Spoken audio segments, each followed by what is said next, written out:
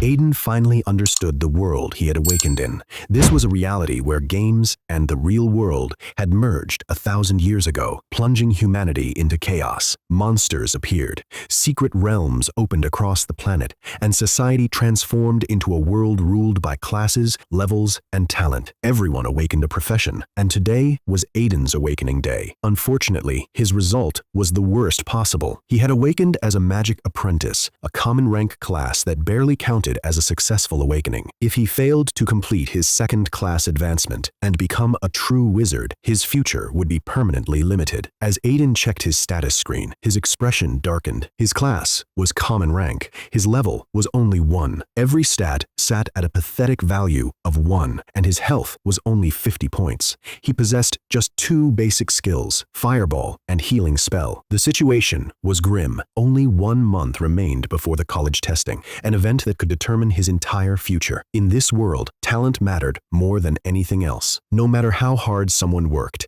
a weak class could lock them into an ordinary life forever. Still, Aiden refused to give up. Even before arriving in this world, he believed effort could overcome fate. That belief had not changed. Before he could think further, another voice interrupted him. It was Elira, his girlfriend. Instead of offering comfort, she looked at him with disappointment and disgust. She couldn't hide her frustration over his awakening result. According to her, Aiden had embarrassed both himself and her by becoming the weakest awakened student in the entire school. Aiden calmly asked whether she was truly ashamed of him because of his common rank class. His question only made her angrier. Elira pointed out that nearly everyone else had awakened powerful classes. Even students who had once performed poorly in academics now possessed far greater potential than him. In her eyes, talent was all that mattered. Aiden remained silent. He knew awakening had nothing to do with academic performance. For 3 years, he had been one of the school's top students, but none of that mattered anymore. The class rankings determined everything. From lowest to highest, the ranks were Iron, Bronze, Silver, Gold, Platinum, Diamond, Starlight, Epic, Legendary, and Mythic. This year, First High School had produced an unusually strong awakening generation.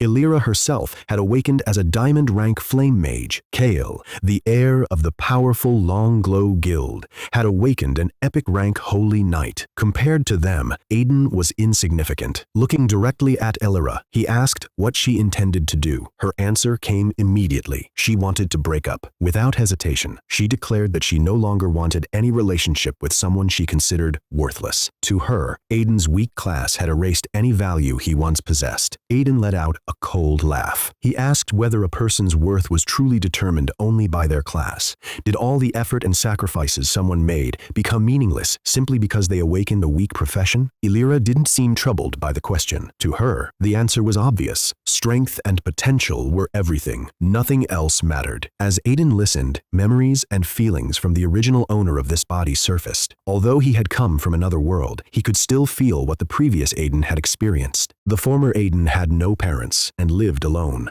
To support Elira and satisfy her demands, he attended school while working 3 different jobs every day. Yet all of those sacrifices had been taken for granted. None of them meant anything to her. Elira even dismissed the small acts of care he had shown throughout their relationship. Buying breakfast, helping her, and working hard for her sake held no value in her eyes. If he couldn't provide strength and future potential, then he was nothing. Aiden's silence deepened. Behind his calm expression, anger slowly burned. Seeing the situation unfold, Kale eagerly stepped in. He mocked Aiden without restraint. According to him, Aiden's previous academic achievements were meaningless and possibly even fraudulent. Now that awakening day had arrived, the truth had supposedly been exposed. Kale laughed at the Magic Apprentice class and called it garbage. Then he turned his attention to Elira. When Elira acknowledged his epic rank Holy Knight class, Kale immediately became excited. He proudly declared that his class placed him among the elite of the entire nation. Given enough time, he was confident he could complete his second-class advancement before the college testing and become one of the strongest people in White City, perhaps even throughout Ironvale. Elira paid little attention to his boasting. Instead, she focused on Aiden once again. She reminded him that their relationship was over and made it clear there would be no reconciliation. In her eyes, his good looks were the only thing he had ever possessed. She continued speaking, but Aiden barely heard any of of it, because at that moment, something unbelievable happened. A dazzling light appeared in his vision. Aiden froze. His heartbeat accelerated as a mysterious notification echoed inside his mind. A system had appeared. Beep. Host detected awakening success, unlocking the God class system 10000X. Critical hit. Aiden's eyes widened. Then another message followed. 10000X. Critical hit. The harder you work, the stronger you become. 1 unit of effort, 100 times the reward. The moment those words appeared, everything changed. Aiden quickly focused on the details of the 10,000 times critical system. A transparent interface appeared before him, explaining its effects. The system was incredibly simple. Any reward he received could trigger a critical hit, and the multiplier could reach up to 10,000 times. The moment he understood what that meant, his breathing quickened. As someone who had read countless web novels in his previous life, Aiden immediately realized how powerful this ability was. Even if he had awakened the weakest possible class, the system gave him a chance to completely change his future. Only a month remained before the college testing. In this era, failing that exam meant losing almost every opportunity for advancement. Before obtaining the system, Aiden believed a common rank magic apprentice had almost no chance of standing out. Now, everything had changed. For the first time, he could see a path toward top universities, elite academies, and perhaps even Harvard University, the highest educational institution in the world. As those thoughts crossed his mind, a faint smile appeared on his face. Unfortunately, Elira noticed it. Seeing him smile after their breakup only irritated her further. She demanded to know what he was so happy about. Aiden's expression immediately turned cold. He reminded her that she was the one who had ended the relationship and declared they should never contact each other again. Since that was her decision, they no longer had anything to do with one another. There was no hesitation in his voice and no sign that he wanted to reconcile. To Aiden, Elira's beauty no longer mattered. After everything she had revealed about herself, all he felt was disgust. Elira was caught completely off guard. Breaking up with Aiden had always been her intention, but she never expected him to accept it so calmly. In her mind, things should have gone differently. She had planned to end the relationship first and then enjoy watching him chase after her attention. After all, Aiden was one of the most handsome students in the school and had always treated her well. Keeping someone like him devoted to her had greatly satisfied her vanity. Instead, Aiden simply told her to move aside. Then he pushed past her and walked out of the school without looking back. At that moment, the only thing on his mind was testing the new system. Watching him leave, Elira felt increasingly frustrated. She stared at his departing figure with a dark expression and silently swore that she would make him regret this. Nearby, Kale saw an opportunity to get closer to her. Confident after awakening as an epic rank holy knight, he proudly reminded Elira of his achievements. He talked about becoming one of the strongest people in White City and even offered to help her level up in the wilds. He also invited her to celebrate at the Voyage Guild later that night. Voyage Guild was an A+ rank guild and one of the strongest organizations in White City. But Elira had no interest in listening. Still angry from her encounter with Aiden, she immediately told Kale to get lost before turning around and leaving the school herself. As she walked away, her thoughts remained fixed on Aiden. After dating someone as handsome as him, she found ordinary-looking men far less appealing. She convinced herself that Aiden would eventually come begging for another chance, and when that happened, she planned to reject him completely. Soon, she disappeared from sight. Kale stood there in confusion. After a moment of thought, he came to his own conclusion. He convinced himself that Elira's anger wasn't directed at him at all. In his mind, Aiden was the true cause of her bad mood. Narrowing his eyes, Kale silently vowed to teach Aiden a lesson. He intended to show him the power of the Voyage Guild and the terror of an epic holy knight. With that, he followed Elira out of the school. As the two left, the entire campus exploded into discussion. Students eagerly talked about the dramatic breakup and the apparent rivalry between Aiden and Kale. Many mocked Aiden's common rank Magic Apprentice class, saying that all his academic achievements had become meaningless overnight. Others repeated the common belief of this world: talent was everything. Hard work could help, but but it could never compensate for a lack of talent. Some students even predicted a bleak future for Aiden. They claimed he had no chance of entering a top university and would eventually become an ordinary worker. A few went even further, saying that with KL targeting him, he might not survive long enough to have any future at all. At the same time, many students couldn't stop talking about the extraordinary awakening results of this year's class. An epic holy knight and a diamond rank flame mage were more than enough to make First High School famous throughout the region. While the entire school buzzed with rumors and speculation, Aiden had already left. His destination was Adventurer Street, the busiest area in the center of White City. The moment he arrived, countless voices filled the air. Street vendors loudly advertised equipment, potions, and skill books. Some claimed to possess rare treasures, while others promoted powerful items capable of increasing a person's strength. The crowded street was packed with adventurers and merchants. Aiden calmly observed the stalls as he walked through the market. After a brief glance, he ignored the black market dealers entirely. Most of their merchandise was unreliable, and he wasn't interested in wasting time on low-quality equipment. His goal was simple. He needed proper gear so he could enter the wilds and begin training as soon as possible. Taking a deep breath, Aiden left the noisy street vendors behind and stepped into a legitimate equipment store. Inside Starlight's store, a saleswoman named Lunara greeted Aiden and asked what he needed. Without wasting time, Aiden requested a set of armor and a wand. As a magic apprentice, he needed a wand to properly use his skills, and with his terrible level 1 stats, some armor was essential if he planned to survive in the wild. Lunara immediately recommended a beautiful set of gold rank armor that had been obtained from a high-level dragon realm. The armor shimmered with colorful elemental light and looked extremely impressive. Aiden could tell it was excellent equipment, but he quickly shook his head. There was no point looking at gear he couldn't afford. Instead, he asked for iron rank armor and a black iron wand. His financial situation was simple. He had no family in this world and survived by working part-time jobs after school. Most of his savings had already disappeared because of the money he spent on Alira. Altogether, he only had around 70,000 left. Seeing that he was serious, Lunara didn't show any disappointment or contempt. She maintained her professional attitude and soon returned with a pale blue set of armor and a wand embedded with a gem. The equipment looked much rougher than the dragon armor, but Aiden cared more about the stats. The armor granted 10 constitution and 100 health. The wand granted 10 spirit and increased damage by 2%. The moment he saw the attributes, Aiden was surprised. Most iron rank equipment only provided a single bonus effect, but both of these items carried 2 separate bonuses. They were clearly top-tier pieces among iron rank gear. The wand, in particular, exceeded his expectations. When he asked for the price, Lunara replied that the armor and wand together would cost exactly 70,000. Aiden immediately fell silent. The price would consume every coin he had. Still unwilling to give up, he asked if there was any discount available. Lunara explained that Starlight's store guaranteed all of its equipment. If the armor broke within 3 months, customers could exchange it for a replacement. Since iron rank equipment was relatively fragile, that guarantee alone provided considerable value. She also added that the purchase included a high-level health potion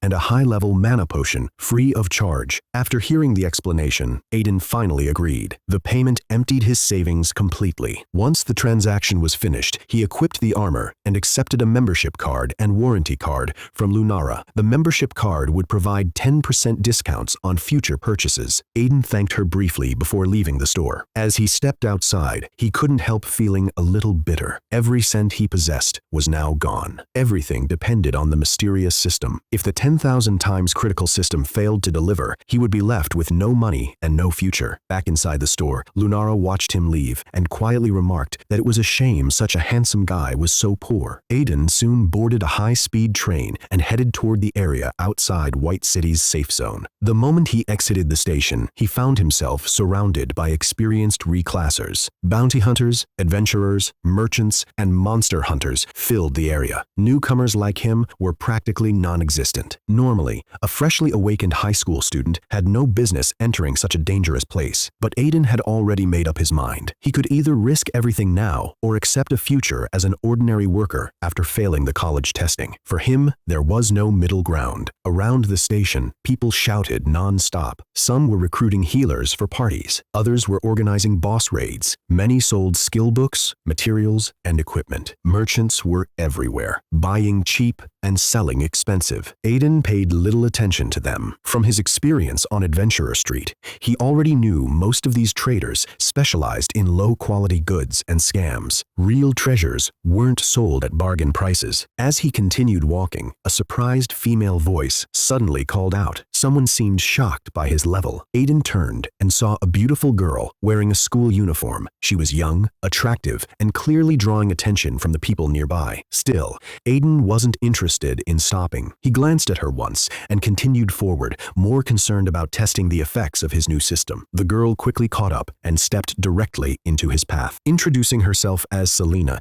she immediately pointed out that he looked like a high school student who had only recently awakened. She warned him that the wilds were far more dangerous than anything he had experienced in school, and that level 1 beginners could easily die after leaving the station. Then, without hesitation, she offered to help him. She suggested teaming up and leveling together, saying it would be a waste for someone as handsome as him to die so early. Aiden stared at her quietly. The more he looked at her, the more familiar she seemed. Then it finally clicked. He remembered exactly who she was. Selena wasn't just an ordinary student. She was one of White City's most famous young geniuses and attended 7th High School. Not long ago, she had successfully completed her class advancement and become an epic class professional. More importantly, her background was extraordinary. She was the daughter of the guild leader of Warrior God Guild, the strongest guild in all of White City, and the head of that powerful guild was none other than Selena's father. Aiden checked Selena's information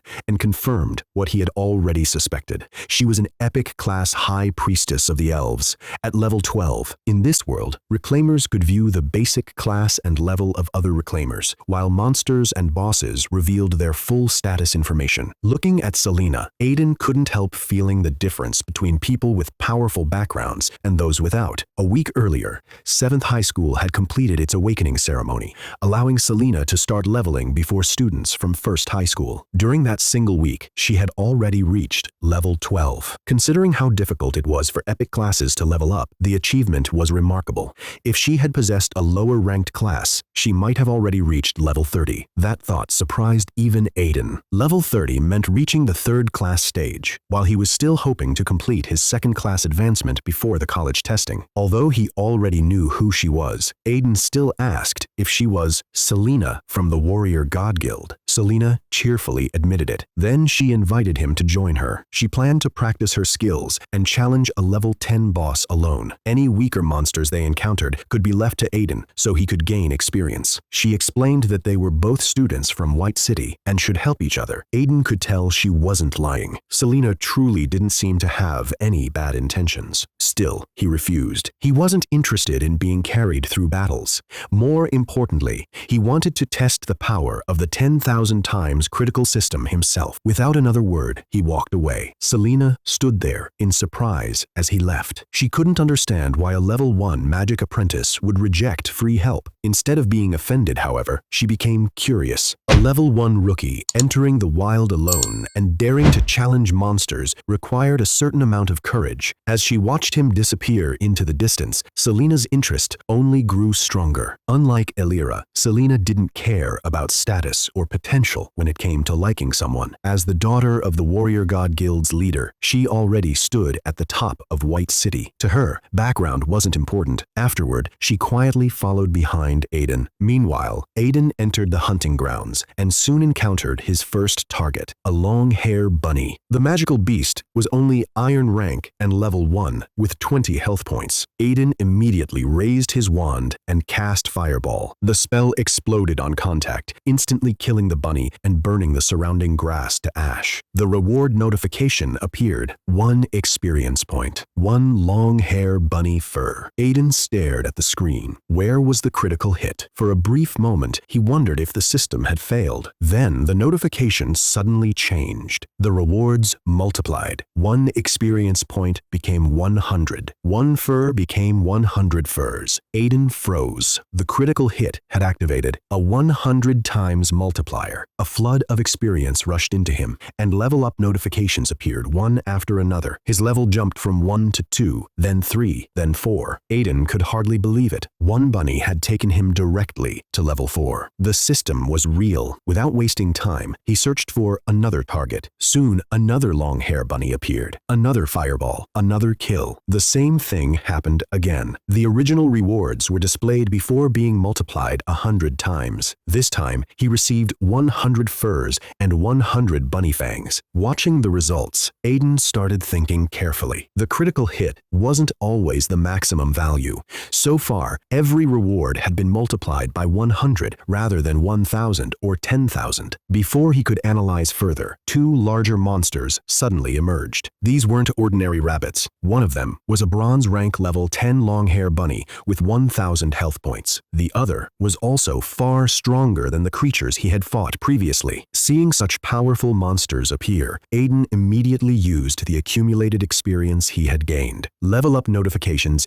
exploded across his screen. His level rose to 7, then 8, then 10. In just a few moments, he had reached the maximum level for his first class. A notification informed him that he could no longer level up until he completed his class advancement and entered the second class stage through the Reclaimer Association. But there was no time to celebrate. The two powerful rabbits were already charging toward him. Aiden quickly drank the mana potion he had purchased from Starlight Store. His mana instantly recovered. He raised his wand and launched another fireball. The explosion engulfed both monsters. When the rewards appeared, Aiden's heartbeat accelerated. The level 10 bunny provided massive experience. Then the critical hit activated. The rewards exploded by 100 times. Experience skyrocketed. Materials multiplied. And among the rewards was something even more shocking. A gold rank weapon. The Crimson Flame Staff. Aiden stared at the notification in disbelief. The smaller bunny only provided several thousand experience points and ordinary materials, but the level 10 elite monster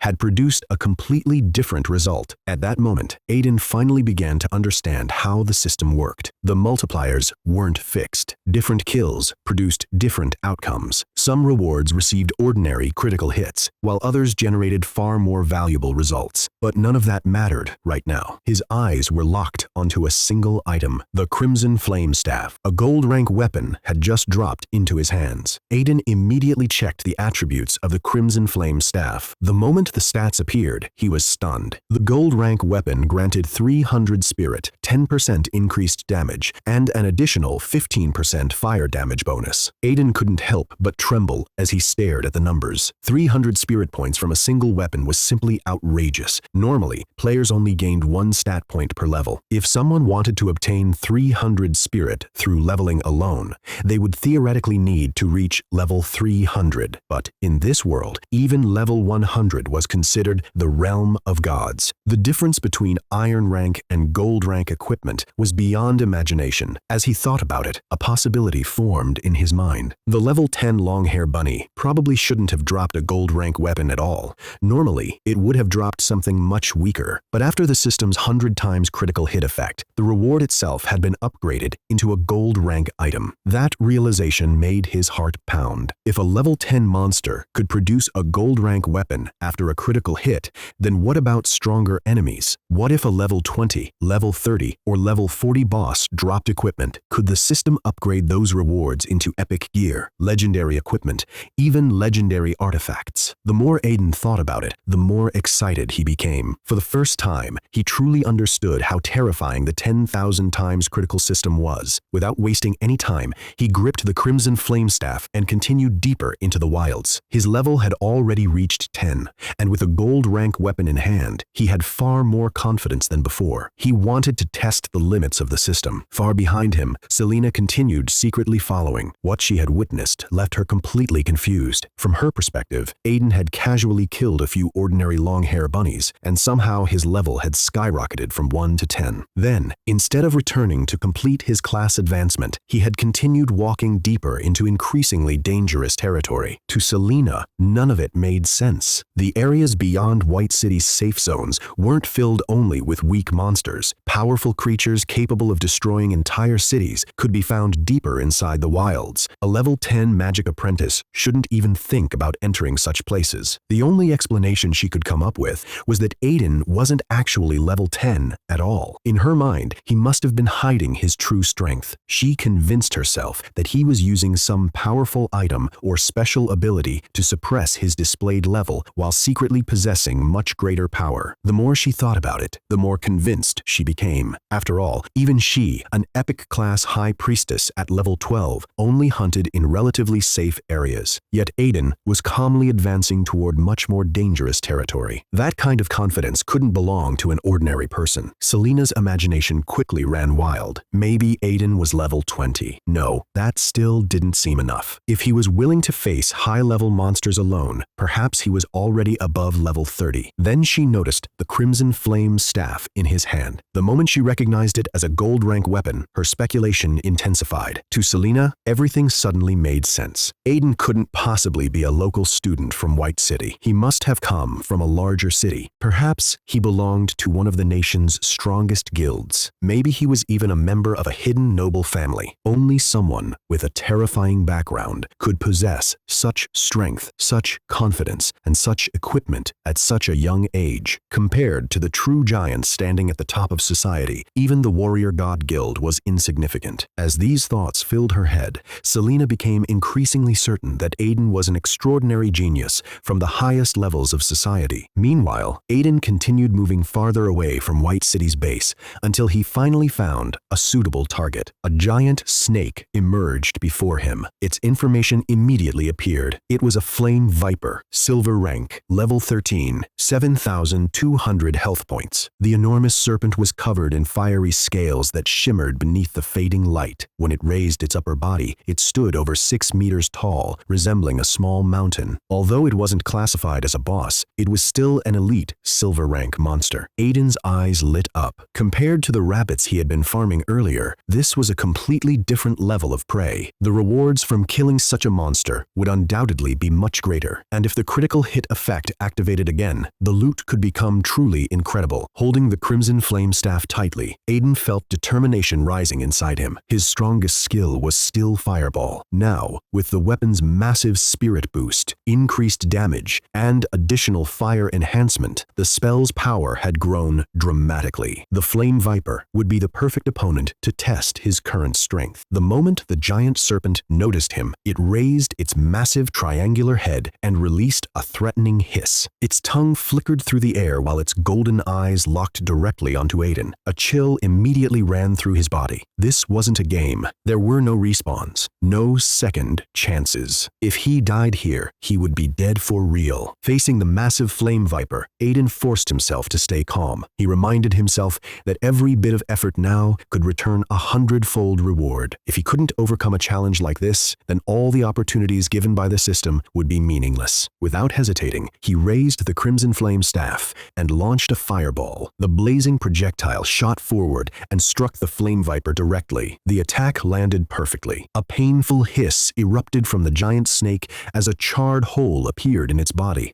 Its health bar plummeted, dropping below half in a single hit. Aiden stared in disbelief. The damage far exceeded his expectations. The combination of the gold rank staff and its fire-enhancing effects had transformed an ordinary fireball into a devastating attack. If the skill itself had been of a higher rank, the first strike might have killed the monster outright. Before Aiden could celebrate, the flame viper retaliated. Fire crackled through the air while dark green poison sprayed toward him. At the same time, the enormous serpent charged through the grass with frightening speed. Aiden's heart nearly stopped. The level 13 silver rank monster was much faster than he expected. Its poison attacks and explosive flames were deadly. If even one attack landed, his iron rank armor would be useless. Against an enemy like this, getting hit meant death. Drawing on everything he had learned about combat, Aiden immediately moved. Instead of running in a straight line, he began weaving in unpredictable shaped patterns. The technique worked. The flame viper burned through all of its active skills while trying to hit him.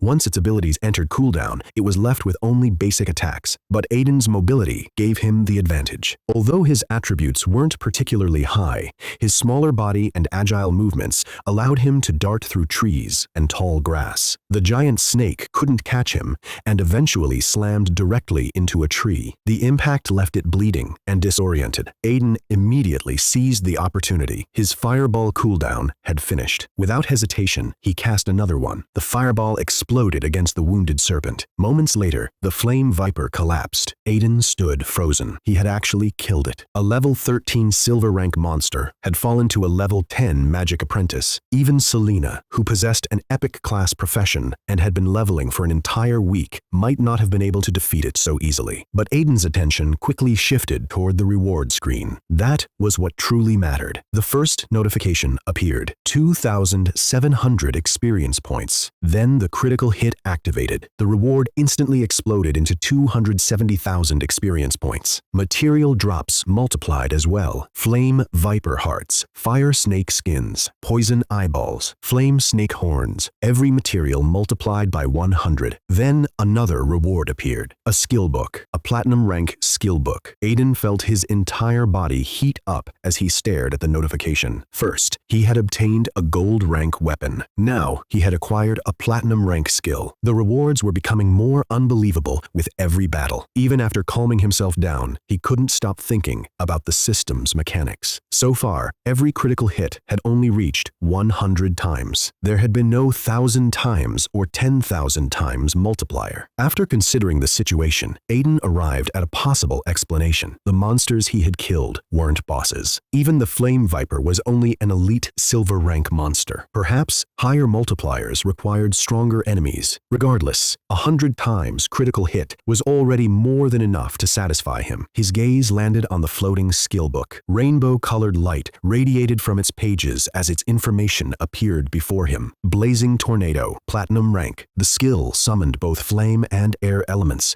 creating a destructive tornado capable of reducing everything in its path to ashes. It dealt continuous critical fire damage, possessed powerful offensive effects, and consumed relatively little mana. The more Aiden read, the more shocked he became. This wasn't just a fire skill. It combined two elements. It inflicted continuous critical damage, and it had low mana consumption. Most importantly, he was currently wielding the Crimson Flame Staff, which significantly boosted fire damage. The skill seemed perfectly suited to him. Aiden couldn't wait to test its true power. He wanted to know how much destruction it could unleash and whether it would be enough to challenge even stronger monsters and bosses. But before he could do that, unexpected voices suddenly echoed nearby. Several people had arrived. A group of middle-aged men emerged from the surrounding area wearing bronze rank and silver rank equipment. Some carried swords, while others held various weapons. The men immediately noticed the enormous pile of materials scattered around the dead flame viper. They were visibly shocked. 100 flame viper hearts alone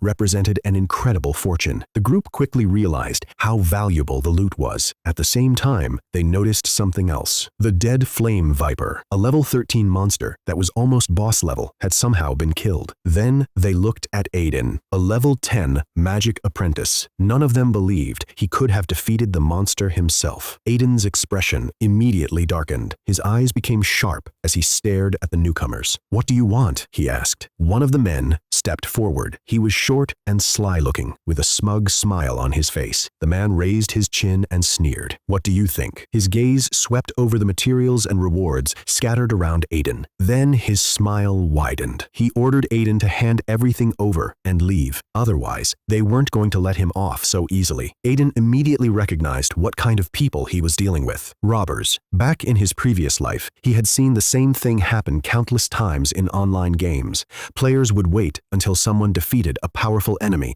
then appear at the last moment to steal all the rewards. Unfortunately for these bandits, they were making a serious mistake. Although Aiden was only level 10, his actual combat power was far beyond that. He quickly assessed the group. One of them was a level 14 bronze rank assassin. The strongest member appeared to be a level 19 silver rank heavy shield knight. Normally, a level 10 magic apprentice would have no chance against opponents like these. Either one could easily defeat defeat someone at Aiden's level. But Aiden had advantages they didn't know about. He possessed a gold rank weapon. He had just learned the platinum rank skill, Blazing Tornado. And most importantly, reclassers were much weaker than monsters of the same level. The level 13 Flame Viper he had just killed could easily handle multiple level 12 reclassers. After counting carefully, Aiden determined there were 7 enemies altogether, including those hiding nearby. A faint smile appeared on his face. The description of Blazing Tornado clearly stated that it was a large-scale area attack. If the skill was as powerful as it sounded, it might be able to eliminate the entire group at once. The assassin noticed Aiden smiling and immediately became suspicious. He mocked him, reminding him that he had only just reached the maximum level of his first class and warning him not to resist. Then the man's eyes suddenly landed on the Crimson Flame Staff. His expression changed instantly. The weapon's appearance alone revealed its extraordinary quality. The assassin practically shouted in disbelief when he realized it was gold rank equipment. The rest of the group quickly noticed as well. Greed immediately filled their eyes. Some of them openly complained that they were still using bronze rank gear, while a mere level 10 Magic Apprentice possessed a gold rank weapon. Others wondered where Aiden had obtained such equipment. For a moment, caution appeared among the bandits. Someone even asked which guild he belonged to. A low-level Magic Apprentice carrying such a valuable weapon naturally suggested a powerful background. The dead Flame Viper nearby only increased their uncertainty, but their hesitation didn't last long. The Heavy Shield Knight stepped forward with a cold smile. He mocked his subordinates for being afraid of a mere teenager. According to him, it didn't matter whether Aiden belonged to the Warrior God Guild or not.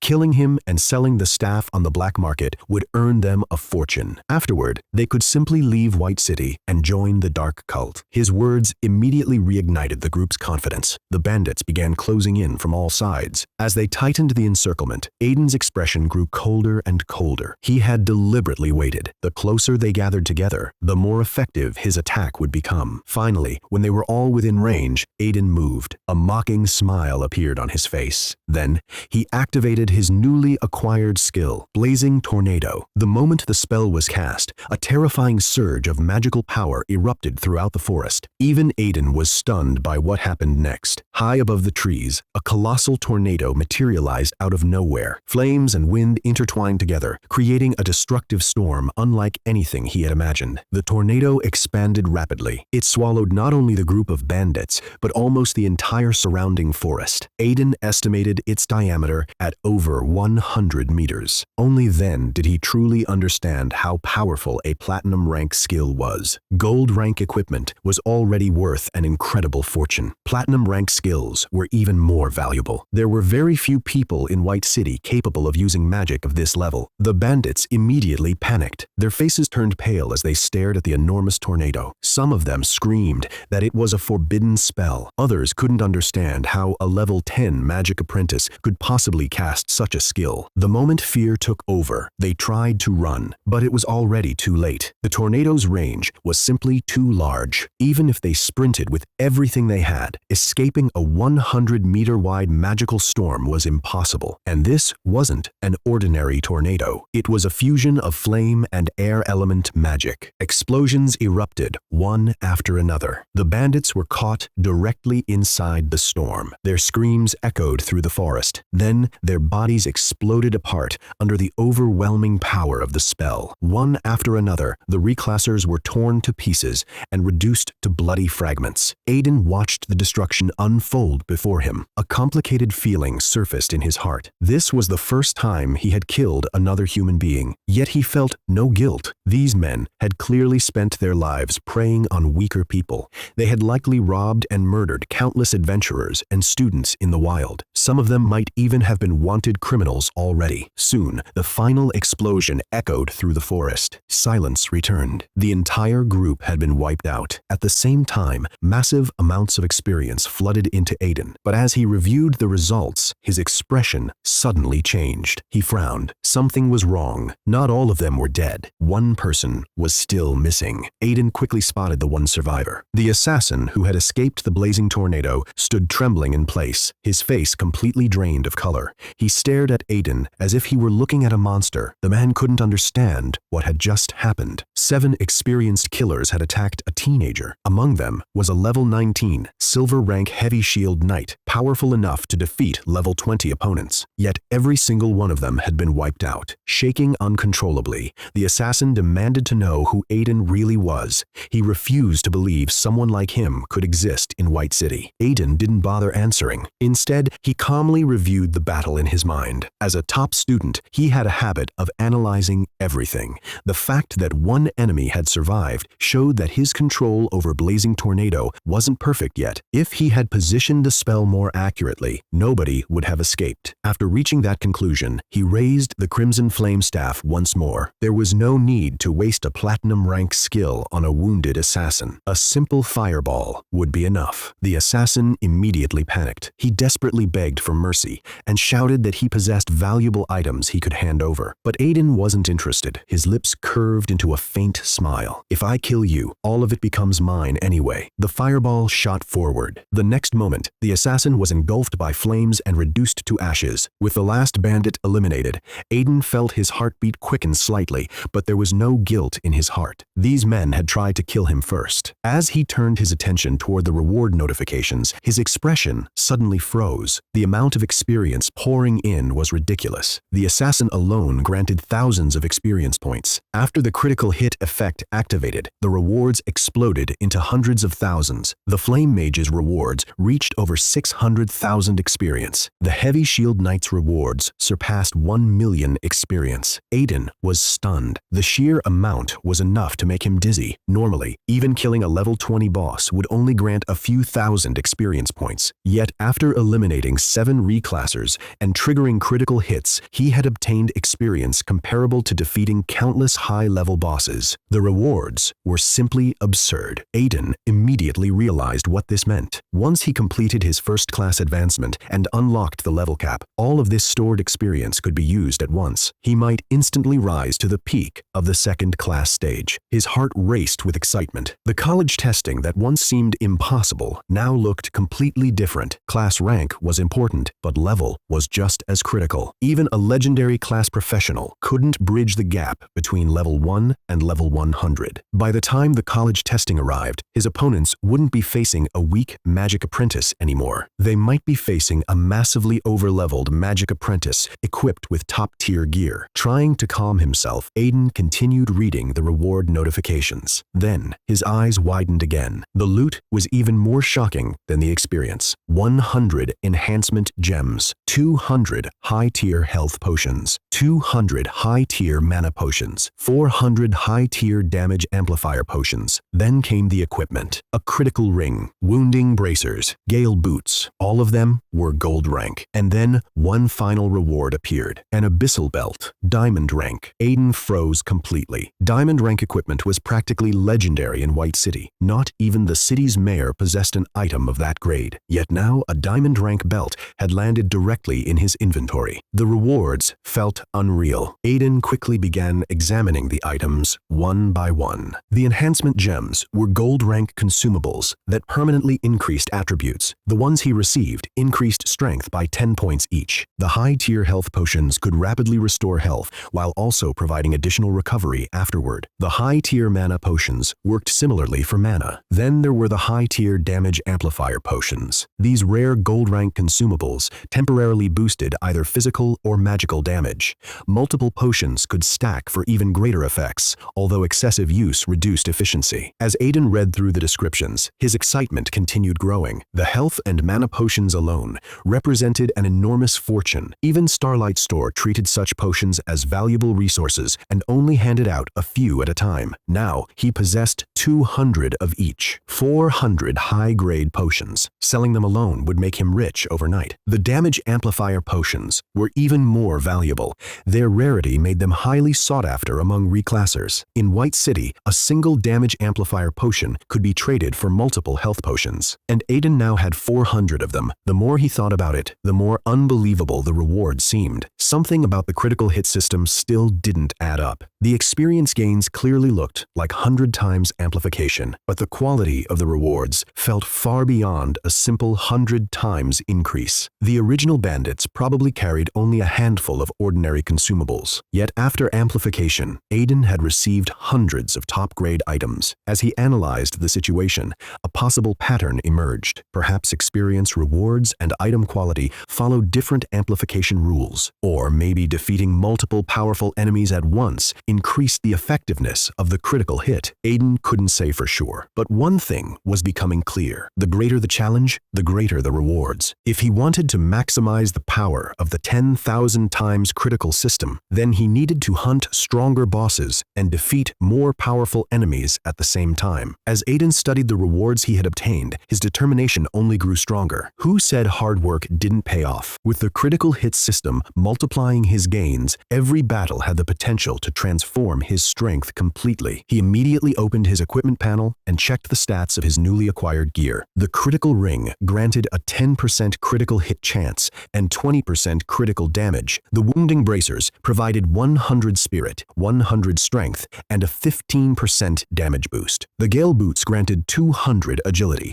increased escape speed during battle by 10%, and provided an additional 5% agility boost in combat. Most impressive of all was the diamond rank Abyssal belt. It granted 500 spirit, increased maximum health by 30%, raised physical defense by 10%, and provided 10% resistance to all elemental magic. Aiden was stunned. The stats were far beyond what he expected. The critical ring alone felt powerful enough to rival equipment of a higher rank. The wounding bracers dramatically increased both offense and attributes.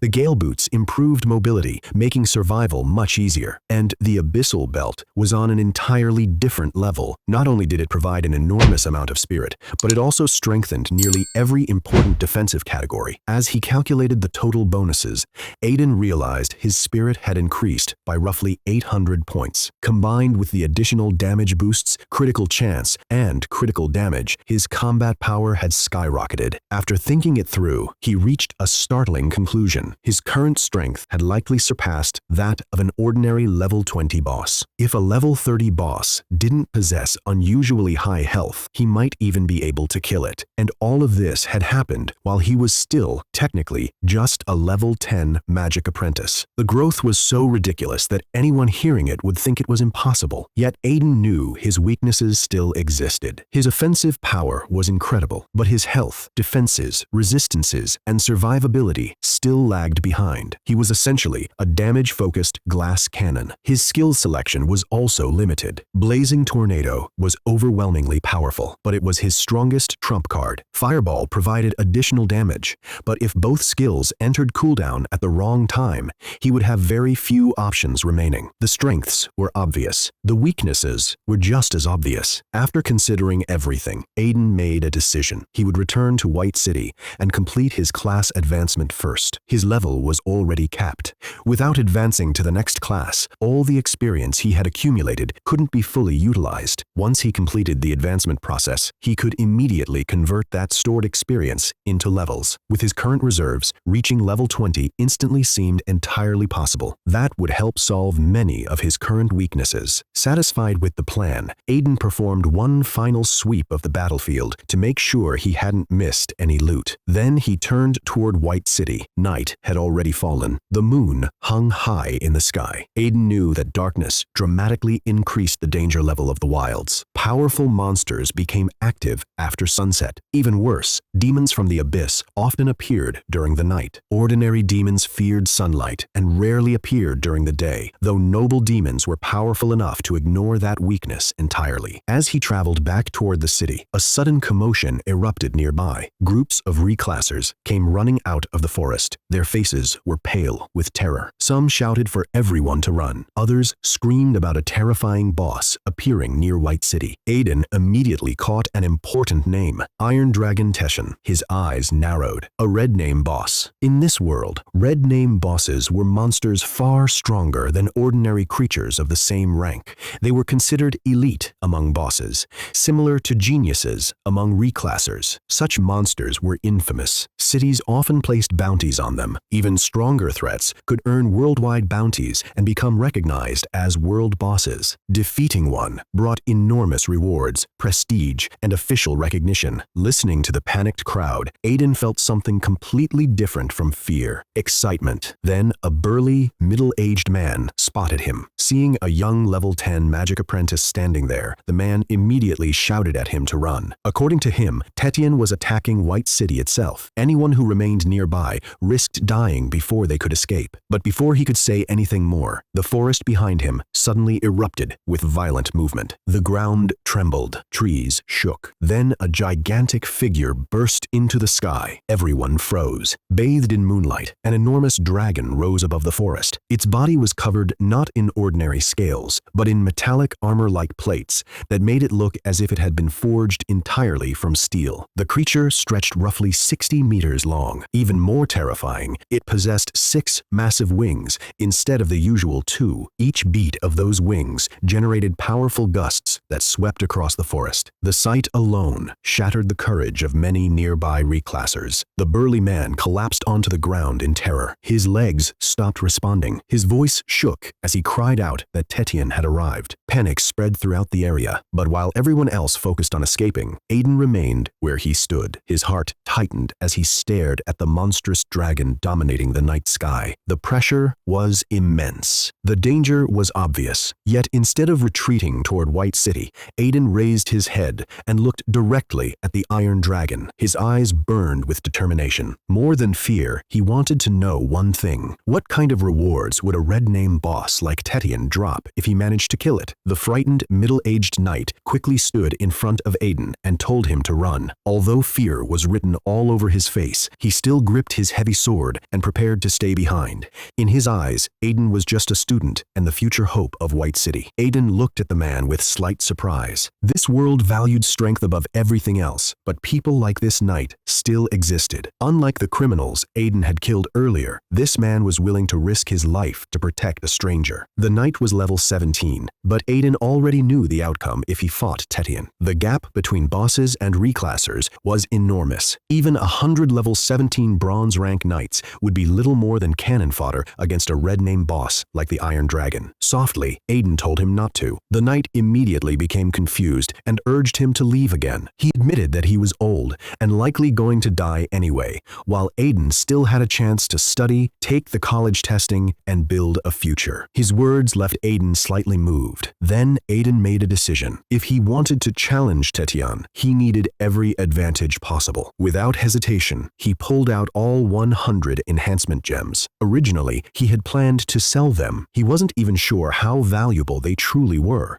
and the stat increase from each individual gem didn't seem extraordinary compared to the massive bonuses from his equipment. But now, a red name boss stood before him. If he succeeded in slaying the Iron Dragon, the rewards would far outweigh the value of a few gems. One after another, he activated them. Spirit gems, strength gems, agility gems, constitution gems. The enhancement notifications continuously flashed before his eyes. By the time he finished, all 4 of his primary attributes had increased by a total of 1,000 points. Aiden couldn't help taking a deep breath. Even epic class professionals were famous for their superior stat growth, yet a level 10 epic class reclasser would normally only possess around 1,000 bonus stats. Aiden had just gained that amount through enhancement gems alone. Combined with his high rank equipment, his overall power reached a completely different level. But he wasn't finished. Next, he pulled out a massive stack of high-tier damage amplifier potions. Dozens of bottles floated in the air. Then he opened them all at once. The enhancement messages flooded his vision as potion after potion increased his damage output. Only after drinking 92 bottles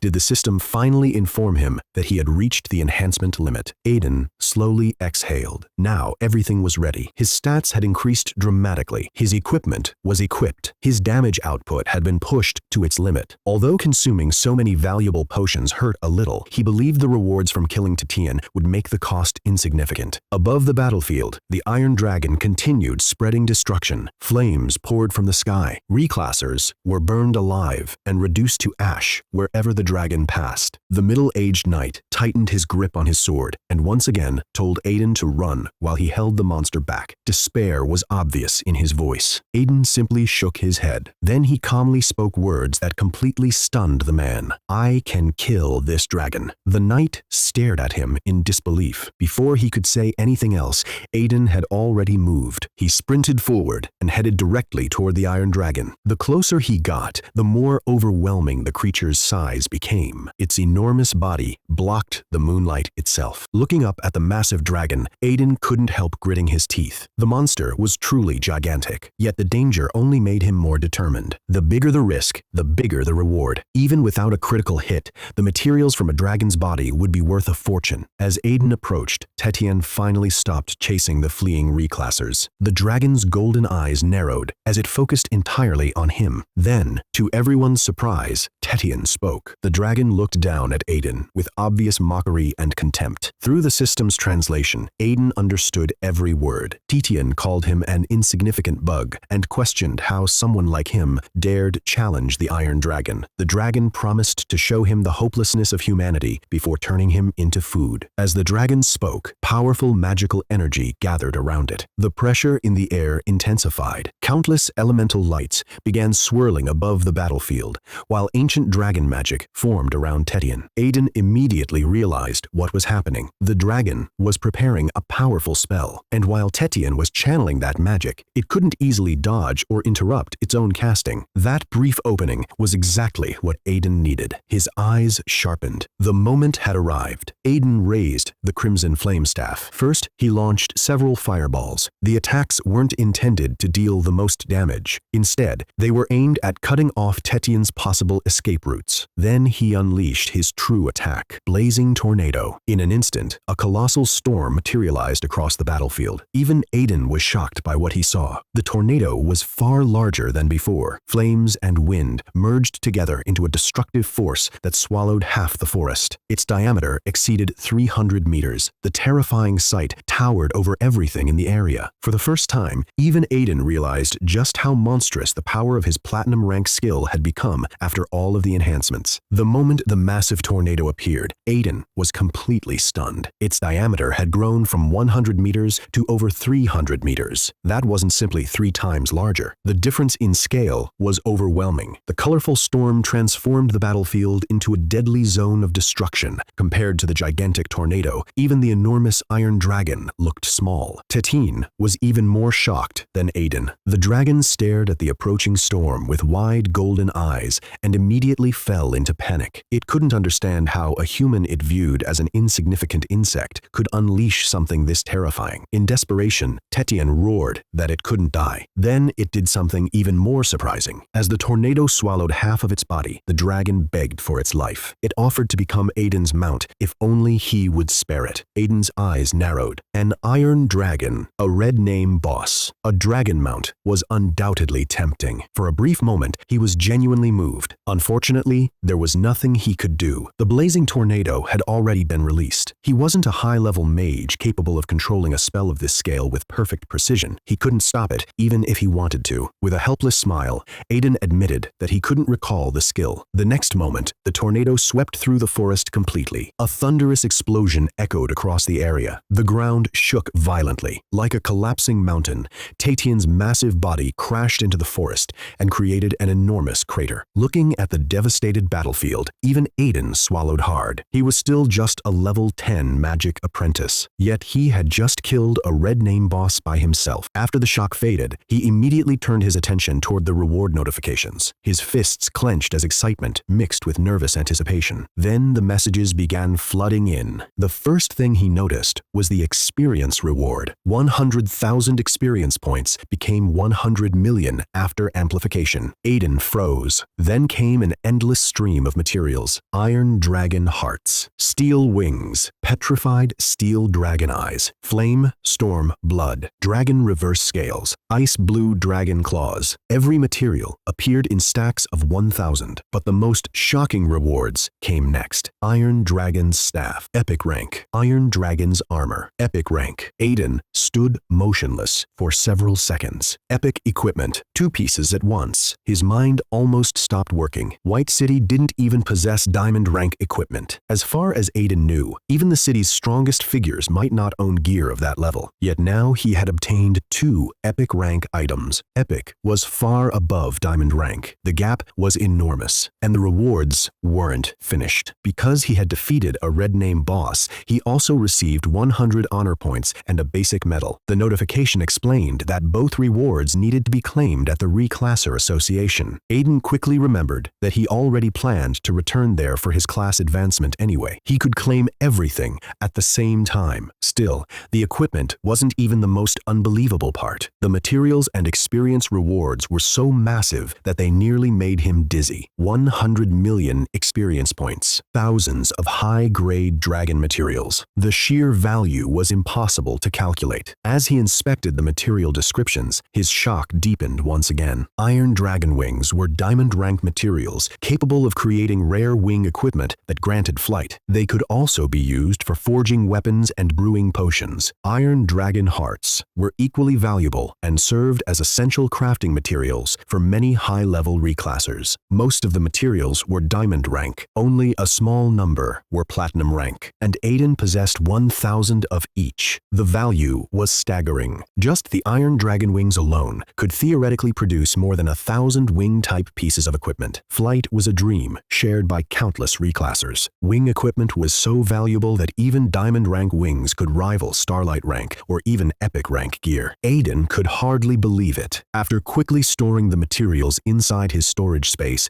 he turned his attention toward Titian's gigantic corpse. The body itself was worth a fortune. Unfortunately, another problem appeared. His storage space was already full. As a level 10 magic apprentice, his inventory capacity was limited. Titian's body was simply too large. Leaving it behind would be a huge loss, but taking it away seemed impossible. While Aiden considered the problem, the middle-aged knight stood nearby, completely frozen. His eyes were filled with disbelief. After a long silence, he finally spoke. In his mind, there was only one explanation for what he had witnessed: a forbidden spell. A level 10 magic apprentice had used a forbidden spell to kill the Red Name boss, Iron Dragon Tetian. The idea sounded insane. Aiden simply smiled faintly and asked if the man was all right. The knight quickly nodded. Still overwhelmed, he introduced himself as Eric from the Warrior God Guild. His words came out awkwardly because he was still trying to process everything that had happened. Then, after taking a deep breath, Eric looked at Aiden with respect and gratitude. He thanked him for saving his life. Finally, unable to contain his curiosity any longer, Eric asked whether Aiden was a prodigy from another province. Because after witnessing a level 10 magic apprentice kill a Red Name boss with what looked like a forbidden spell,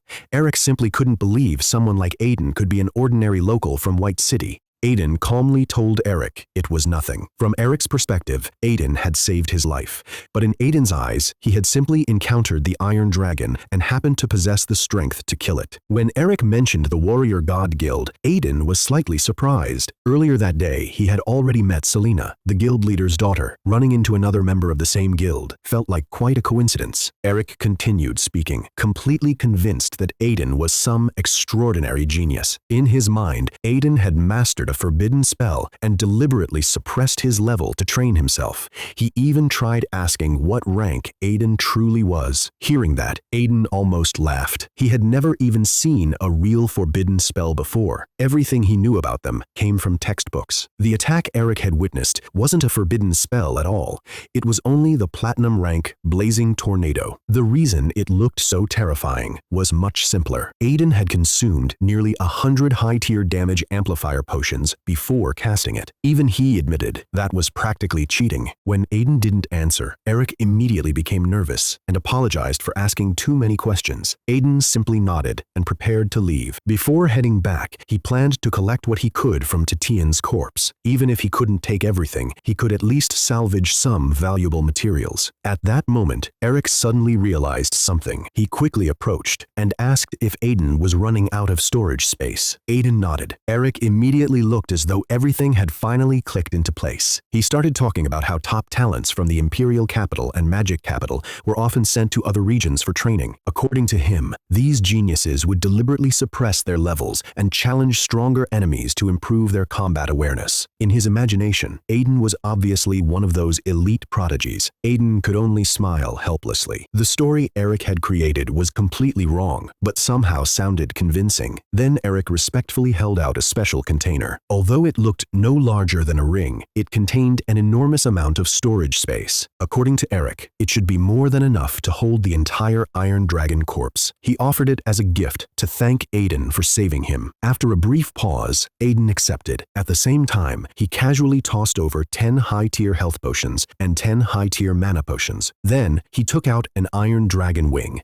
and handed that over as well. The wing was a diamond rank material. Eric nearly dropped it in shock. To him, a gold rank storage item was already an incredible treasure he had treasured for years. Aiden didn't want to take advantage of him. Besides, after receiving 1,000 Iron Dragon wings from the critical hit reward, giving away one hardly mattered. Eric immediately tried to refuse. A diamond rank material was far too valuable. Even Tatine himself wasn't expected to drop something like that so casually, but Aiden simply told him to take it. Then he activated the storage item. The massive corpse of the Iron Dragon disappeared instantly into the container. In reality, the value of Tetian's body far exceeded the value of a single wing, so Aiden wasn't losing anything in the exchange. Seeing Aiden insist, Eric could only accept the gifts while repeatedly thanking him. By now, his admiration had reached a completely different level. In his eyes, Aiden was unquestionably a young lord from a top family. No ordinary student could possess such strength, composure, and generosity. After an exhausting day of fighting, Aiden finally looked toward the distant White City base and started walking back. Eric remained where he was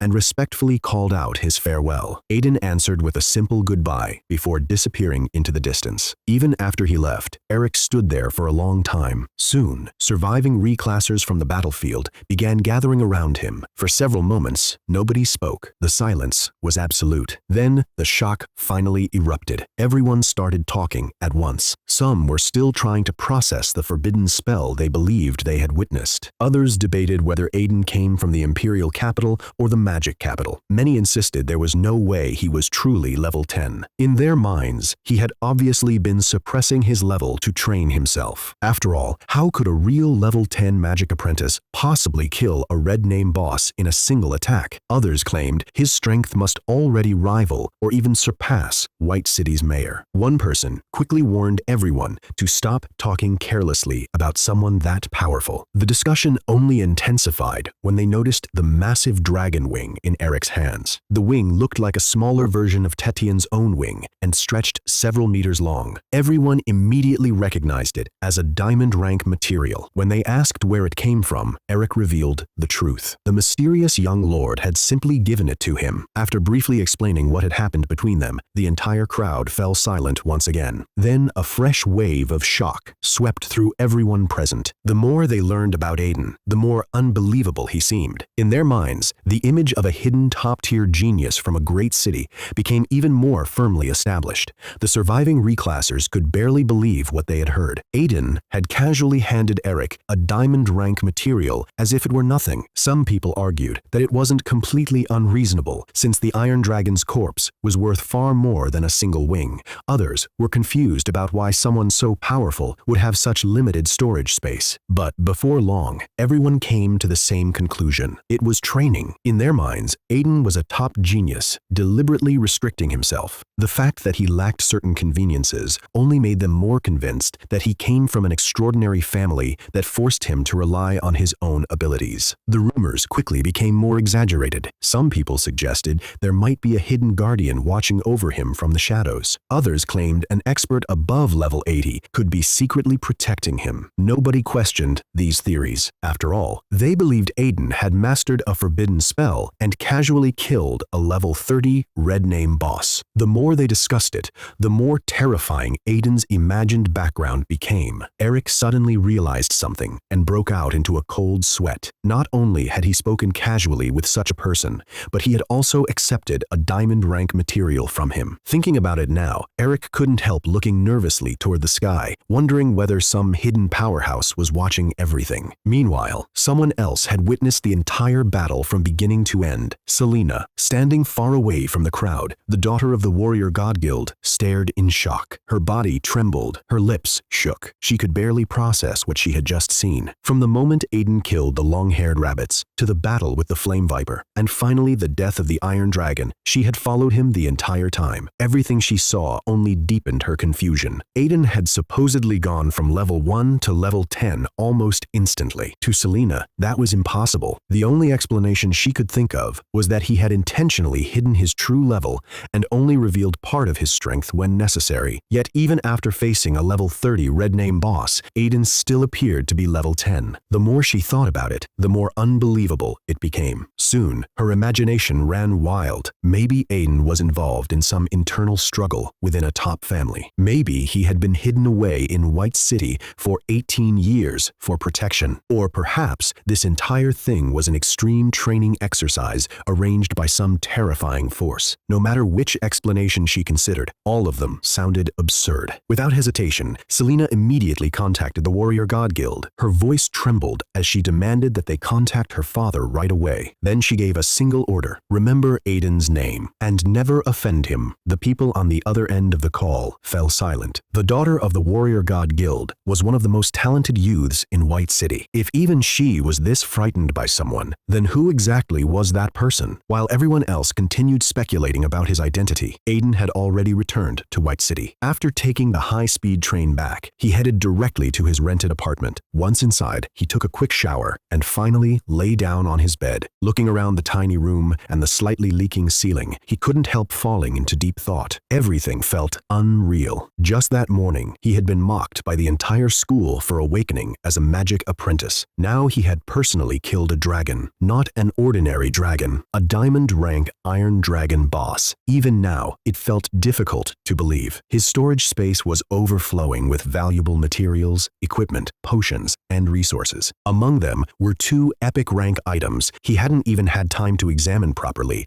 because there had been too many people around earlier. Then there was the experience. After doing a rough calculation, Aiden was stunned. The amount he possessed was enough to push him beyond level 30. Just the 100 million experience points gained from Tetian alone would be enough to raise his level dramatically after his class advancement. Even someone with an epic class profession would have no problem reaching level 30 with that amount of experience. Thinking about it made Aiden feel excited all over again. Unable to stay still, he got up, prepared a simple meal from the ingredients in his refrigerator, and ate. Afterward, he felt much calmer. Then his attention returned to the greatest prizes from the battle, the 2 epic rank pieces of equipment. With anticipation building in his chest, Aiden opened his storage space and took them out: the Iron Dragon's magic staff and the Iron Dragon's battle armor. Aiden finally examined the 2 epic rank items he had obtained from the Iron Dragon. The moment he saw their stats, he froze. The Iron Dragon's magic staff granted 3000 spirit, 20% critical chance, 20% critical damage, 10% fire damage, reduced mana consumption by 50%, and cut skill cooldowns in half. The Iron Dragon's battle armor granted 3000 constitution, increased maximum health by 30%, boosted all elemental resistance by 40%, and raised physical defense by 30%. Both items were already enchanted. Aiden took a sharp breath. The numbers were absurd. It wasn't that epic equipment wasn't supposed to be powerful. The problem was that these items were exceptional, even among epic rank gear. Something clearly wasn't normal. As he thought about it, a realization suddenly hit him. The Iron Dragon itself shouldn't have dropped enchanted equipment. The only explanation was the 10,000 times critical system. Just like a long-haired rabbit had somehow dropped gold rank equipment, the system wasn't merely increasing rewards, it was changing the quality of the rewards themselves. In other words, it was altering the world's normal rules. That was why these 2 epic rank items had become so powerful. After understanding that, Aiden carefully inspected them. The battle armor was a magnificent full-plate suit that looked like something from a medieval legend.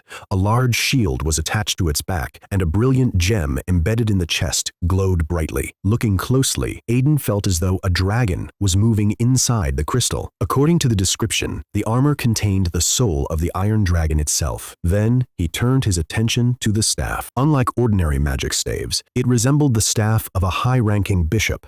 It was decorated with gems and felt strangely heavy in his hand. The moment he touched it, a cool sensation spread through his body, clearing his mind and refreshing his spirit. Even that effect surprised him. Without wasting any more time, Aiden equipped both items. Then he stood in front of a mirror. For a moment, even he couldn't suppress his excitement. Just yesterday, he had been the student everyone looked down on. Now he was wearing equipment that had probably never appeared in White City before. Even the mayor would likely be shocked if he saw it. After calming himself down, Aiden entered the bathroom and splashed cold water on his face. Tomorrow's schedule was already clear. He needed to visit the Reclasser Association to obtain his second-class advancement mission and collect the medal and honor points awarded for killing Tetian. He also planned to sell some of the countless materials filling his storage space. Just the Iron Dragon materials alone numbered in the tens of thousands. The fortune sitting in his inventory was difficult to imagine. Looking up at the leaking ceiling of his apartment, Aiden couldn't help laughing. He possessed enough valuable materials to make countless people jealous,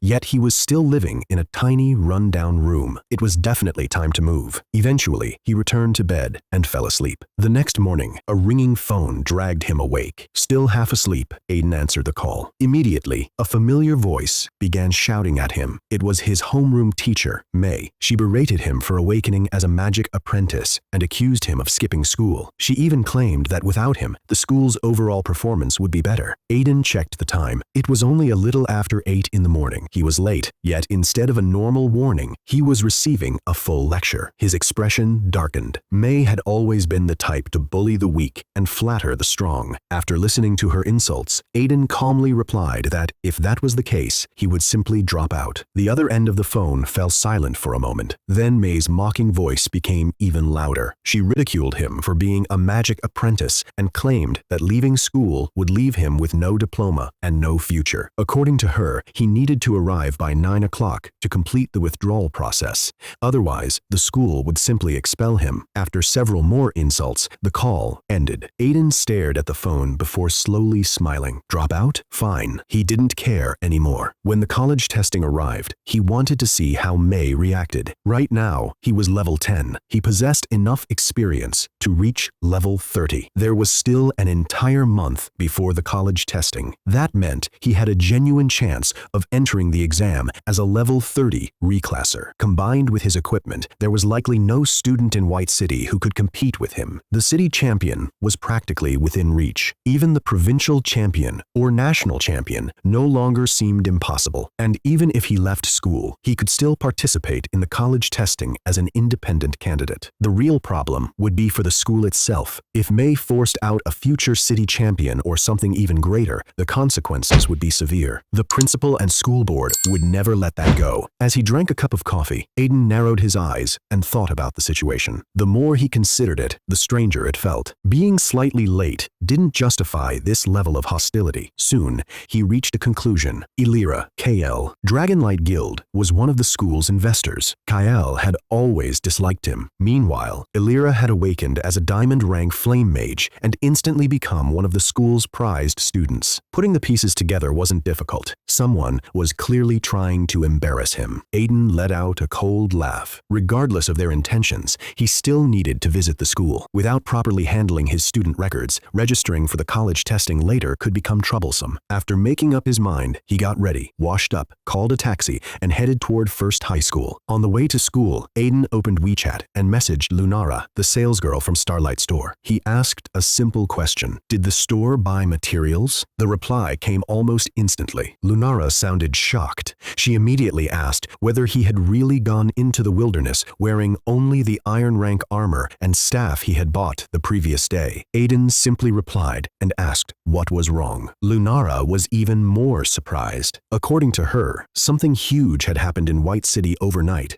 She asked whether he had checked TikTok. Aiden admitted that he had gone to sleep early and knew nothing about it. Lunara explained that Starlight Store didn't purchase materials because it already had stable supply channels and strict quality control. However, she offered him discounts on equipment and mentioned that a new batch of enchanted gear had arrived. Aiden wasn't interested. Right now, his inventory contained gold rank, diamond rank, and even epic rank equipment. Starlight Store probably couldn't offer anything better. Instead, he began considering other options. The two largest trading organizations in White City were backed by the Warrior God Guild and the Dragonlight Guild. Since Selena belonged to the Warrior God Guild and Kale's family controlled Dragonlight Guild, Aiden quickly decided that he would visit the Warrior God Guild after completing his class advancement. Before ending the conversation, Lunara urged him to check TikTok. She warned him that the entire city was talking about a major incident and that White City might even be facing a disaster. Confused, Aiden opened the app. The moment he logged in, he was stunned. The top local trending topics were all about him. Not only TikTok, but news sites and video platforms across the region were discussing the same story. The headlines were everywhere. A red name boss appears in White City. Genius teen slays a 30-level dragon. A mysterious genius wielding forbidden magic. The entire city was panicking over rumors of an approaching catastrophe. Aiden couldn't help laughing bitterly. The huge event everyone was discussing was actually something he had caused. He opened the comments section. People from major cities across the country were discussing the footage. Many were convinced he was the heir of a powerful family. Others claimed his combat movements proved he had undergone countless life and death battles. Many insisted that someone capable of casting a forbidden spell at level 10 simply could not be an ordinary person. Some viewers regretted that his face had never been shown in the footage, while others argued that revealing the face of someone with such a terrifying background would be dangerous. The more Aiden read, the more ridiculous the theories became. Everyone seemed determined to create an increasingly unbelievable story about his identity. Still, one comment caught his attention. Someone mentioned that Iron Dragon Tedian had supposedly entered the Abyssal Sanctum long ago and should not have appeared near White City. That made Aiden pause. The Abyssal Sanctum was not a simple secret realm. It was an enormous world, far larger than Earth itself, filled with demons, undead creatures, ghosts, skeletons, witches, and countless other horrors. The noble demons living there were among humanity's greatest enemies. Whenever powerful demons opened space rifts and entered Earth, disaster followed. Some invasions could destroy entire cities. Thinking about it, Aiden finally understood why Teachin had appeared. The dragon had likely emerged through a space rift. Without that accident, he never would have encountered the Red Name boss or obtained its incredible rewards. After that realization, he put away his phone. The sudden fame didn't matter much to him. Fortunately, nobody had captured his face, and the videos portrayed him positively, making him look like a heroic genius instead of creating trouble. For that, he was satisfied. Soon, Aiden arrived at First High School. He headed directly toward the student office. As he approached the door, he glanced through a crack and immediately spotted two familiar figures inside. One was Elira, the other was his homeroom teacher, May. The two were talking while half smiling. Then Aiden heard Elira speaking. She claimed that Aiden had always been nothing more than a bottom feeder. She even suggested that perhaps his previous academic achievements weren't real and that he might have cheated on exams. May looked shocked. Elira continued, saying there had been a girl in school with good grades who secretly liked Aiden and might have passed him answers during tests. The accusation instantly made May angry. She declared that she finally understood the truth. According to her, Aiden was a bad student who had relied on cheating all along. His awakening as a magic apprentice had supposedly exposed his true nature. May even stated that she should expel him immediately. Elira quickly waved her hand and pretended to be reasonable. She told May not to be too harsh. After all, she had awakened an epic class profession. She said she could personally help train Aiden and perhaps give him a chance to enter an ordinary college during the upcoming college testing. Standing outside the office, Aiden listened quietly as the conversation continued. Inside the office, Elira continued her act. She told May that Aiden still deserved help despite being a troublemaker. May immediately praised her, calling her an outstanding student with both talent and character. Then Elira revealed her real move. She took out a glowing damage boost potion and handed it to May as a gift. Although it was only a mid-level potion, May's eyes widened in surprise. Instead of refusing, May happily accepted it. The two exchanged smiles while praising each other. Elira spoke about helping classmates, while May admired her generosity and character. Standing outside the office, Aiden saw everything. He almost laughed. Elira was twisting facts and putting on a performance. No one understood her personality better than he did. She didn't want to help him. She wanted to keep control over him. Even after breaking up, she still wanted Aiden to keep revolving around her and feeding her ego. As for May, she talked about principles while happily accepting gifts from students. At that moment, Aiden pushed open the door. "I'm here to drop out," out. The sudden appearance of the nearly 2-meter-tall Aiden startled both women. His level increase had given him a natural pressure that made them instinctively tense. May quickly recovered and announced that the school had decided not to force him out. Instead, he would study and train under Elira's guidance before the college testing. Then, she ordered him to thank Elira. Aiden almost laughed. Thank her? May immediately launched into another lecture, reminding him that he was only a magic apprentice and claiming he wouldn't even qualify for the college testing if he failed to reach level 5 within a month. Aiden remained silent for a moment. Then he smiled. No need to talk anymore. Bring me the paperwork. I'm dropping out. Elira's expression darkened. She claimed she was only trying to help because they were classmates. She accused Aiden of being ungrateful and difficult. May joined in, calling him a rotten student. That was enough. Aiden slammed his hand on the table and told them to shut up. He reminded them that he came to drop out, not to discuss reaching level 5. The irony almost made him laugh. Elira was only level 2. May was only level 12. Meanwhile, Aiden had already reached level 10 and possessed power neither of them could imagine. Yet, neither of them had even bothered checking his level. They were so convinced that a magic apprentice could never become stronger in a single day that they simply assumed he was still the same weak student as before. May finally lost her patience. She pulled out the documents and threw them onto the desk. Aiden immediately signed everything. Then he handed the papers back and calmly told her to stamp them. May continued mocking him, insisting he would never find success without the school,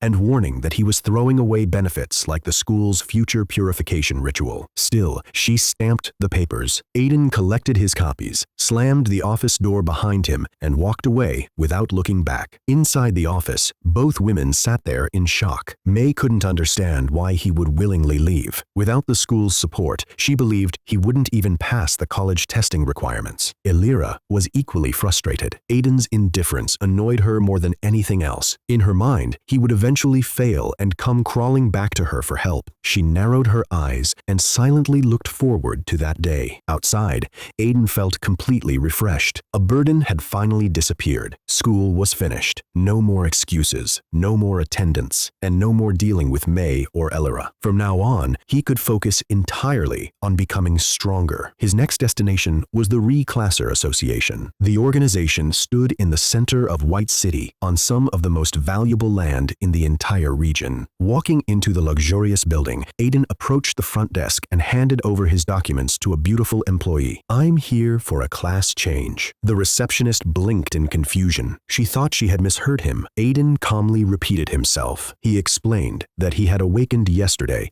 as a third-year student from White City First High School, had already reached the maximum level of first class, and now wanted to receive his class change mission. The girl froze. For a moment, she simply stared at him. Then she asked if he was serious. Was he really claiming to have reached the first-class level cap in less than a single day? Aiden calmly nodded. Without another word, he handed over his student ID, student card, and the freshly signed withdrawal documents. The receptionist looked down at the paperwork. Then she looked back at Aiden, and in the next second, her entire expression collapsed into complete disbelief. The receptionist stared at Aiden in complete disbelief. According to the records, he had awakened as a magic apprentice only yesterday, yet he had already reached the maximum level of first class. Not only that, he was the first student in White City's newest generation to do so. Even the city's two biggest talents, Kale and Elira, hadn't reached that point yet. What shocked her even more was the fact that Aiden had already dropped out of school. Trying to calm herself, Tina asked why he had come. Aiden simply reminded her that he was there to claim his class change mission. Realizing she had gotten distracted, Tina quickly apologized and guided him through the official process. After fingerprint verification and magical identity confirmation, she handed him a colorful crystal ball. Aiden crushed it immediately. The system notifications exploded before his eyes. The message praised him for reaching maximum level in a single day and described him as an excellent magic genius. Then came the actual mission. To unlock second class, he had to defeat a level 10 abyssal boss. Aiden's eyebrows twitched. This was completely different from what he had expected. Based on everything he had learned in school, second-class missions were usually simple tasks.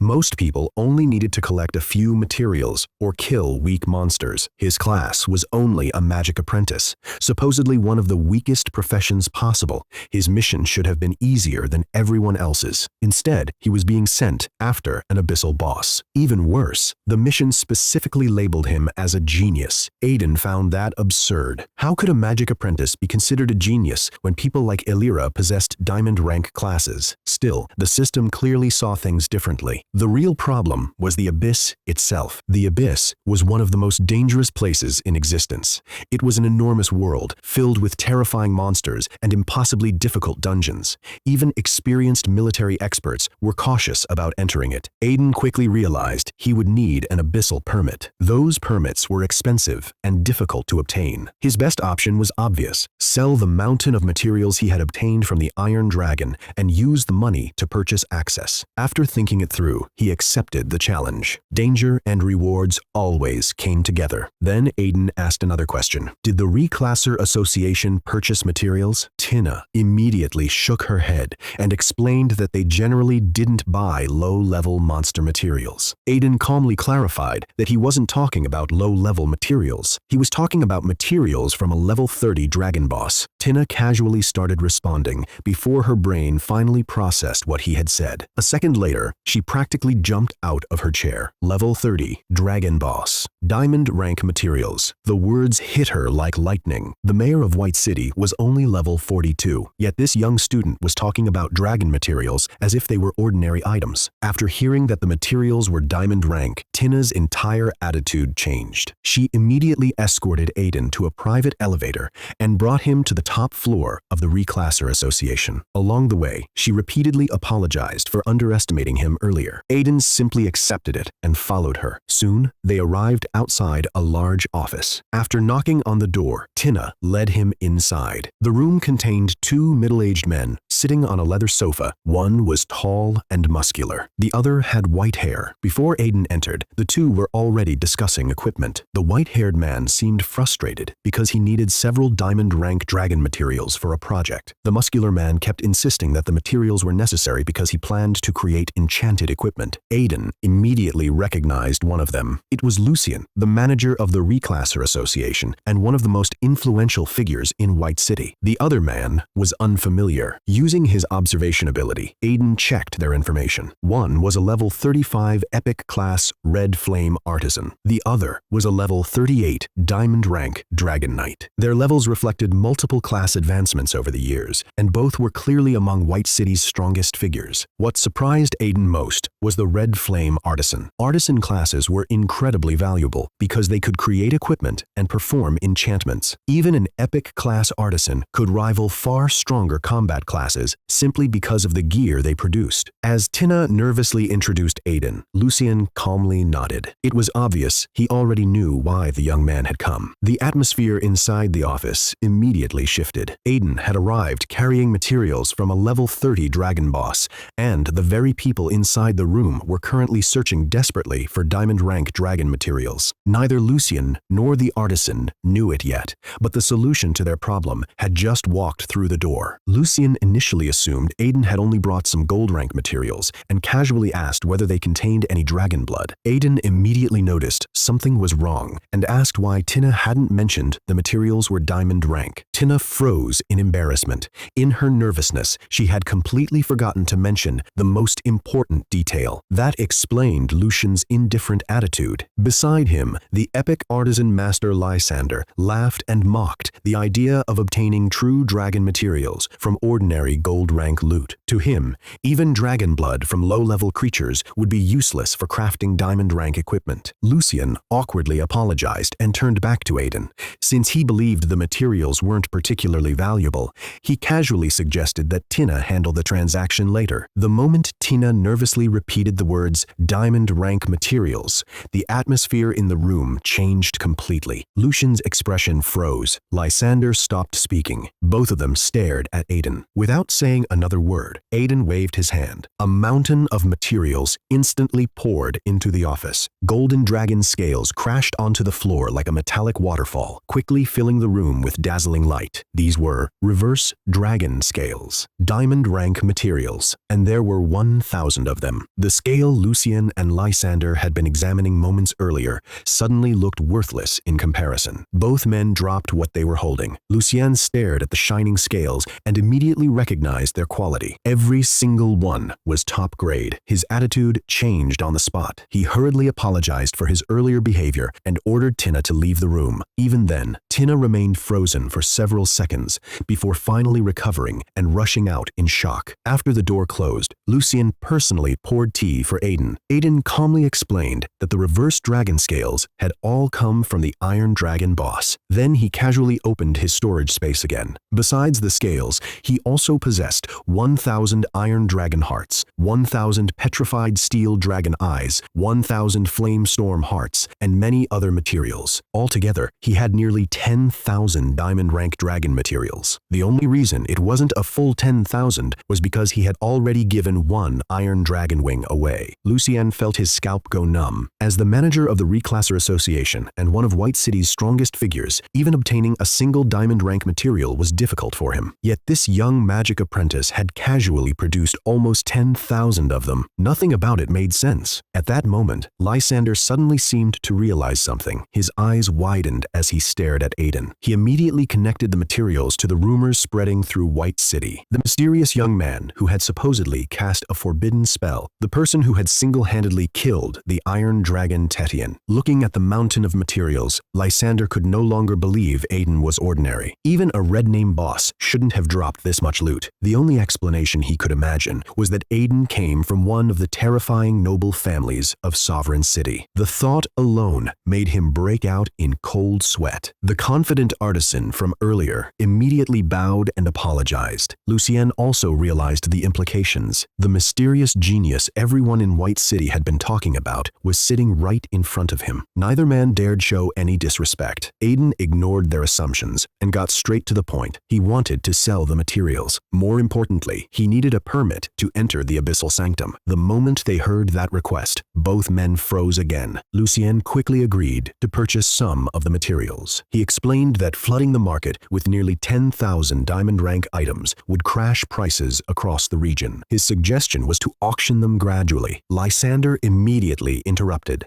He wanted 100 pieces himself. As an artisan crafting diamond rank equipment, he desperately needed dragon materials and was willing to buy them directly. Lucien followed right after, saying he would also purchase 100 pieces. He even offered to personally handle the sale of the remaining materials without charging any commission. Neither of them was thinking only about profit anymore. They understood exactly how terrifying this stockpile was. With enough supporting materials, these dragon parts could create thousands of high-tier pieces of equipment. That kind of wealth could completely transform White City. The city could rise to an entirely different level of power. Lucien's excitement grew as he imagined the possibilities. But Aiden didn't care about any of that. He frowned and cut straight through the discussion. The value of the materials, auction plans, and future profits were secondary. There was only one thing he wanted to know. Did they have a permit for the Abyssal Sanctum? And if they did, what was the price? The room immediately fell silent. For Lucien and Lysander, the mountain of diamond rank materials was already unbelievable. But now the young man who possessed all of it was asking to enter one of the most dangerous places in existence. And, judging from his expression, he had already made up his mind. Compared to selling the materials,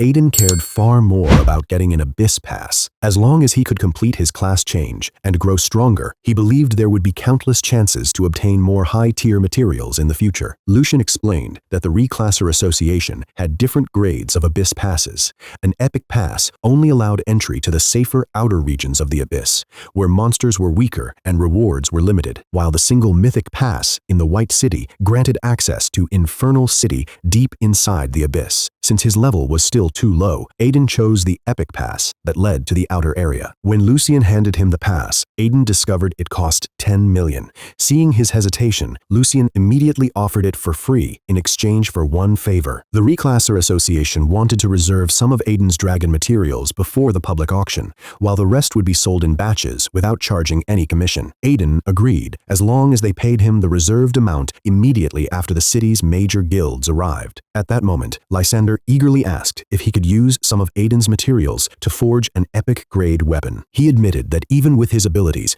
the success rate was less than 0.1%, but crafting with such rare materials could help him improve as an artisan. If he succeeded, he would give the completed epic equipment to Aiden for free, and even pay him 1 billion as thanks. Instead of refusing, Aiden casually gave Lysander 1,000 diamond rank materials to practice with. The overwhelming generosity stunned everyone. Lysander immediately handed over a bank card containing 300 million as a sign of gratitude. He explained that with this opportunity, he might eventually become a legendary rank craftsman after his next class change. Realizing Lysander's potential, Aiden quietly took note of him. Having someone capable of crafting legendary equipment in the future could become extremely valuable. Lucian was equally shocked by Aiden's generosity and assured him that the Reclasser Association would support him however it could. He also cautiously asked if Aiden needed any additional help. Aiden immediately revealed his next priority. His offensive and defensive equipment were already strong thanks to the 2 epic items from the Iron Dragon, but he still lacked enough skills, and his mana pool remained too small for prolonged battles. Before entering the Abyss, he wanted more powerful skill books and any equipment that could increase his mana. Lucian replied that the association did have high-level skill books available, although they didn't possess any suitable mana-boosting equipment. Without questioning why someone they believed was a powerful hidden genius still wanted beginner magic apprentice skills,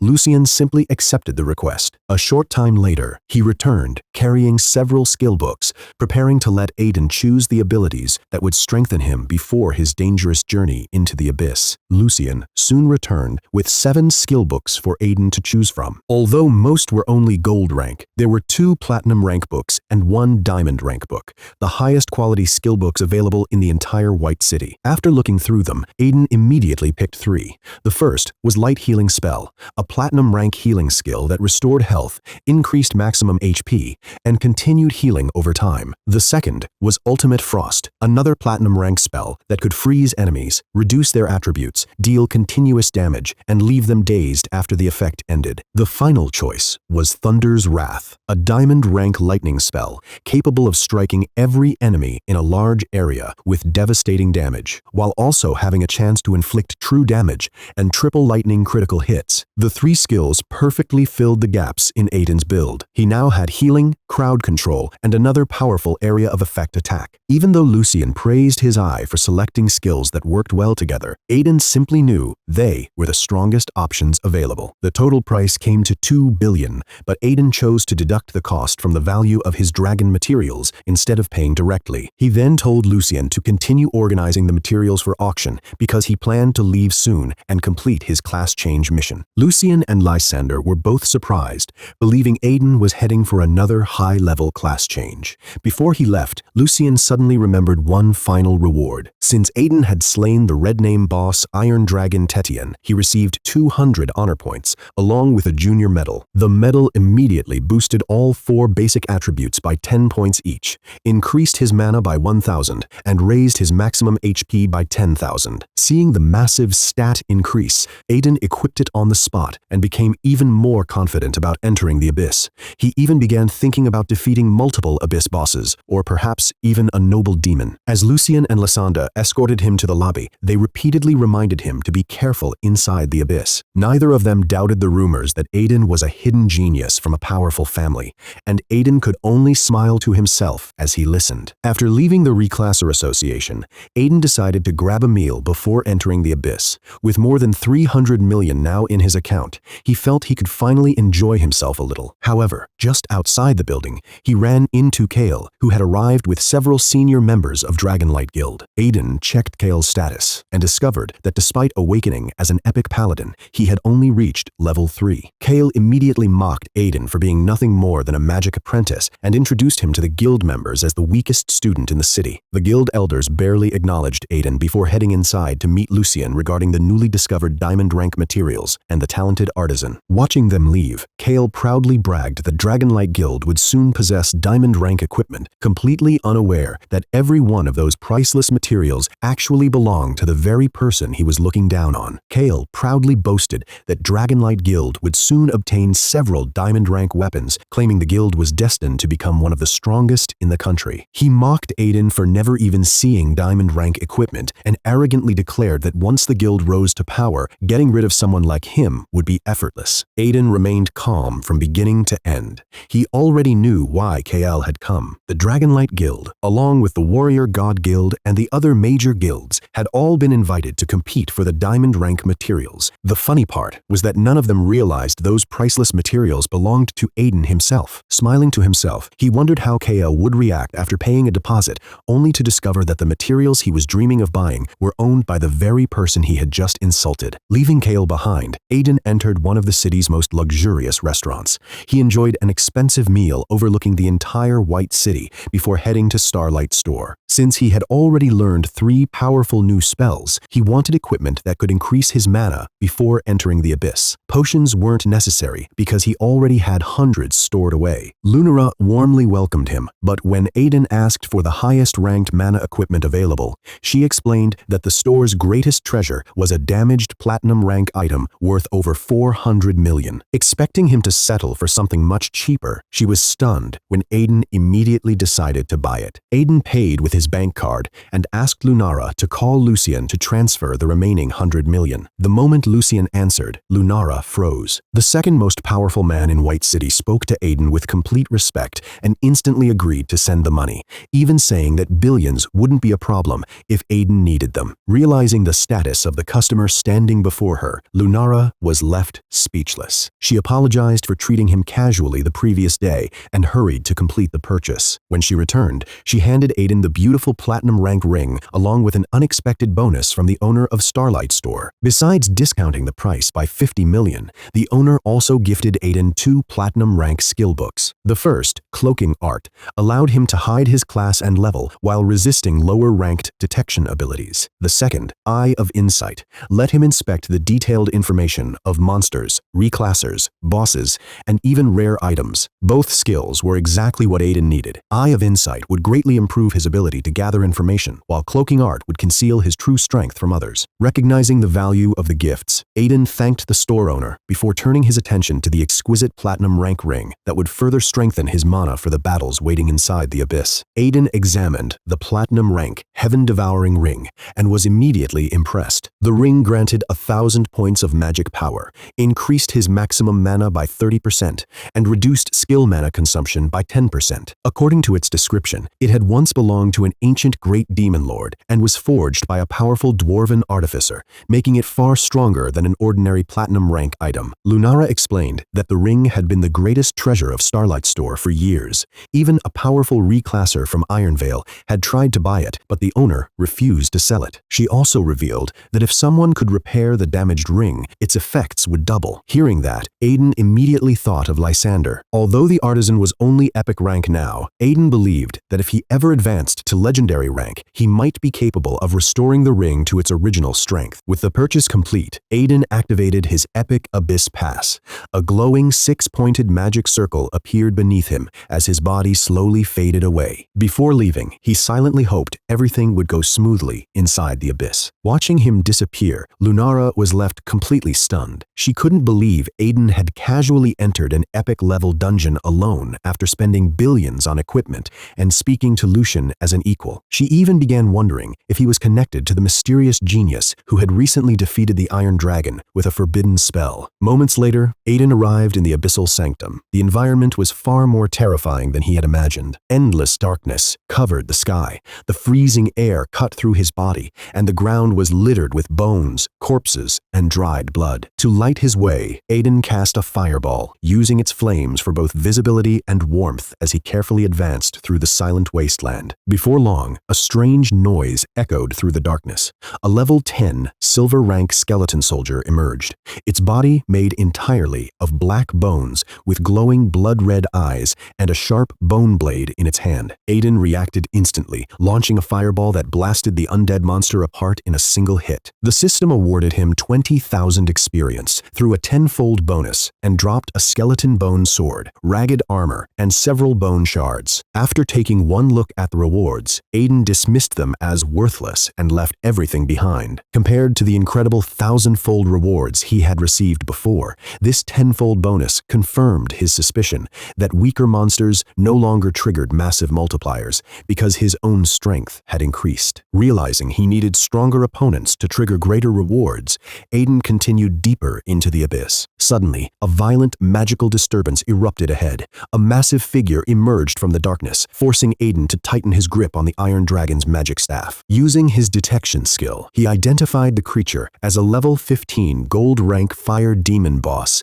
with 40,000 health. Seeing a boss appear almost immediately after entering the abyss, Aiden instinctively leaped backward, raised his staff, and prepared for battle. The moment the fire demon boss appeared, Aiden didn't underestimate it. Even though his equipment had dramatically increased his strength, he was still only a level 10 magic apprentice. Against a level 15 abyss boss, a single mistake could cost him his life. The towering flame demon mocked him without hesitation, calling humans weak and laughing at the idea that a mere magic apprentice had entered the abyss. It even revealed that it was a noble demon with the qualifications to compete for the title of Demon Baron, making it far superior to ordinary abyss monsters. The demon offered Aiden a cruel choice: surrender, become its meal, and eventually be transformed into a skeleton demon to hunt other humans. Instead of responding, Aiden decided to test his new skills. He immediately cast Ultimate Frost. A massive wave of ice spread across the battlefield in an instant, freezing the ground before engulfing the flying demon.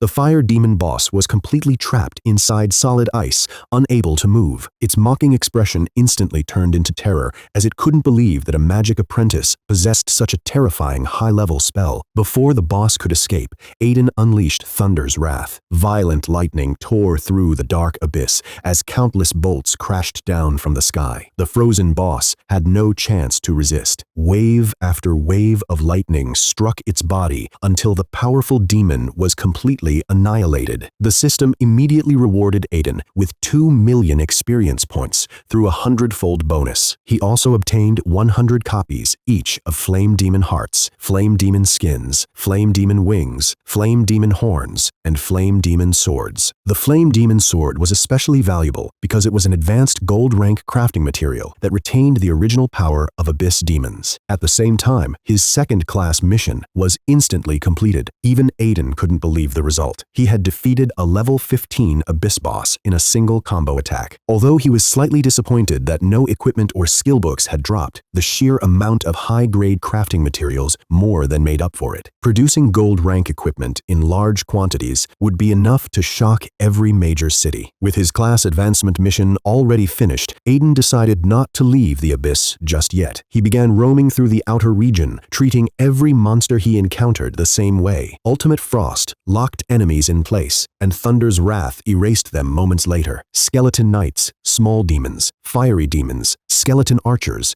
and even a death spirit ghost boss all fell one after another without putting up any meaningful resistance. As monsters continued to die, the system flooded him with enormous amounts of experience and hundreds of valuable materials, including skeleton blades, golden skeleton skulls, crimson demon wings, fiery hearts, abyss bows, spirit fragments, bloodshot golden demon eyes, fiery flame claws, and blue glowing spirit skulls. By this point, the abyss had become a hunting ground for Aiden, and the endless stream of rewards was so overwhelming that even he was left speechless. After sweeping through countless monsters, Aiden's excitement only grew. Although he was still locked at level 10, his stored experience had already reached hundreds of millions. If the class change restriction didn't exist, he believed his 1000x critical strike system could have pushed him all the way to level 100 inches no time. His hunt also produced a mountain of loot. Most of the equipment was only gold rank, which no longer interested him because his current gear was already far superior. But among the drops, one item immediately caught his attention: a Starlight rank skill book. The skill was called Demon's Domain. It created a massive field of darkness that continuously damaged every target inside with magic, physical, and spirit damage while consuming surprisingly little mana. The domain could even be expanded up to 10 times its original size. Aiden instantly realized how valuable it was. This was the first Starlight rank skill he had ever obtained, ranking above his Diamond rank Thunder's Wrath. path. However, learning it came with a serious risk. He knew that a mage's future class changes were influenced by the skills they mastered early on. Learning light magic could lead to holy classes, while healing skills shaped support classes. Dark skills were different. They could corrupt humans, and, in extreme cases, even transform them into mindless demons. After thinking briefly, Aiden made his decision. Strength mattered more than anything else. Without hesitation, he learned Demon's Domain. The moment the skill entered his mind, he could immediately sense dark elements surrounding him. Curious about its power, he raised his hand and activated it. An enormous dark domain instantly spread across the battlefield. A violent shockwave erupted as every monster within range exploded into pieces. Even a level 13 demon boss was erased alongside more than 100 other monsters. The incredible destruction left Aiden stunned. The skill was far stronger than he had imagined, yet it barely consumed any mana. Just as he wondered how terrifying the spell would become at its maximum size, frantic shouts echoed through the abyss. A group of young reclassers came sprinting toward him while desperately fleeing a monstrous demon. Using his detection skill, Aiden's heart skipped a beat. The creature was a level 40 fire demon boss. He quickly examined the fleeing group and was equally shocked. They possessed extraordinary classes and equipment, including 2 legendary rank reclassers, several epic rank fighters, and even the weakest among them held a starlight rank class. Then Aiden recognized the girl leading them. It was Vespera, the legendary genius of Sovereign City, and one of the nation's most famous young talents. The moment she saw Aiden standing still, she urgently shouted for him to run, because the level 40 fire demon boss was closing in. Behind her, the demon god's messenger unleashed powerful magic to slow the monster, while the epic troll warrior desperately tried to hold it back. But he was quickly blasted aside, and the enormous fire demon emerged from the flames with a cruel grin, mocking the humans for being too weak to stop it. As the terrifying flame demon Oslu cornered the fleeing students, it mocked the group, saying that consuming the hearts of talented humans, especially those with epic and legendary classes, would allow it to evolve into a legendary demon itself. Vespera refused to back down. She warned Oslu that humanity possessed level 100 gods capable of destroying him,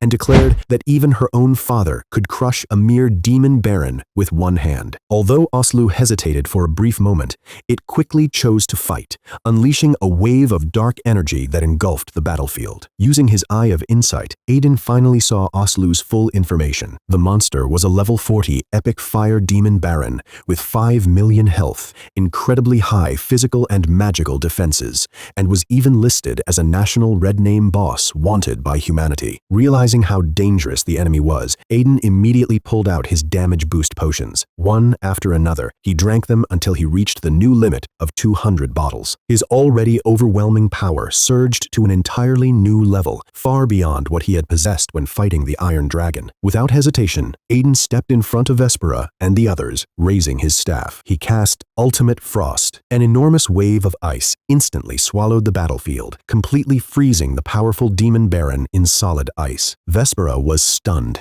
She had never expected a young man around her own age to possess such an incredible spell, but instead of wasting the opportunity, she immediately ordered everyone to attack. The entire group unleashed their strongest abilities at once. A storm of powerful skills slammed into the frozen demon, tearing apart its body and rapidly draining its health. Within moments, Oslu's health bar crashed from full to half before the ice finally shattered. Enraged, the demon roared and entered its second phase. Vespera immediately transformed into her draconic form. Golden scales covered her body, dragon wings spread from her back, and she summoned a long sword before charging straight at Oslu. Her attack landed successfully, but the enraged demon retaliated with overwhelming force, blasting her away and sending her crashing back beside Aiden. Even after witnessing her strength, Aiden couldn't help but admire her. At less than level 20, Vespera and her companions had already pushed a level 40 epic boss to half health. Their talent truly lived up to their reputations. But Aiden also knew something they didn't. He possessed 2 epic grade equipment pieces, had just learned a starlight rank skill, and had boosted himself with 200 high-level damage potions. His current combat power exceeded everyone else on the battlefield. With no reason to hold back any longer, Aiden activated his newest skill. A massive black demon's domain spread across the battlefield, instantly swallowing the flame demon Oslu inside its terrifying darkness. Aiden's demon's domain engulfed the battlefield, but the flame demon Oslu only sneered. As a powerful demon, noble on the verge of becoming a count, he immediately recognized the skill and believed a level 10 human could never threaten him with it. He was completely wrong. The moment the domain activated, an overwhelming wave of dark energy crashed into Oslu, trapping him inside. His expression instantly changed from confidence to panic as he desperately tried to escape. Seeing the opening, Vespera, Vivi, and John surrounded the demon from every direction to stop its retreat. Even while fighting for their lives, Vespera couldn't help wondering who Aiden really was. He looked about her age, yet his mysterious power had already surpassed hers. Aiden ordered everyone to stay back while he continuously drank expensive mana potions to fuel the demon's domain. The endless stream of mana kept strengthening the skill, relentlessly crushing Oslu until the demon's 5 million health dropped to around 30%. Although the situation looked favorable, Aiden knew this was an incredible opportunity. Defeating a level 40 epic abyss boss would produce epic-grade materials far more valuable than anything the Iron Dragon had dropped. Suddenly, Oslu erupted with blazing red flames that resisted the dark energy, slowly forcing his way toward the edge of the domain. Aiden immediately called for the others to hold him back. Vespera understood at once. She ordered Vivi to use her strongest support skill. After chanting in an ancient language, Vivi released Demigod Boost, transferring black and white energy into Vespera before collapsing from complete exhaustion. Empowered by the blessing, Vespera transformed into her dragon form. Golden scales shone across her body, her wings spread wide, and she charged forward with her ultimate attack, Dragon Roar Sword. A gigantic golden dragon phantom roared across the battlefield and slammed directly into Oslu. The impact blasted Vespera backward, leaving her coughing blood as she crashed near Aiden. But the attack also ripped apart one of Oslu's arms, exposing bone and reducing his health to only 10%. Even so, Vespera wasn't celebrating. That had been her strongest attack, and it still wasn't enough to kill the demon. Realizing she and Vivi could no longer continue fighting, she told Aiden to escape while he still had the chance. Instead, Aiden calmly canceled Demon's Domain and started drinking mana potions even faster. He only asked for one thing: 10 seconds. Vespera immediately trusted him and turned to John. John activated Frenzy Blood, causing his body to swell into a towering giant as his strength exploded. Ignoring the terrible side effects, he stood directly in Oslu's path to buy Aiden the precious time he needed. Oslu laughed at the desperate resistance. Believing victory was already his, he ignored everyone else and focused entirely on Aiden, smashing a flaming fist toward John while mocking Aiden's promise that 10 seconds would make any difference. Watching the demon approach, Aiden simply smiled. Vespera watched Aiden smile despite the hopeless situation, but she couldn't understand why. John only had a few seconds left before the flame demon Oslu would overwhelm him. Believing there was no way to turn the battle around in time, she closed her eyes in despair. Suddenly, a deafening thunderclap shattered the abyss. Aiden unleashed Thunder's wrath, and countless bolts of lightning crashed down on Oslu. Unlike the dark damage from Demon's Domain, this diamond rank skill dealt special lightning damage that ignored basic magic resistance. Oslu's remaining health plummeted as the demon screamed in panic, finally realizing Aiden had been waiting for this exact moment. Enraged,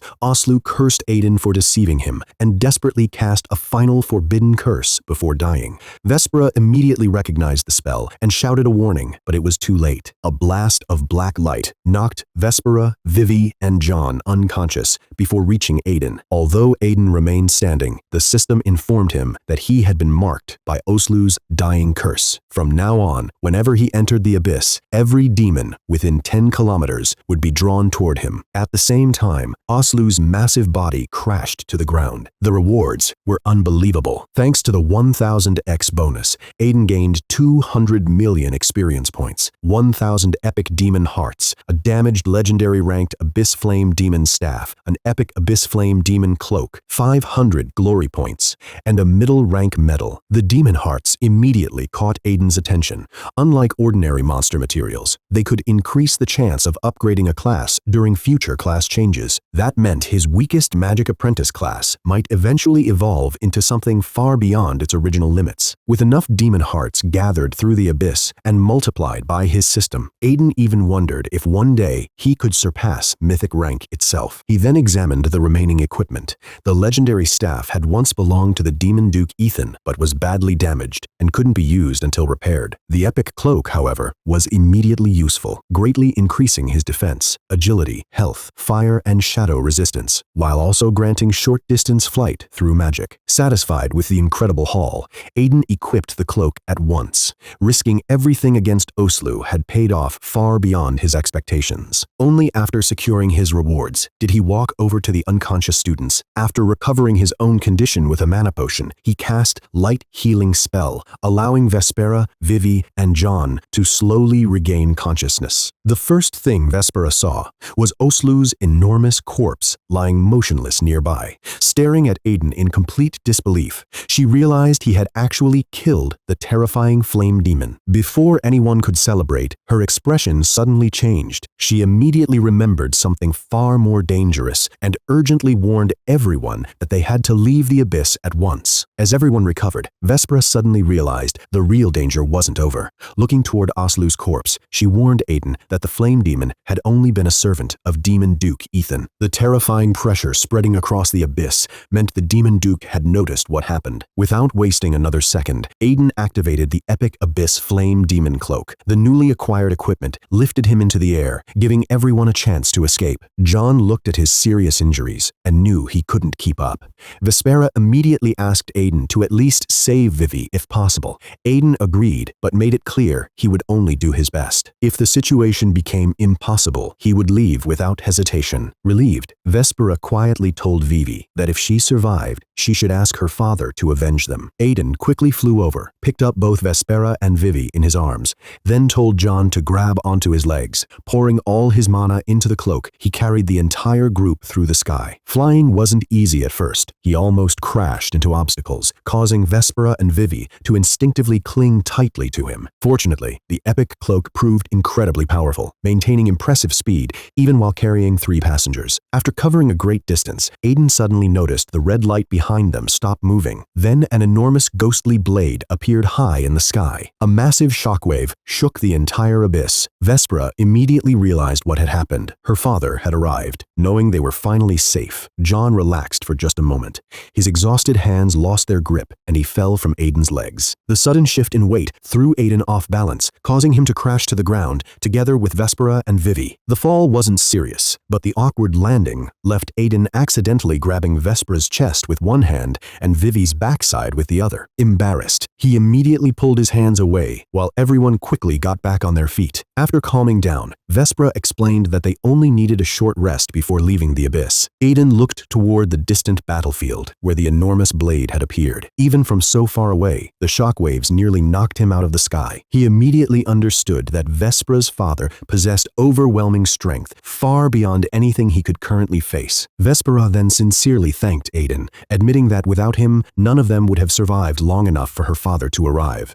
She declared that the Wexley family of the Sovereign City owed him a favor. Vivi also thanked him and said he could seek help from the Taylor family in the military whenever he needed it. John followed by offering a black card from the Hawthorne family's trading company, promising that Aiden could rely on them in the future. Although Aiden recognized the influence of the Wexley family and understood these 3 all came from powerful backgrounds, he politely refused John's black card. He simply said they had helped each other defeat Oslu, so they were even. Vespera shook her head, insisting the debt remained because Aiden could have escaped alone, but chose to save them instead. Only then did she realize she still didn't even know the name of the mysterious young man who had rescued them. Aiden calmly introduced himself before preparing to leave. He wasn't particularly interested in the geniuses of the Sovereign City. With the 1000-fold critical hit system, he believed it wouldn't take long for him to become a far stronger reclasser before the upcoming college testing. Before he left, John couldn't hold back his curiosity and asked what class and level Aiden had. After witnessing him defeat a level 40 Abyss boss, John assumed Aiden had to be at least level 20 or even 30. Aiden simply replied that he was just an ordinary magic apprentice. The answer stunned everyone. Vespera immediately explained that Magic Apprentice was the weakest Iron rank class class. John, Vespera, and Vivi found it impossible to believe. The terrifying freezing spell, Demon's Domain, and the lightning attack that finished off Oslu couldn't possibly belong to someone with the weakest class. Seeing their disbelief, Aiden could only smile helplessly. He really was nothing more than a level 10 magic apprentice. His future plans depended on the 1,000 epic demon's hearts he had just obtained, but for now, that hadn't changed. Not wanting to waste any more time, Aiden said goodbye and activated his return from the abyss, eager to complete his class change mission. Just before he disappeared, Vivi tried to stop him, but she was too late. After Aiden vanished, Vespera suddenly realized she had forgotten to ask him about the epic demon's hearts. However, Vivi stood frozen in place before quietly revealing that her demon god's messenger class could accurately detect other people's information. Aiden hadn't lied. He truly was a level 10 magic apprentice. The revelation left both Vespera and John speechless. Unable to explain such impossible strength, Vespera concluded that Aiden had to be a once-in-a-generation genius from a hidden family. She decided to use the Abyss Pass to investigate his identity, both to thank him properly and to learn more about the mysterious young man. Meanwhile, back in the White City, Lunara anxiously waited inside the Starlight Store. She believed Aiden was still risking his life inside the epic dungeon and silently hoped he would return safely. To her complete surprise, Aiden suddenly walked back into the store without a single scratch, looking as though he had simply gone for a casual walk. Before Lunara could ask anything, Aiden immediately headed toward the Reclasser Association. Curious, she hurried after him. Aiden's only goal now was to submit his class change mission and finally unlock the mountain of experience he had accumulated. However, the moment he entered the Reclasser Association, he ran into KL and Aliera. KL proudly boasted that he had arranged for a level 30 expert from Dragonlight Guild to escort him and Aliera while leveling. He confidently declared that Dragonlight Guild had already secured an incredible opportunity and would soon become famous throughout Ironvale. Aiden only smiled and asked whether Kale had considered the possibility that Dragonlight Guild might collapse instead. Kale laughed it off, unaware that the diamond rank materials his guild had already paid deposits for actually belonged to Aiden. Aliera then stepped forward, believing Aiden had come to win her back. She declared that she had already chosen Kale and reminded him that only strength mattered in this world. Aiden calmly dismissed her assumption, telling her that her decisions had nothing to do with him. He revealed he had only come to submit his class change quest. The statement instantly stunned both Kale and Aliera. A magic apprentice had already reached level 10? Ignoring their disbelief, Aiden simply walked toward the Reclasser Association's receptionist to complete his mission. Aiden walked up to the reception desk and calmly announced that he was there to submit his class change quest. Recognizing him immediately, Tina was stunned. He had accepted the quest less than a day ago, yet he was already back claiming to have completed it. She had never seen anyone finish a class change mission so quickly. Before she could verify it, Kale interrupted, loudly mocking Aiden. He insisted there was no way an Iron Rank Magic Apprentice could reach level 10 so fast and accused him of pretending to be a genius. Aliera also doubted him, believing he was only making a scene to get her attention. Tina quickly stopped the argument and began checking Aiden's quest information.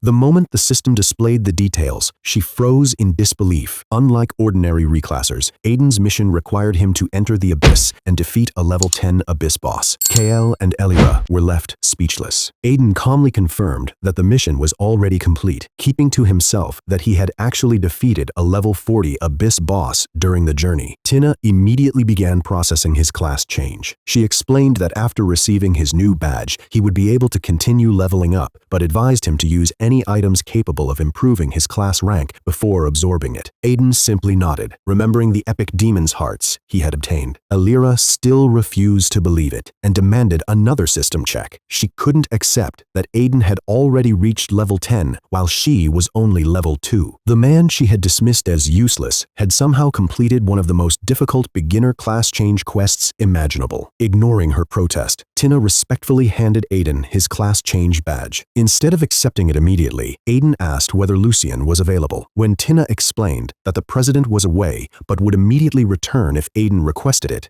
Aiden simply told her to call him back. As he walked past Kyle and Aliera, he asked them to move aside because he had no time to waste on pointless arguments. Kale angrily declared that even if Aiden leveled faster, his magic apprentice class would always remain useless. He confidently claimed Dragonlight Guild would soon become become much stronger and eventually crush Aiden. Hearing that, Aiden smiled. Kale had unknowingly reminded him that he could ask Lucian to delay the Dragonlight Guild's material payments, creating serious cash flow problems for the guild. Thanking Kale for the reminder, Aiden promised him a surprise before following Tina upstairs. After he left, Elira convinced herself that her diamond rank class still gave her greater potential and that Aiden would eventually regret rejecting her. Kale, meanwhile, could no longer enjoy the thought of leveling with Elira because he couldn't understand how Aiden had surpassed him so completely. Watching everything unfold from the crowd, Lunara became even more convinced that Aiden was an extraordinary genius. She decided she needed to build a closer relationship with him. Inside Lucien's office, Tina quietly served Aiden tea before leaving him alone. Waiting for Lucian to return, Aiden took out one of the epic demon hearts, only to realize he had no idea how it was supposed to be used. Just then, Lucian arrived and politely asked permission to enter. The moment he stepped inside and saw the epic demon heart resting in Aiden's hand, the smile on his face disappeared as he froze in complete shock. Lucian froze the moment he stepped into the office and saw the epic demon's heart in Aiden's hand. As the chairman of the White City Reclasser Association, he had seen countless treasures, but even he couldn't hide his shock. Curious about his reaction, Aiden asked why he was so surprised over a single demon's heart. Lucian quickly explained that an epic demon's heart represented far more than a rare treasure. The abyss was unimaginably vast, and defeating an epic-ranked noble demon required an enormous sacrifice. Worse, every noble demon left behind a deadly curse before dying. Any reclasser carrying that curse would be relentlessly hunted by powerful demons whenever they returned to the abyss. Only then did Aiden realize that Oslu's curse marked him as a permanent target inside demon territory. Still, unlike other reclassers, he possessed 1,000 epic demon's hearts, making the risk far more worthwhile. When Aiden asked how to use one, Lucian explained that the proper method was to have an alchemist refine it into a special enhancement potion. Simply eating it would waste part of its power. Without hesitation, Aiden ignored the advice and bit directly into the epic demon's heart. Moments later, the system informed him that his class change promotion chance had increased by 45.05%. Seeing that his original chance had only been 0.05%, Aiden immediately understood how valuable the demon's heart truly was. Lucian watched in agony, convinced Aiden had wasted an irreplaceable treasure. Before he could recover, Aiden casually pulled out a second epic demon's heart and started eating that one too. Then came a third. Lucian sat there speechless. The priceless treasure every reclasser dreamed of obtaining was being eaten like ordinary fruit. When Aiden asked whether consuming too many had any side effects, Lucian admitted nobody had ever tested such a ridiculous situation. Aiden continued until his class change promotion chance reached a full 100%. Satisfied, he turned his attention to another matter. He explained his conflict with KL and requested that Lucian temporarily withhold Dragonlight Guild's deposit and advance payment for the Iron Dragon materials. Lucian agreed immediately. When Aiden mentioned Kale's name, Lucian instantly understood why the guild had fallen out of favor. Kale's arrogance had finally offended someone he never should have challenged. As thanks, Aiden promised to gift Lucian one epic demon's heart after everything was settled. The offer left Lucian completely stunned. Realizing Aiden possessed far more than he had imagined, he immediately vowed that Dragonlight Guild wouldn't receive a single coin while he remained in charge. Just before leaving, Aiden casually mentioned one final detail. He had also killed the national-level wanted boss, the flame demon Oslu, but didn't want the trouble of traveling to the sovereign city to claim the reward. Lucian nearly fell off the sofa. He immediately promised to have White City's mayor, Randy, collect the reward on Aiden's behalf. After Aiden left, Lucian couldn't stop laughing. Between the promised epic demon's heart and the credit White City would receive for eliminating a national-level wanted boss, both he and Mayor Randy stood to benefit enormously. He quickly called Dragonlight Guild's leader, Ronald. When Ronald eagerly asked about the Iron Dragon materials, Lucian coldly informed him that Kale had offended someone he never should have crossed. As a result, Dragonlight Guild would not receive a single piece of the Iron Dragon materials. After leaving the White City Reclasser Association, Aiden headed straight for the city's most luxurious hotel. Upgrading his class was too important to risk any interruptions. On the way, he spotted Kale sprinting toward Dragonlight Guild in a panic. Aiden immediately realized Lucian had already taken action. Smiling to himself, he looked forward to the day Kale discovered not only that his guild had collapsed, but that his proud epic paladin would eventually be surpassed by a magic apprentice. Meanwhile, chaos had erupted inside Dragonlight Guild. Ronald furiously slapped Kale the moment he arrived. The guild's deposits and advance payments for the valuable diamond rank materials had been frozen, throwing the entire guild into crisis. Kale desperately insisted he hadn't offended anyone, but Ronald refused to believe him. After finally calming down, Ronald revealed that the vice president of the Sovereign City Reclasser Association and several top geniuses would soon visit White City. A welcome banquet would be held, and whoever owned the diamond rank materials would certainly attend. Ronald ordered Kale to apologize no matter what to save the guild. He also reminded his son that, compared to the true prodigies of Sovereign City, someone like Illyra was nothing special. At the presidential suite of White City's finest hotel, Aiden finally absorbed his profession badge. The system immediately confirmed that his class change was complete and presented two promotion choices. The first would turn him into a platinum rank dark mage with the darkness mastery skill. The second would keep him as a magic apprentice while upgrading the class itself to platinum rank and granting a special skill called Apprentice's Heart. After briefly considering the drawbacks of becoming a dark mage, Aiden chose the second option without hesitation. His profession immediately advanced to platinum rank magic apprentice, and a brand new status panel appeared. More importantly, he unlocked Apprentice's Heart, a special skill that could grow stronger as his profession advanced. By spending experience points, the skill could randomly grant between 0 and 10 attribute points, with larger experience investments increasing the odds of receiving higher rewards. The moment Aiden read the description, he realized how perfectly it matched his thousand-fold critical hit system. Ordinary reclassers would never waste precious experience on random stat gains, but Aiden possessed hundreds of millions of experience points waiting to be used. Eager to test it, he spent 1 million experience points. The result left him speechless. He gained only 5 strength, 1 constitution, and 5 spirit, making him curse the terrible luck. Unwilling to accept such an outcome, Aiden immediately decided to gamble even bigger. This time, he poured 10 million experience points into Apprentice's Heart. As the special skill activated once again, Aiden's heartbeat quickened, convinced that this time his luck had finally begun to change. Aiden activated Apprentice's Heart once again, this time spending 10 million experience points. The result was incredible. He gained 300 strength, 200 constitution, 40 spirit, and 100 agility, for a total of 640 stat points. With his enormous experience reserves, 10 million experience was almost nothing, so he immediately continued using the skill. Unfortunately, his luck didn't last. Some attempts only granted a few dozen stat points, while one of the worst rolls consumed another 10 million experience and rewarded him with just 3 strength, 5 constitution, and 2 agility. Even so, after burning through almost all of his stored experience, Aiden's base attributes reached an astonishing 801 strength, 611 constitution, 425 spirit, and 433 agility, giving him a combined total of 2,270 points. Even an epic class paladin like Kale at level 10 wouldn't come close. Satisfied with the result, Aiden used part of his remaining experience to level up. In less than a minute, he advanced from level 10 all the way to level 20 before hitting the class change limit once again. With less than a month left before the Reclasser College testing, Aiden had no intention of slowing down. He immediately returned to the White City Reclasser Association to claim his second class change mission. As soon as he entered, he saw his former teacher, May, arguing with Tina over her missing teaching reward. The moment May noticed Aiden, she mocked him,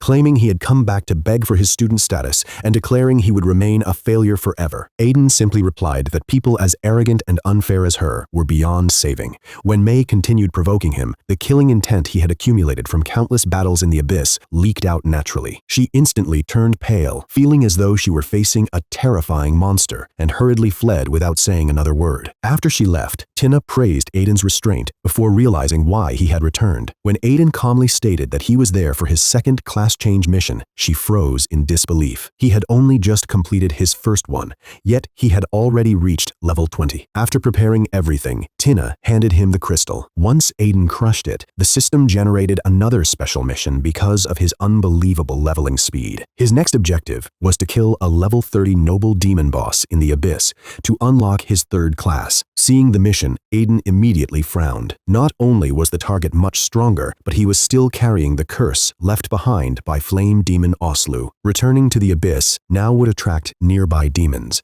making the mission even more dangerous. He even wondered if leveling so quickly was causing the system to assign increasingly difficult class change quests. Just as Aiden was considering how to deal with the demon's curse before returning to the abyss, a familiar figure rushed into the association. Covered in soot with messy hair and bloodshot eyes, the artificer Lysander excitedly ran toward him and shouted that he had finally succeeded in forging a piece of epic tier equipment. Aiden quickly realized why Lysander had rushed over in such excitement. Earlier, he had given the artificer 1,000 Iron Dragon materials, and it seemed Lysander had already finished forging an epic piece of equipment. After calming the emotional craftsman down, Aiden followed him and Tina into a private room. Unable to hold back any longer, Lysander burst into tears, thanking Aiden for giving him the chance to fulfill his lifelong dream. He confessed that he had once made serious mistakes, left the sovereign city in shame, and hid away in White City. Forging an epic item had finally given him the confidence to face his teacher again. Lysander then revealed his masterpiece. The Iron Dragon Wings were an epic flying equipment that greatly increased agility, constitution, maximum health, and physical defense. More importantly,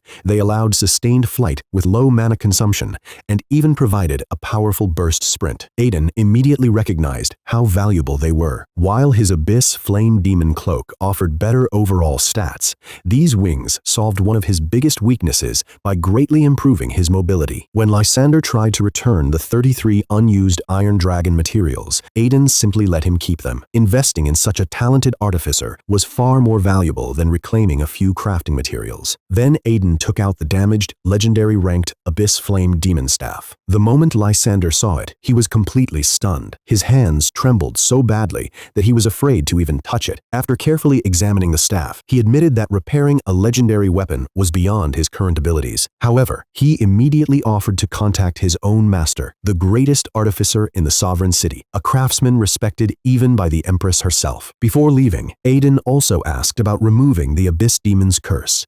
After hearing that Aiden had obtained the curse by killing a level 40 Abyss Demon boss, Lysander was shocked once again. He quickly contacted his teacher, who agreed to arrive the following evening for the upcoming welcome banquet, where Aiden could also seek help from the vice president of the Sovereign City Reclasser Association. After returning to his hotel to rest, Aiden spent the next morning searching White City for a powerful pet that could serve as a frontline tank. Unfortunately, every pet he found was too weak. Even Lunara seemed to look at him differently, though Aiden paid little attention. By evening, the city's grand welcome banquet began. Influential figures from White City gathered to welcome the vice president of the Sovereign City Reclasser Association and the young geniuses arriving from the Sovereign City. Ronald, Kale, and Alira stood among the guests, waiting for the ceremony to begin. Kale proudly boasted that this was the world of the true upper class and mocked Aiden, insisting he never would have been invited if Alira had stayed with him. Meanwhile, Lucien and Lysander anxiously looked toward the entrance. Unlike everyone else, they knew the real guest of honor wasn't the visitors from the Sovereign City. It was Aiden. Just then,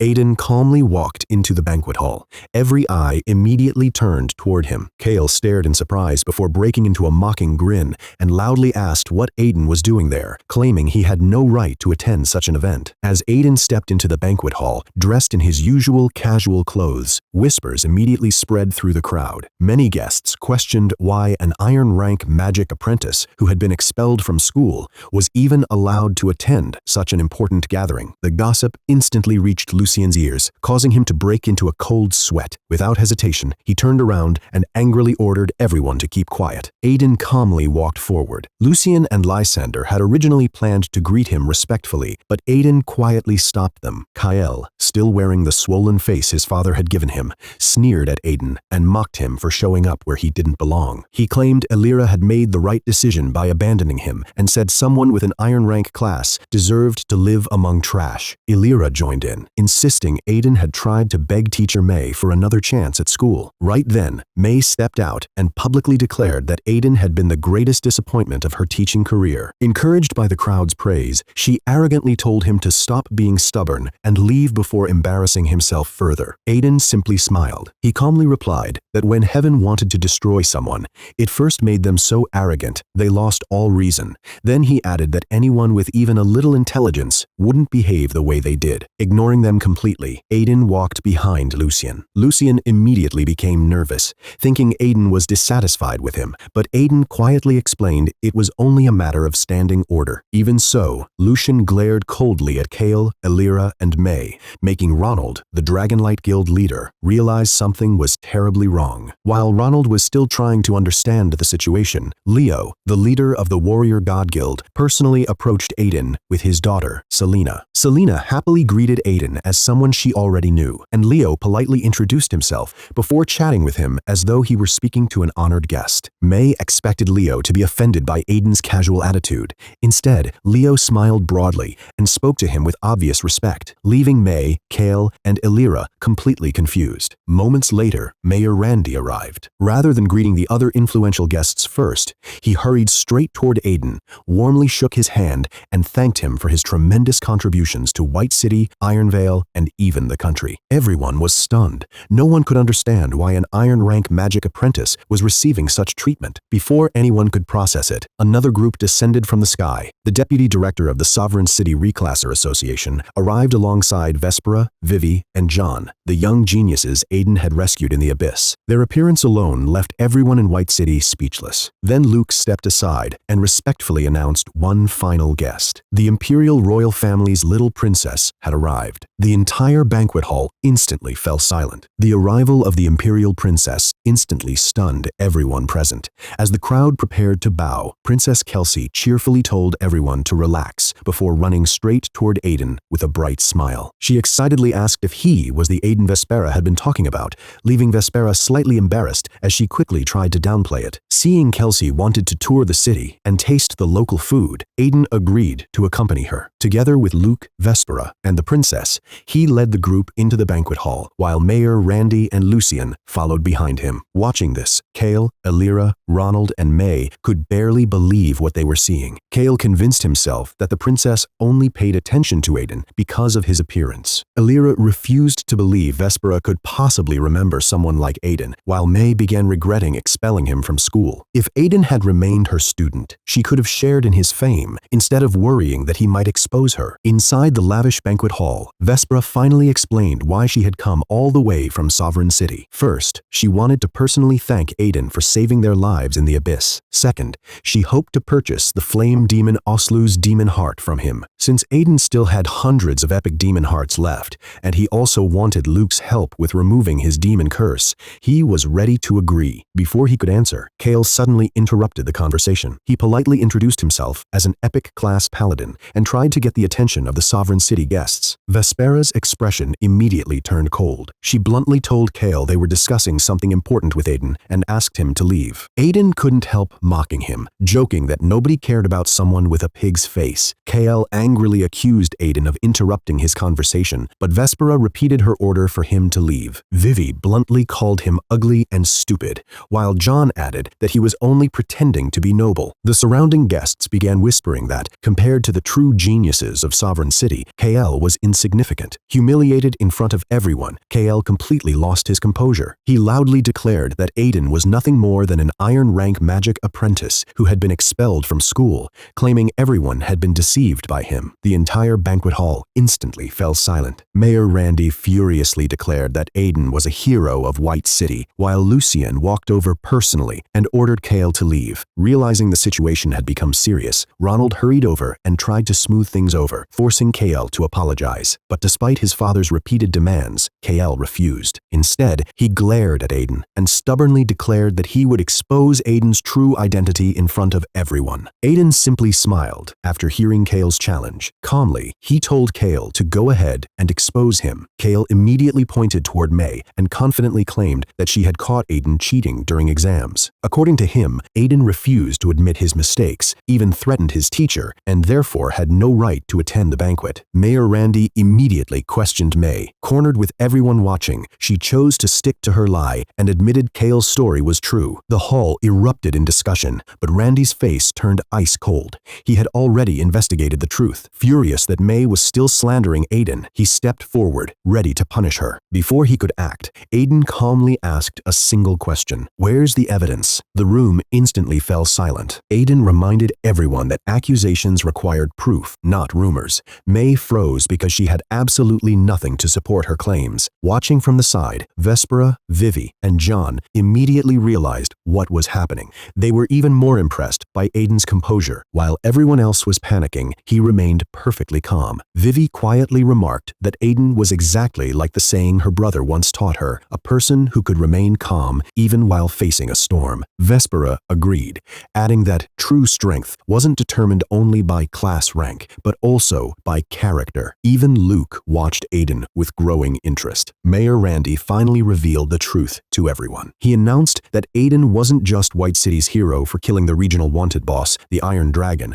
but had also slain the national wanted Abyss boss, Flame Demon Oslu. Hearing this, May completely broke down. Unable to accept reality, she immediately blamed Illyra. She admitted Illyra had convinced her that Aiden cheated and even gave her a damage-boosting potion, leading her to expel him without investigating. Illyra desperately denied intending any of it, but May completely lost control, grabbing her by the hair and blaming her for destroying her future. As guards pulled May away, Illyra tearfully apologized to Aiden and begged for forgiveness. Aiden ignored her completely. Instead, he turned toward Kale and calmly revealed another devastating truth. The Diamond Rank Materials Dragonlight Guild had desperately tried to purchase actually belonged to him. Kale's mind went blank. He instantly realized Aiden had been responsible for the disaster that nearly destroyed his guild and even caused his father to beat him. Ronald immediately forced Kale onto his knees before Aiden and repeatedly demanded that he apologize. Humiliated beyond belief, Kale reluctantly admitted he shouldn't have provoked Aiden. Aiden wasn't satisfied.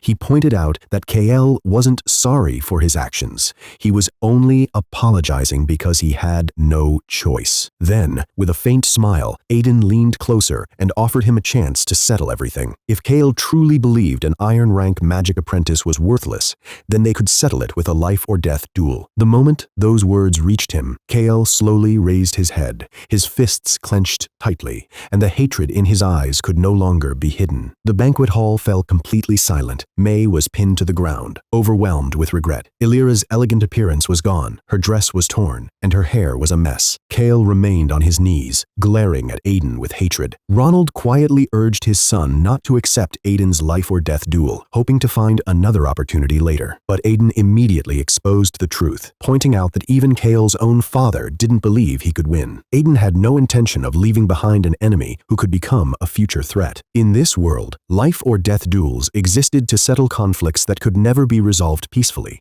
and Aiden wanted to end everything now instead of allowing trouble to grow later. He reminded Kale that although an epic class profession gained 100 attribute points every level, that alone didn't guarantee victory. Kale finally snapped. He declared that Iron Rank professions were worthless and that only high-tier professions represented humanity's future. Then, unable to suppress his pride any longer, he officially accepted Aiden's life-or-death challenge. Ronald's face instantly turned pale. Before the duel could proceed, Luke stepped forward. He reminded everyone that profession rank alone never determined a person's future, using the example of a legendary class genius who had later betrayed the Empire. Looking at Kale, Luke admitted it would be unfortunate for an epic class genius to die so young. After speaking privately with Aiden, Luke approached Ronald and Kale, effectively preventing the duel. Vespera, Vivi, and John could only look at Kale with pity. Luke then revealed the reason for their confidence. Aiden possessed multiple epic-grade pieces of equipment,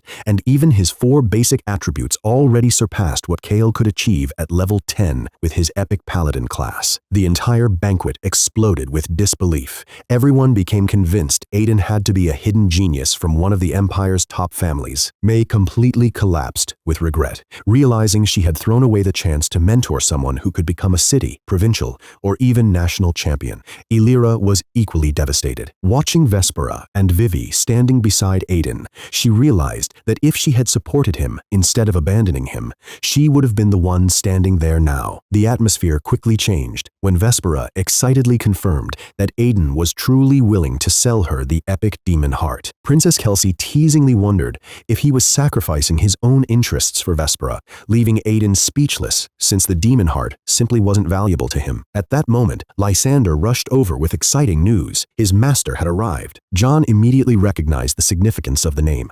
Sean wasn't just any artificer, he was the greatest artificer in Sovereign City, respected even by the Empress herself. Realizing who had arrived, Kelsey, Luke, Vespera, Vespera, Vivi, and John all hurried outside to welcome him. Sean soon entered the banquet hall, casually gifting Princess Kelsey a diamond rank necklace before greeting his disciple, Lysander. After acknowledging that Lysander had finally forged epic equipment, Sean turned his attention toward Aiden. Without wasting another moment, he got straight to the point and asked to see the broken legendary grade staff. Sean's request for Aiden's broken legendary rank staff instantly shocked everyone in the banquet hall. Even Mayor Randy had never owned an epic item, let alone a legendary one. Vespera, Vivi, John, Luke, and even Princess Kelsey stared at Aiden in disbelief. Kelsey became convinced that only someone from one of the Empire's mysterious hidden families could casually possess such a treasure. Vespera suddenly realized she had almost nothing valuable enough to trade for Aiden's epic demon heart. Meanwhile, Kale completely broke down, unable to accept that an Iron-rank magic apprentice possessed a legendary weapon. Alira could only watch Aiden from a distance with endless regret, believing that only someone like Vespera truly deserved to stand beside him. Aiden calmly handed the broken Abyss the Flame demon staff to Sean and asked if it could be repaired. Sean immediately became fascinated by the craftsmanship and confidently declared that he could fully restore it within 1 month. Aiden felt a month was rather long, but Sean misunderstood his hesitation. Thinking Aiden was dissatisfied, Sean promised to use his own precious materials, repair the legendary staff free of charge, and even forge weapons for Aiden in the future without charging labor fees, as long as Aiden provided the materials. Even Vespera and the others were stunned. Sean normally charged everyone, including the Empress herself, yet he was making an exception for Aiden. After considering it, Aiden agreed to leave the staff with him. The banquet continued, while May, Alira, Kale, and Ronald quietly left in disgrace. Vespera then made an irresistible offer for the epic demon heart. She promised Aiden the offspring of her family's epic class 6-winged dragon steed once it was born in a month. Since Aiden needed a powerful mount, he immediately accepted the trade. Soon afterward, Aiden escaped the crowd of nobles, constantly trying to flatter him by stepping onto the balcony where Luke was already waiting. Luke explained that the Evil Demons Guild attacked talented reclassers every year before the college testing. Kale would now serve as bait to lure them out, while Aiden would participate in the operation because removing his Abyss Demon curse required dark side reclassers of the same level. Luke also warned Aiden that his reputation would soon spread across Ironvale and even reach Sovereign City, making him a prime target for the Evil Demons Guild. His current platinum rank camouflage skill would eventually become insufficient, but with his 600 reputation points, he could exchange it for an epic grade camouflage skill. When Aiden asked what it would take to become the national champion in the college testing, Luke revealed that at least 2 mythic class reclassers would be competing. He also mentioned that the Empress had added a special epic item capable of improving a person's luck as part of the grand prize. That instantly caught Aiden's attention. Since his apprentice's heart's skill depended entirely on luck, such an item could dramatically increase his future stat gains. Determined not to fall behind even mythic class geniuses, Aiden decided to keep leveling as high as possible. Just then, Luke received a message and informed him that the Evil Demons Guild had taken the bait. It was finally time to eliminate Aiden's demon curse, and Kale's fate had already been sealed. Late that night, Kyle limped out of the White City alone, his body covered in wounds as he wandered into the wilderness. Clinging to the hope Luke had given him, he believed that if he survived until dawn, he would have another chance. Even after everything that had happened, his hatred for Aiden only grew stronger, and he swore to repay his humiliation many times over. High above him, Luke, Aiden, and several others silently observed from the back of a giant black crow. Luke explained that Dragonlight Guild had long been under suspicion for secretly cooperating with the Evil Demons Guild. Now that Aiden had destroyed the guild's future, Kale and Ronald had lost their value, making Kale the perfect bait. Soon, several members of the Evil Demons Guild emerged from the forest. They recognized Kale as Ronald's son and debated whether to spare him because of Ronald's past assistance. In the end, they decided an epic paladin was worth more dead than alive. A black chain suddenly shot out, piercing Kale and pinning him in place. One of the attackers, Ray, stepped forward with a silver rank dagger, preparing to kill him. Desperate to survive, Kale immediately betrayed Aiden, offering to help them assassinate him if they spared his life. Ray only laughed, revealing that Aiden would soon die as well, and hinting that something terrible was planned for the White City. Just as the dagger was about to strike, Owen suddenly dropped from the sky, exposing the ambush. The Evil Demons Guild members immediately tried to escape, while Kael rolled into the grass. At the same time, Luke unleashed the legendary Tyrant Cleric skill, Death Magic match arena, trapping everyone inside. Luke instantly realized Owen had ruined the operation.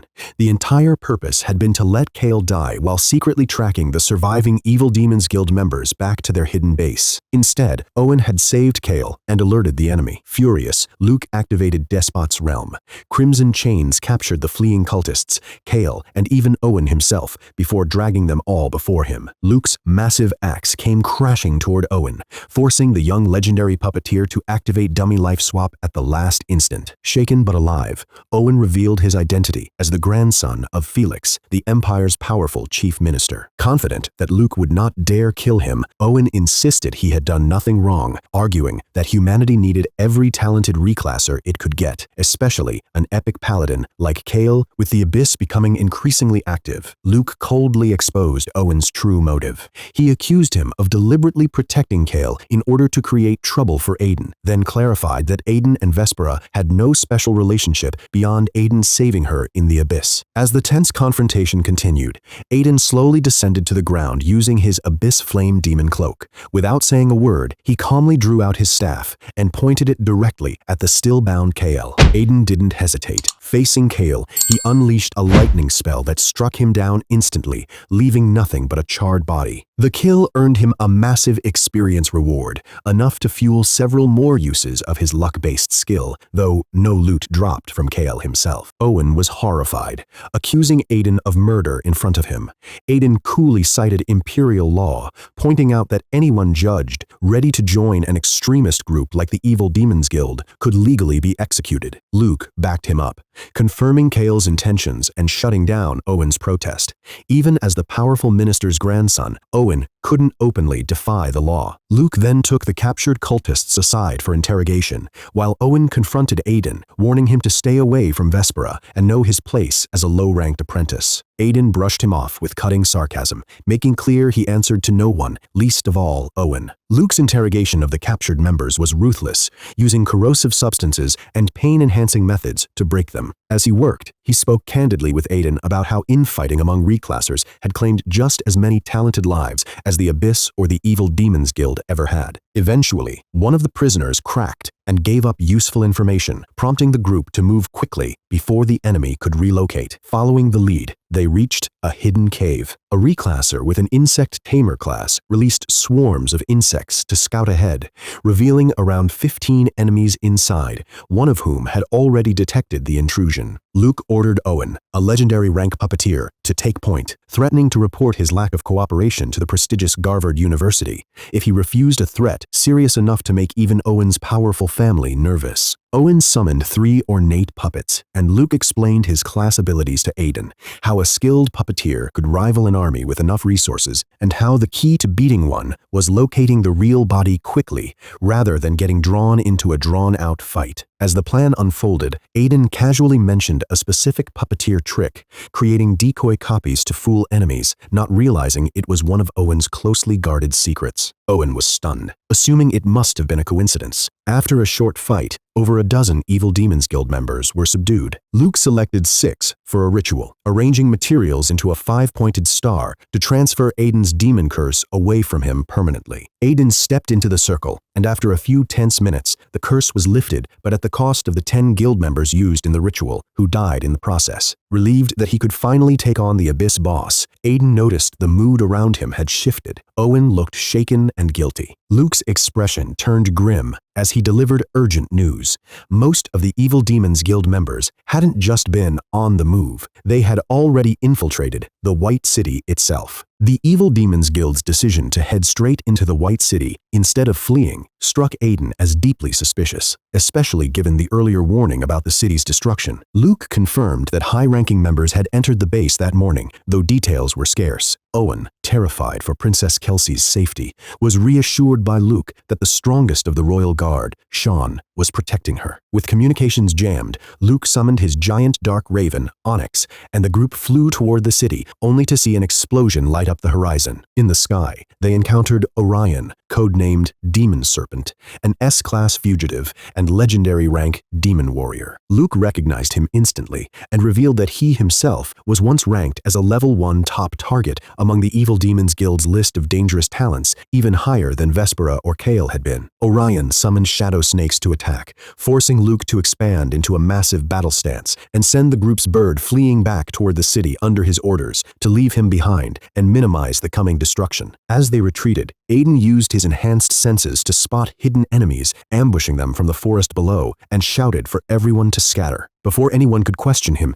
he leapt off the bird using his Abyss Flame demon cloak moments before energy beams tore through the sky and struck the raven. Aiden folded his cloak to avoid being spotted and carefully controlled his fall, narrowly escaping into cover as an enormous explosion erupted where Luke and Orion had clashed, flattening the surrounding forest. Sheltering behind a rock from the shockwave, Aiden was struck by how outmatched he'd be if caught between high-level combatants, reaffirming his need to grow stronger quickly. Using his iron dragon wings to stay low and evade detection, he soon spotted Owen crawling out of the rubble, saved only by a protective item from his grandfather. Owen was stunned to see Aiden already flying with what he recognized as epic tier gear, a possession even he, despite his powerful family, didn't have, and a flicker of envy crossed his face. Before he could react further, they both heard the sound of enemy footsteps approaching, along with voices ordering a thorough search for survivors. Owen quickly downed a recovery potion and summoned 10 level 40 puppets,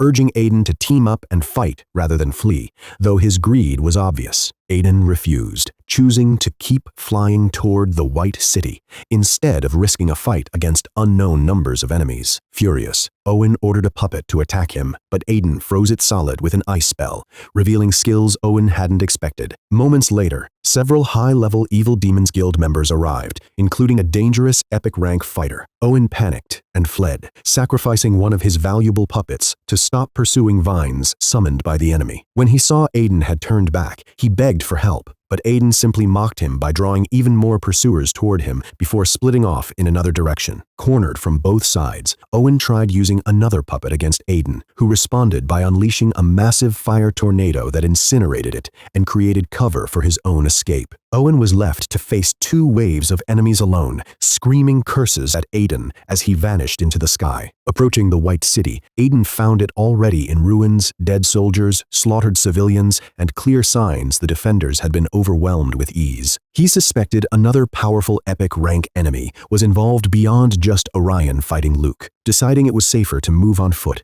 Aiden pressed deeper into the city, growing angrier as he passed the bodies of children among the dead. A massive explosion drew his attention to the city center, where a colossal golden-red illusion loomed over the luxury hotel, a projection resembling Sean, one of Sean's own class abilities. Aiden rushed toward it and found Sean standing his ground with a giant hammer, protecting Kelsey, Vespera, Vivi, and John, who were surrounded by dozens of identical black-robed enemies perched on rooftops and lampposts.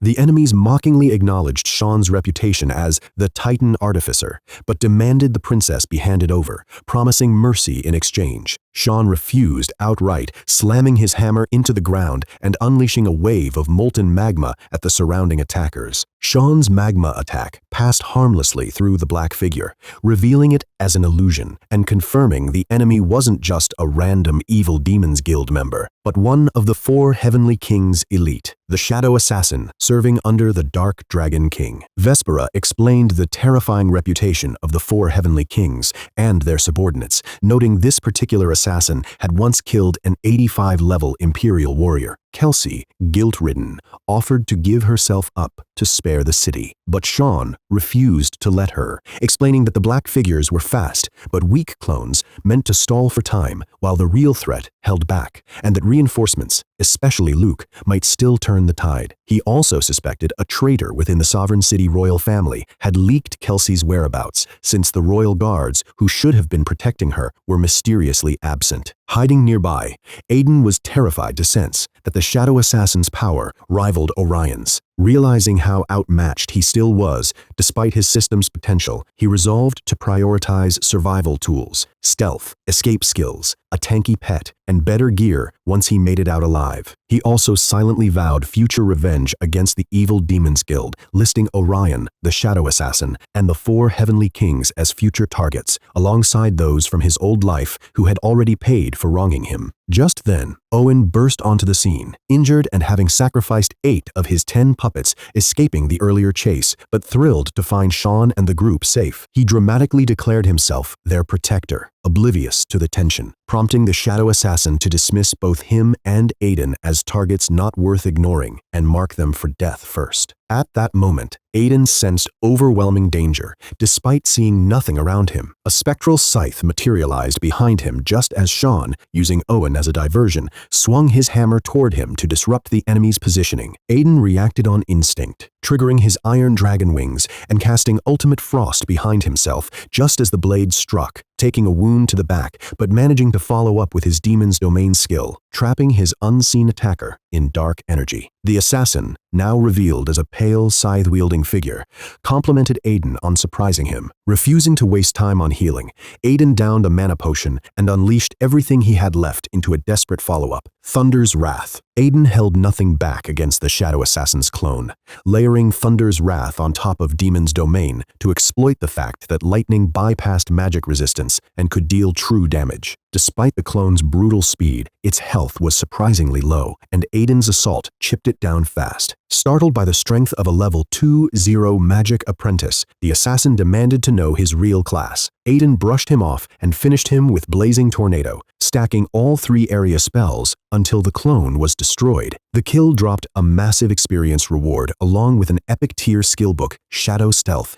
a rare find that let him become undetectable to sight, sound, and most tracking abilities while boosting his movement speed, with only domain level or mythic tier detection able to sense him. Aiden immediately learned it, healed his spine-deep wound with light healing spell, and slipped into the shadows to observe Sean's ongoing fight, marveling at how much faster the new skill made him than even his iron dragon wings. Nearby, Owen had been caught by another clone before Sean intervened, losing both his legs and reduced to screaming for help, invoking his grandfather's name as leverage. Vespera, Vivi, and John ignored his cries at first, more concerned with whether Aiden had survived the explosion they'd heard, the same skill signature Aiden had used against the flame demon Oslu, a fight they remembered nearly killing them despite Oslu being weaker than this clone. Kelsey grew increasingly guilt-ridden as the group realized a level 2-0 apprentice shouldn't have been able to survive at all. Ultimately, worried about the political fallout of letting Felix's grandson die, Vespera reluctantly tossed Owen a healing potion, stabilizing him enough to crawl away from the fighting, unaware that Aiden, hidden in the shadows nearby, was watching him with cold, calculating eyes. Aiden had been ready to silently kill Owen using Fireball as cover, while everyone's attention was on Sean's fight. But Owen's high spirit stat let him sense the killing intent just in time, forcing Aiden to abandon the plan before anyone spotted him. The interruption drew Luke back onto the scene, battered, missing an arm,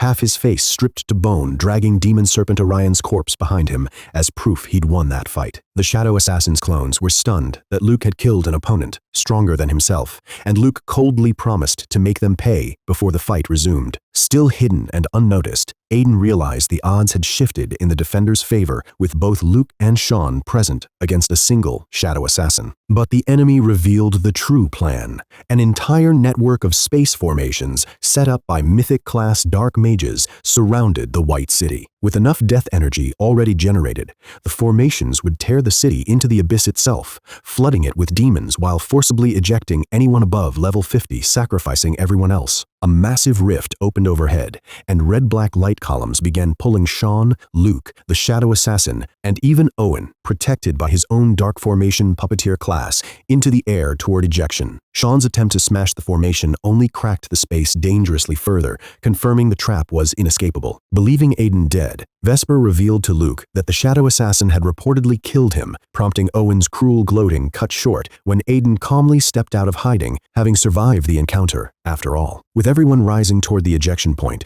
and time running out, Luke urged the others to trust and follow Aiden, insisting he could keep them alive before he, Sean, Owen, and the shadow assassin vanished from the collapsing space. Left facing a stunned and hopeful Vespera, Vivi, John, and Kelsey, Aiden admitted he hadn't escaped the assassin he'd defeated the clone outright, though he didn't elaborate. With the abyss closing in and monsters ready to pour through, he told them plainly, once the unstable space ejected everyone above level 50, he would be the one keeping the rest of them alive. Kelsey lit up with hope at Aiden's claim, trusting his proven strength over the others' unawakened levels. Vespera, however, worried the merging of the White City with the Abyss could unleash far more monsters than anyone could handle, while Vivi, drawing on her military family background, suggested finding a defensible position instead of engaging directly, also noting this incident could spark all-out war between the Empire and the Abyss. Aiden countered that hiding wasn't sustainable once the demons finished off the scattered survivors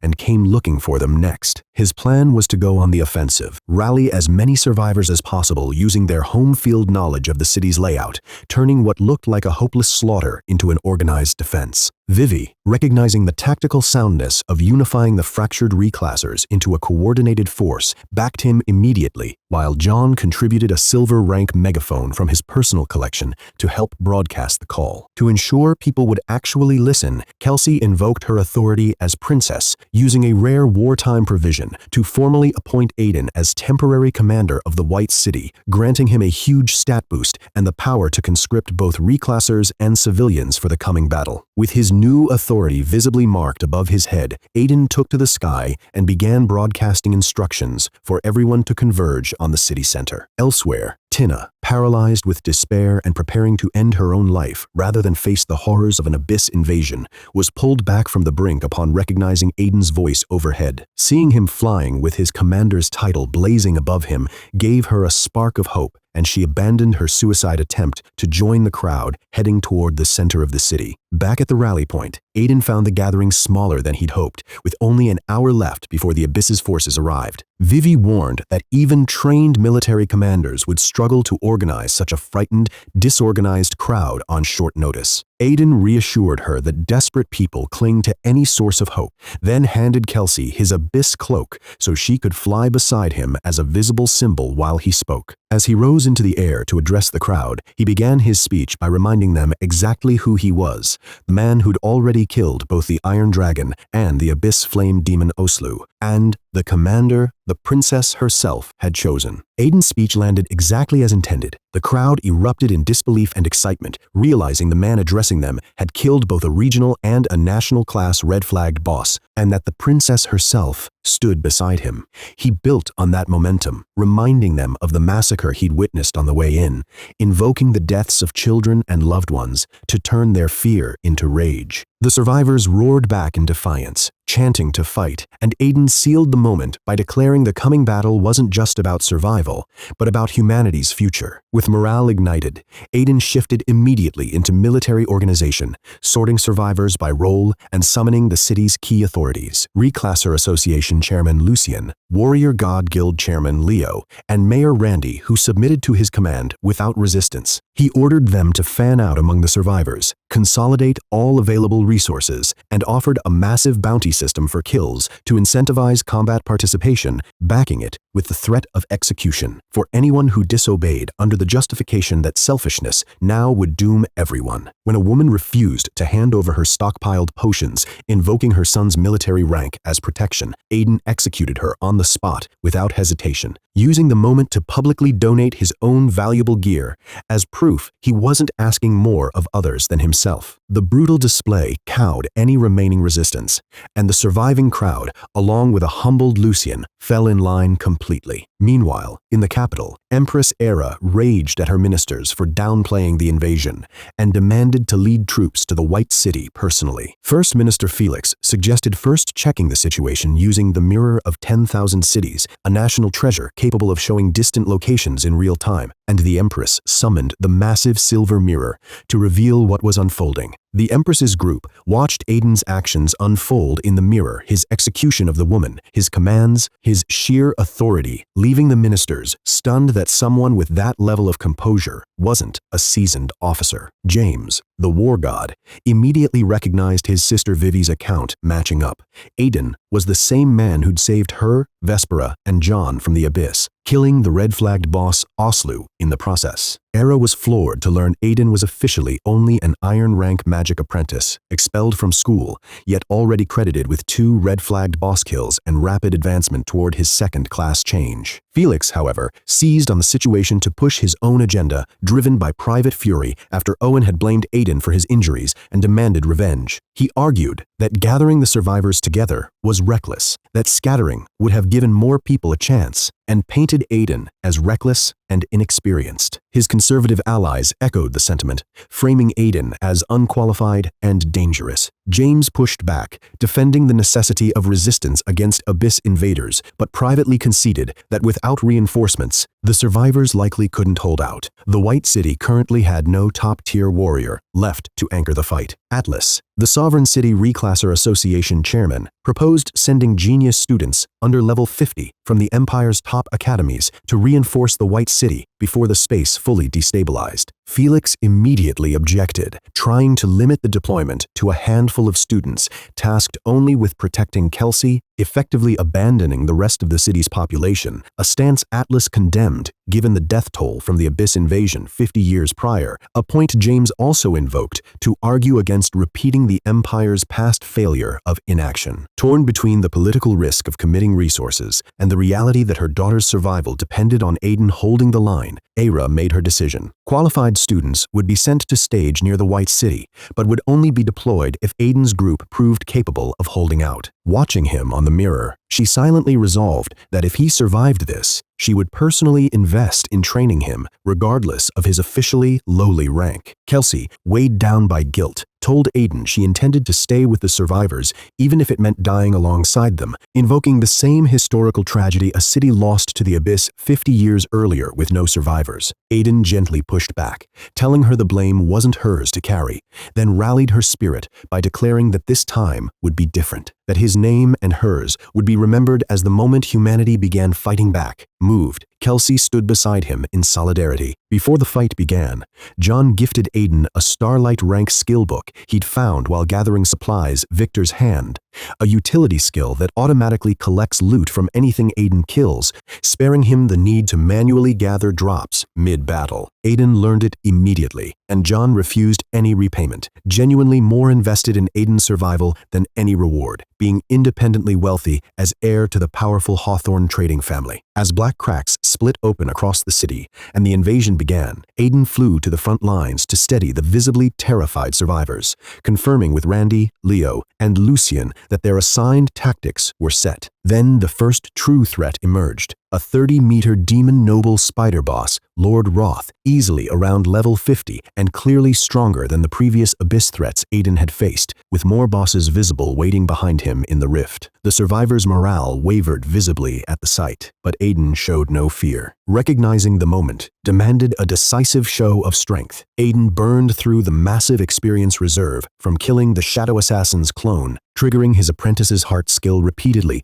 to convert 200 million experience into a huge stat boost, hundreds of points each in strength, constitution, spirit, and agility. He then planted a sword in the ground before the survivors as a symbolic line, declaring that if he ever retreated past it, they had the right to kill him themselves before turning to face Lord Roth alone. Vivi immediately buffed Aiden with her epic tier demigod boost, dramatically raising his constitution, defense, and resistances, while other support class survivors layered on additional buffs of their own. As Roth unleashed corrosive toxic breath that leveled nearby buildings, the mood in the capital darkened. Felix predicted Aiden's inexperience would doom the fight before it began, while James privately conceded that even Garvard University's top students would struggle against a boss of Roth's caliber, especially with untrained civilians rather than disciplined soldiers backing him. James estimated the group would collapse within 10 minutes, unless Aiden could land a serious blow early. Back in the White City, Aiden opened with ultimate frost, freezing Roth's massive body solid despite the demon's shock that a supposed level 2-0 human could pull off such a feat. As Roth began melting free and mocking him,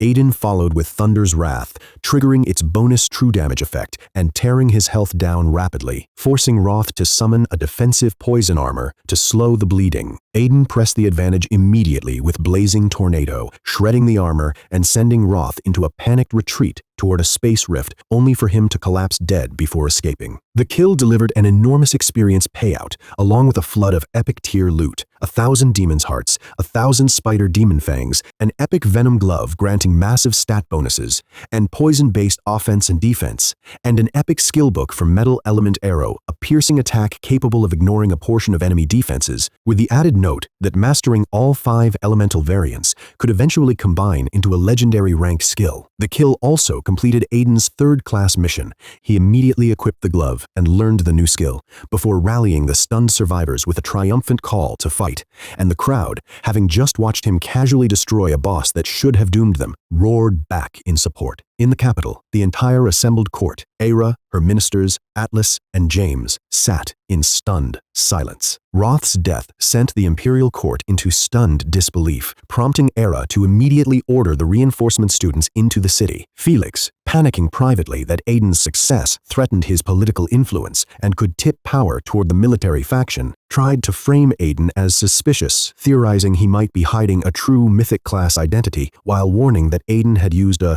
dark skill, invoking the memory of a past genius who'd betrayed the Empire. After learning similar abilities, he pushed to reward Aiden, but block him from military recruitment, a suggestion James countered by openly proposing Aiden for the military department instead. The tension was cut short when 2 more 50-level Abyss bosses emerged from the rift, forcing Aira to prioritize routing all reinforcements towards supporting Aiden rather than diverting anyone to guard Kelsey directly. Back in the White City, the battle turned brutal as more defenders fell, several dying in defiance, refusing to retreat even as they bled out watching Aiden fight. Recognizing he couldn't sustain reckless aggression without eventually losing, Aiden signaled Randy and the others to pull survivors back into the buildings for cover while he drew both incoming bosses' attention himself, using his flight speed to keep them separated from the vulnerable crowd. He punched through a demon's bone shield with his new Metal Element Arrow, stunning it, while dodging relentless charges from the 4-armed brute. Elsewhere in the city, small groups of defenders used the terrain to ambush and pick off Abyss monsters in the narrow streets,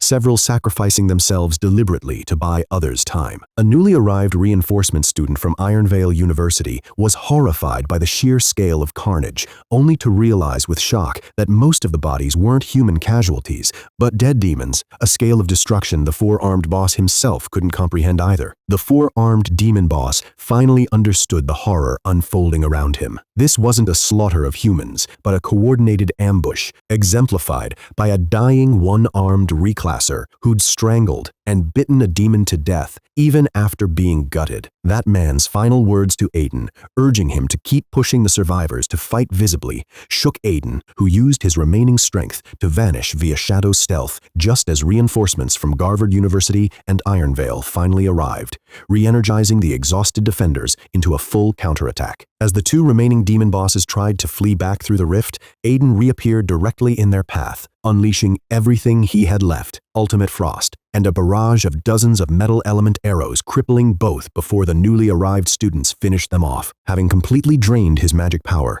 Aiden dropped from the sky into a cluster of demons, but the sight of him alone was enough to send them fleeing in terror, while horrified survivors rushed to catch him, saved at the last second by a reclasser's vine net spell. Though he'd only get partial credit for the 2 boss kills since the students landed the final blows, Aiden was satisfied his real goal had been making sure no invading demon escaped alive. Evan, one of the arriving Garvard University students, informed Aiden that the Empress herself had dispatched the reinforcements specifically to support him, then moved off to mop up the remaining enemies. Aiden, still burning through mana, spent his remaining strength healing the badly wounded around him, prioritizing the critical cases over minor injuries. By the time Kelsey and Vespera found him, he was running on empty, haunted by the memory of the dying warrior's final words and thumbs up. Refusing to rest, Aiden sought out the man's body in the alley to give him a proper separation from the demon he'd killed, quietly promising not to forget what he'd said. As the battlefield was cleared and the fallen were gathered in the city center,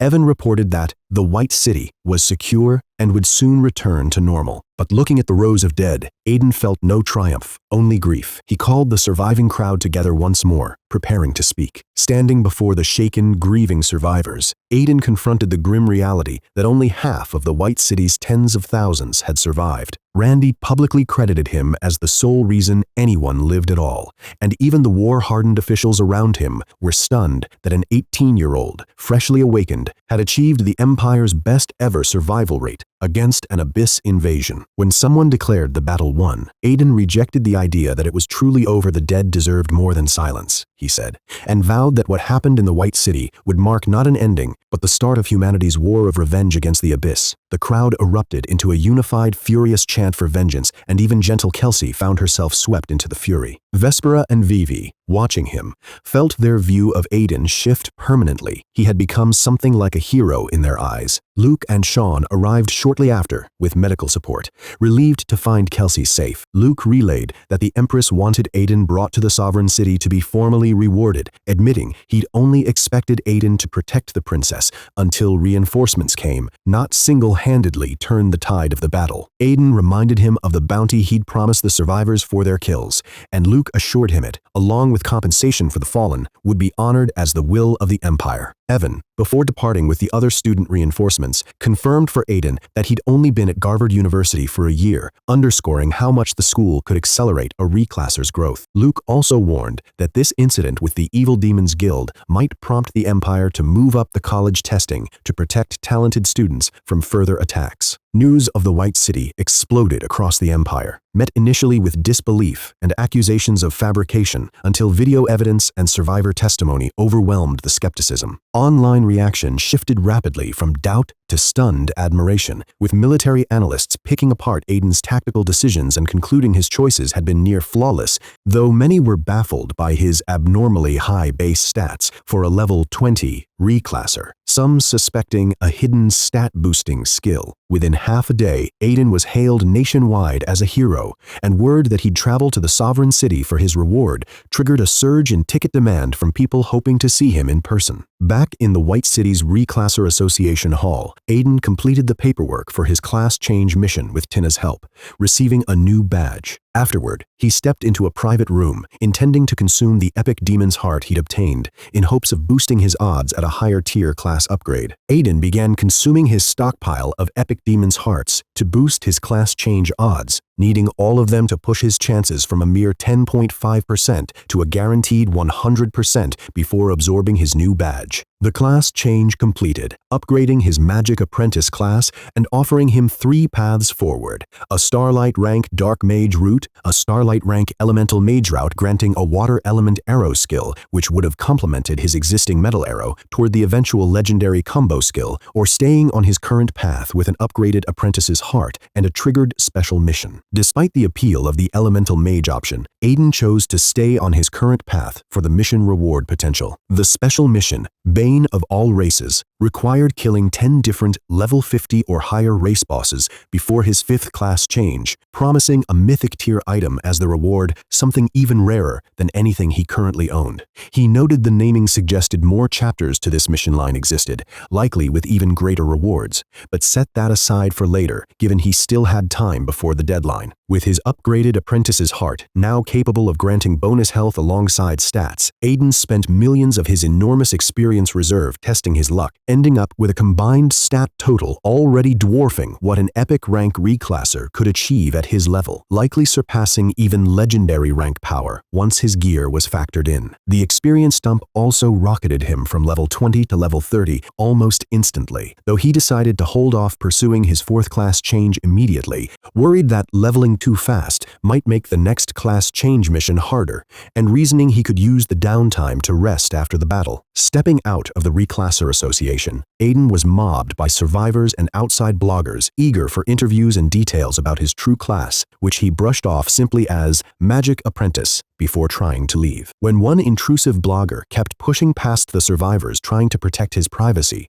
Mayor Randy stepped in and publicly banned the man from the White City for disrespecting Aiden, prompting the blogger to storm off, revealing, as he left, that someone had specifically hired him to try to damage Aiden's reputation. Daniel, the blogger humiliated earlier, revealed his true colors. He'd been secretly paid to destroy Aiden's reputation, and his plan was a calculated praise-killing, flood the internet with excessive glorification of Aiden until any misstep, real or fabricated, could be weaponized against him. Watching a statue of Aiden being unveiled in the city center, he privately vowed the people worshipping their hero now would tear him down soon enough. The conspiracy traced back to First Minister Felix, who confided to his servant that he genuinely respected Aiden's heroism, but viewed him as a destabilizing threat to the empire's fragile political balance, believing the rise of extraordinary prodigies risked provoking direct conflict with the Abyss, an enemy he considered unbeatable. Felix ordered his plan set into motion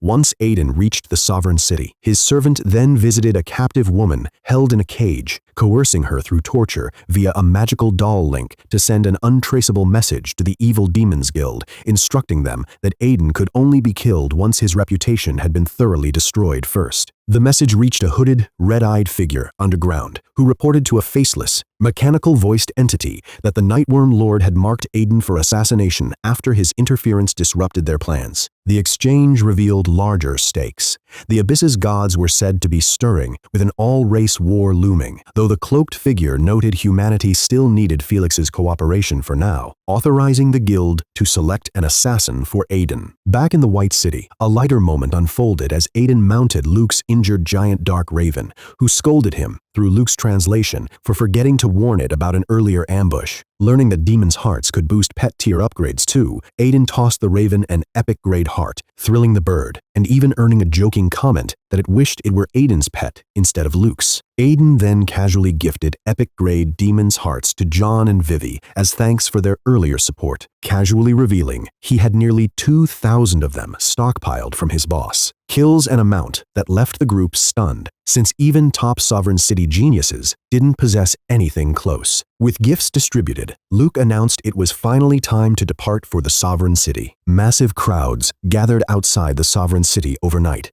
desperate for a glimpse of Aiden as his legend spread nationwide, with many treating his feats as unprecedented in recorded history. Escorted by Luke's Raven, Aiden flew the ceremonial route into the city under a special exemption to the sky barrier, greeted by roaring crowds, fireworks, and camera flashes that briefly overwhelmed him with the surrealness of his transformation from failed apprentice to national hero. Watching from the palace, Empress Era privately noted that Atlas believed Aiden's class had already climbed to platinum rank, comparing his trajectory to Luke's own rise from a low-ranked priest to a level 8-9 tyrant cleric, suggesting Aiden's ceiling could be even higher. When Felix tried once again to limit Aiden's reward and block military ties by invoking his dark magic skills, Era calmly overruled him by announcing Aiden would also receive access to an Imperial secret trial, catching Felix off guard. Upon landing, Aiden was formally excused from bowing and introduced first to the military faction James, who complimented his tactical mind, while noting his combat skills still needed work, and Atlas, who invited him to see the Wexley family's soon-to-birth epic-class mount. Both leaders angled for Aiden's favor, hoping to draw him toward their circles. When introduced to Felix, who feigned friendliness by inviting him to visit the recovering Owen, Aiden coolly needled him by implying Owen would likely be afraid to see him visibly rattling Felix's composure and confirming to Era that Aiden had already picked up on the political tension surrounding him. Era then formally bestowed the title of Imperial Hero, granting Aiden major stat bonuses, battlefield damage bonuses against Imperial enemies, and the authority to command soldiers in emergencies. Beyond the title, she awarded him a military rank of Lieutenant Colonel, access to the Imperial Secret Realm, a Starlight rank equipment piece, and $5 billion in currency, a reward package worth over $100 billion in total value. Yet Aiden received it all with visible indifference, thanking her without any real enthusiasm. And when she tried to stress just how coveted the secret realm access was among geniuses, he casually admitted it didn't hold much importance to him. The room reacted with disbelief when Aiden requested trading his entire reward package for a luck-changing item, since only the previous college testing's top scorer had ever received the Empire's sole twin coin, already earmarked for the next top scorer. Aiden accepted the refusal but pivoted to trading his Imperial secret realm access for cash instead, explaining he had other means of raising his professional tier. Felix seized on this, mocking him as an ungrateful Iron-Rank apprentice who didn't understand the value of what he was giving up, prompting Aiden to fire back with a pointed insult, delighting James and Atlas. When Felix pushed further, Aiden used detection to reveal his own status publicly. Level 30, Starlight rank, a jump that stunned everyone present, since he'd been only level 20 and presumably far lower rank just the previous day. No one could explain how such a leap was possible, and Felix's attempt to claim Aiden had been secretly hiding his true level collapsed under the obvious impossibility of the numbers. Aiden shut him down coldly, asserting his rank and growth were his own business, and pointedly noted he'd nearly killed Owen outright rather than merely humiliate him. A group of ministers aligned with Felix tried to capitalize on the tension, publicly suggesting Aira revoke Aiden's Imperial Hero title over his disrespect. Aiden turned the accusation back on them, calling out their hypocrisy for prioritizing loyalty to Felix over the people they claimed to serve, silencing the room and visibly rattling Felix. Aira ended the confrontation by validating Aiden's point, agreed to convert the Imperial Secret Realm access into 10 billion in currency, and led him off toward the banquet, leaving James and Atlas openly amused at Felix's expense. Privately, Felix reaffirmed his resolve to eliminate Aiden before his influence could grow further. At the banquet, Kelsey greeted Aiden warmly, but as he moved to pat her on the head, Atlas quickly interjected with a formal bow to remind him of her royal status, and another guest immediately criticized Aiden's casual manners toward the princess as unbefitting someone from a small place. Logan, a royal cousin whose secret realm slot had effectively gone to Aiden, publicly confronted him over touching Kelsey's head, but Kelsey defiantly defended Aiden and pressed into his hand herself, embarrassing Logan further. Vespera quietly filled Aiden in on Logan's grievance, explaining the coolness from the Sovereign City crowd as resentment over the lost opportunity. Ira shut the confrontation down firmly, reminding Logan of his place and dismissing the incident before leaving the young geniuses to mingle, confident Aiden could handle himself. Both James and Atlas made competing invitations for after the banquet, and John tried to relay his own grandfather's invitation before backing down under their pointed stares. Once the older generation dispersed, Aiden reconnected with Evan, who mentioned rumors that the Empress planned to move the college testing up within days' news that mattered to Aiden, given the luck-changing twin coin tied to the top scorer's prize. Evan also hinted, cryptically and with visible discomfort, that there were things about Kelsey and her relationship with Aiden that Aiden didn't yet understand, promising to explain privately later, while noting how unusually happy and relaxed she seemed around him. The tension escalated when Victor, a rising mythic rank talent known for skipping social events, arrived and immediately targeted Aiden, publicly declaring his tactics during the White City battle had been flawed, and that scattering survivors into buildings had gotten more people killed than necessary, framing Aiden's hero title as undeserved. Aiden, who could tolerate insults about his rank or origins, found this attack unbearable given the cost in lives he'd personally witnessed, and coldly dismissed Victor as a fool without engaging his argument. When Logan piled on, praising Victor's tactical genius and accusing Aiden of getting innocent people killed through incompetence, the accusation struck a nerve tied directly to the survivor's dying words Aiden still carried with him, and his composure finally cracked as he turned on Logan with open fury. Logan doubled down publicly, invoking James's praise of Victor to argue that his tactics would have saved more lives, framing Aiden's disrespect toward Kelsey and himself as royal disrespect, on top of resenting Aiden for costing him his secret realm slot. Aiden responded by challenging him directly to a fight-lose, and Logan would kneel before the White City's victims, win, and he could ask for anything. Logan, having seen the footage of Aiden's spider demon kill, knew he'd lose but couldn't gracefully back out either, since he'd effectively become the face of Sovereign City elite resistance to Aiden. When Aiden pressed him to either fight or admit uselessness, Logan tried to save face by claiming he'd only pointed out a mistake, prompting Aiden to draw his staff and demand an apology or a fight outright. Victor intervened before it escalated further, defending Logan's point while distancing himself from the harshness of it, insisting a better strategy existed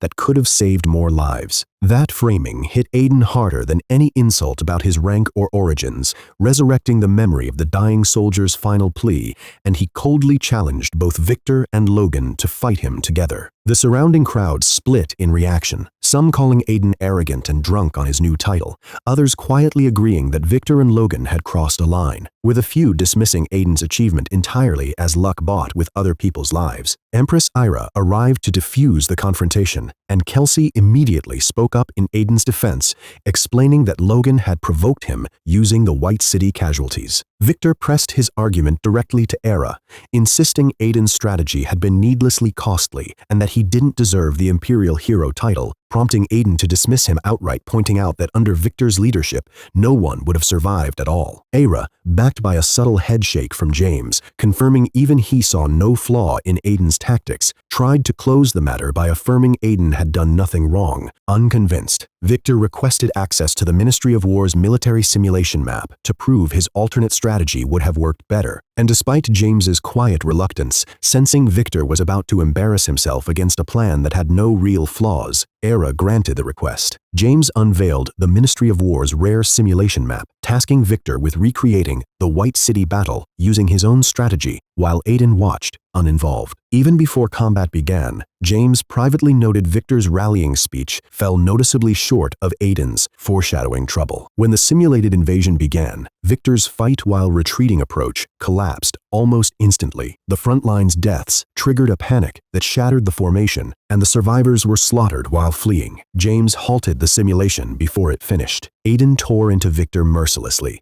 pointing out that under his plan, literally no one but Victor himself would have survived, and mocked his silence when confronted with the result. Victor tried to protest that he could have personally intervened to change the outcome, but Aiden dismissed the excuse as hypocritical given his earlier insistence that Aiden admit fault. When Logan tried to defend Victor's mythic class potential, Aiden challenged him directly to prove himself in the simulation instead, then needled him further by offering to fight without any of his epic tier gear, a reveal that stunned the surrounding Sovereign City elite, since multiple epic items were something even Logan's family didn't possess. Cornered by the social pressure of backing down, Logan proposed a bloodless alternative, a straight academic competition at the upcoming college testing, no gear involved, purely on merit. Aiden agreed but raised the stakes. If Logan lost, he'd have to pay $1 billion to the families of the White City's dead. Logan, confident a magic apprentice couldn't outscore him without equipment, accepted and audaciously countered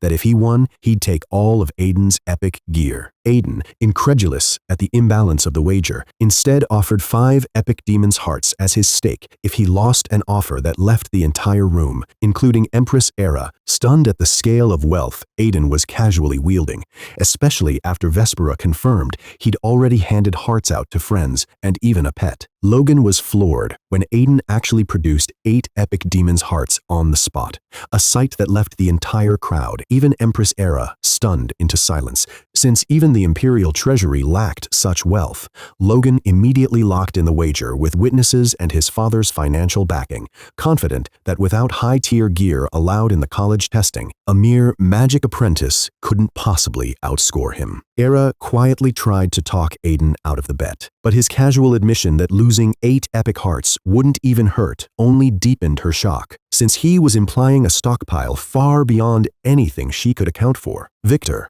Having regained his composure after the humiliating simulation defeat, doubled down on his belief that his strategy would have saved more lives and challenged Aiden to prove strength mattered as much as tactics in the college testing, declining any material stake, wanting only to prove himself. Aiden accepted both challenges, confident he'd outscore them both. With tensions escalating into a citywide topic of gossip, Aira used the moment to formally announce the college testing would proceed in 1 week as scheduled, with each province's top 1,000 first-round finishers advancing to the final test. Afterward, Kelsey pulled Aiden aside, offering him a collection of her own valuable gear as a token of encouragement, which he gently declined, insisting she'd need it once she awakened her own profession. Kelsey then revealed something she wasn't supposed to share. She was secretly dying of an illness, with limited time left, catching herself immediately and trying to brush it off with a forced smile. Before Aiden could react, she grew pale and began sweating,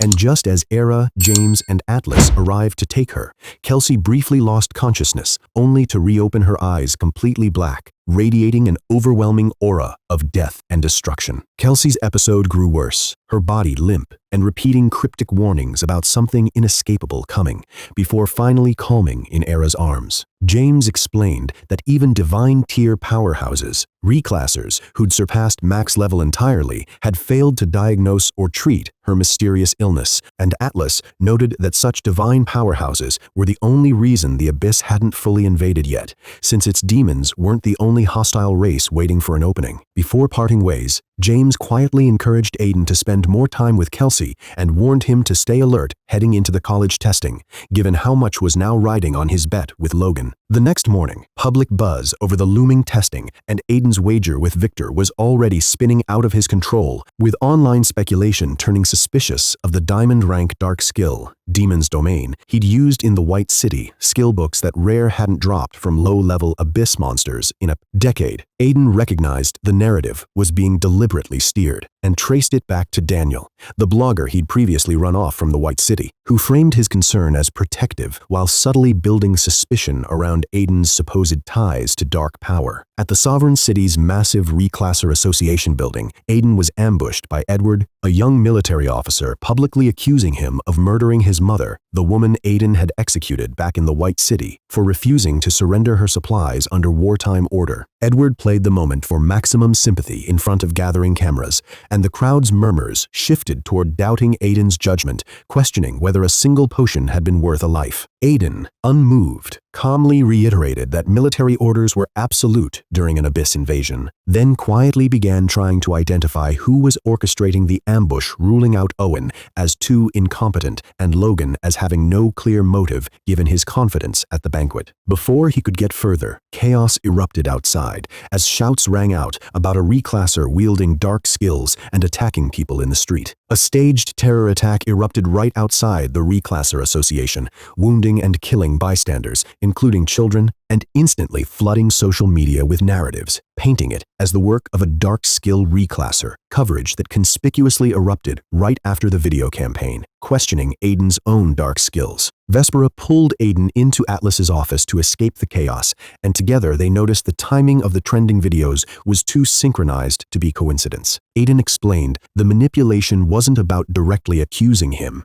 It worked by layering suggestive content, his dark skill reputation, Daniel's fear-mongering video, Edward's public accusation, now a dark skill terrorist attack, so that people would connect the dots themselves without ever being told outright. Vespera, walking through the logic herself, was unsettled by how effective and untraceable the manipulation was. Unable to identify a motive tied to Owen, Logan, or Victor, Aiden concluded someone with real influence had taken an interest in him specifically since arriving in the Sovereign City, and enlisted Vespera to dig into past terror attacks and other geniuses who'd faced similar smear campaigns, ruling out the Evil Demons Guild as too direct for this kind of scheme. While she investigated, Aiden took on his next class change mission, learning it required killing 2 different race level 5-0 Abyss bosses, conveniently overlapping with his ongoing Bane of All Races special mission, needing 10 such kills for a mythic reward. Realizing he needed to reach the Abyss border region where multiple races intersected, rather than risk a random entry point, Aiden contacted John, who promptly provided a specialized Abyss pass and, unprompted, an even more valuable item, a Starlight rank warning compass capable of detecting powerful Abyss beings within 25 kilometers, which would have saved him from his earlier brush with the flame demon Oslu.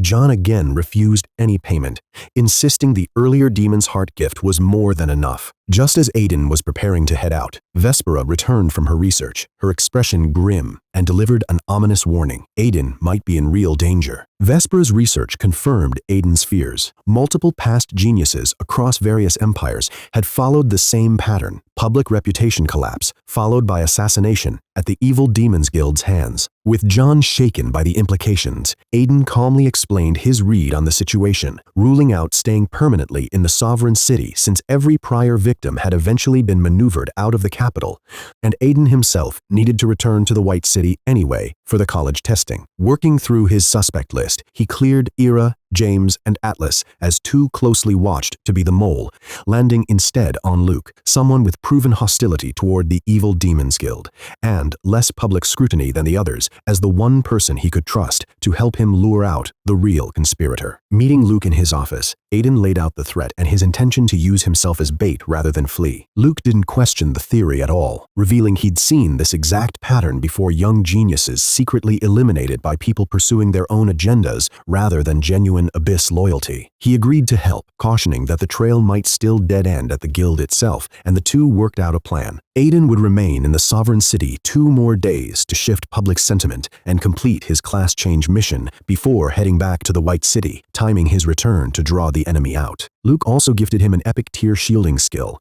Black Tortoise Shielding Technique, capable of concealing his identity and blocking detection up to epic rank, a major upgrade over his previous stealth options. Returning to his hotel amid a shifting tide of public suspicion and whispered doubts about his stability, Aiden brushed off the noise, more focused on strengthening himself before the confrontation to come. He activated his Abyss Pass and teleported in, and immediately John's warning compass began shaking violently. Moments after entering the Abyss, Aiden's warning compass revealed a chaotic scene. 2 fleeing shrine maidens, a race he'd never encountered, being pursued by a dozen-plus demons after allegedly stealing something from Demon Duke Ethan. He hid using shadow stealth as the chase swept directly overhead, narrowly avoiding detection, and let curiosity about the stolen treasure pass without pursuing it, prioritizing safety and his actual mission. Pressing on at low altitude, Aiden made quick work of a group of low-tier earth demons with metal element arrow, though the kills only yielded minor loot given their weak tier. Sensing a possible monster nest, he confirmed no immediate danger with the compass before engaging a trio of elite earth demons, freezing and shattering them instantly with ultimate frost, a curb stomp that nonetheless produced a solid haul of crafting materials and potions. The commotion drew out the true threat: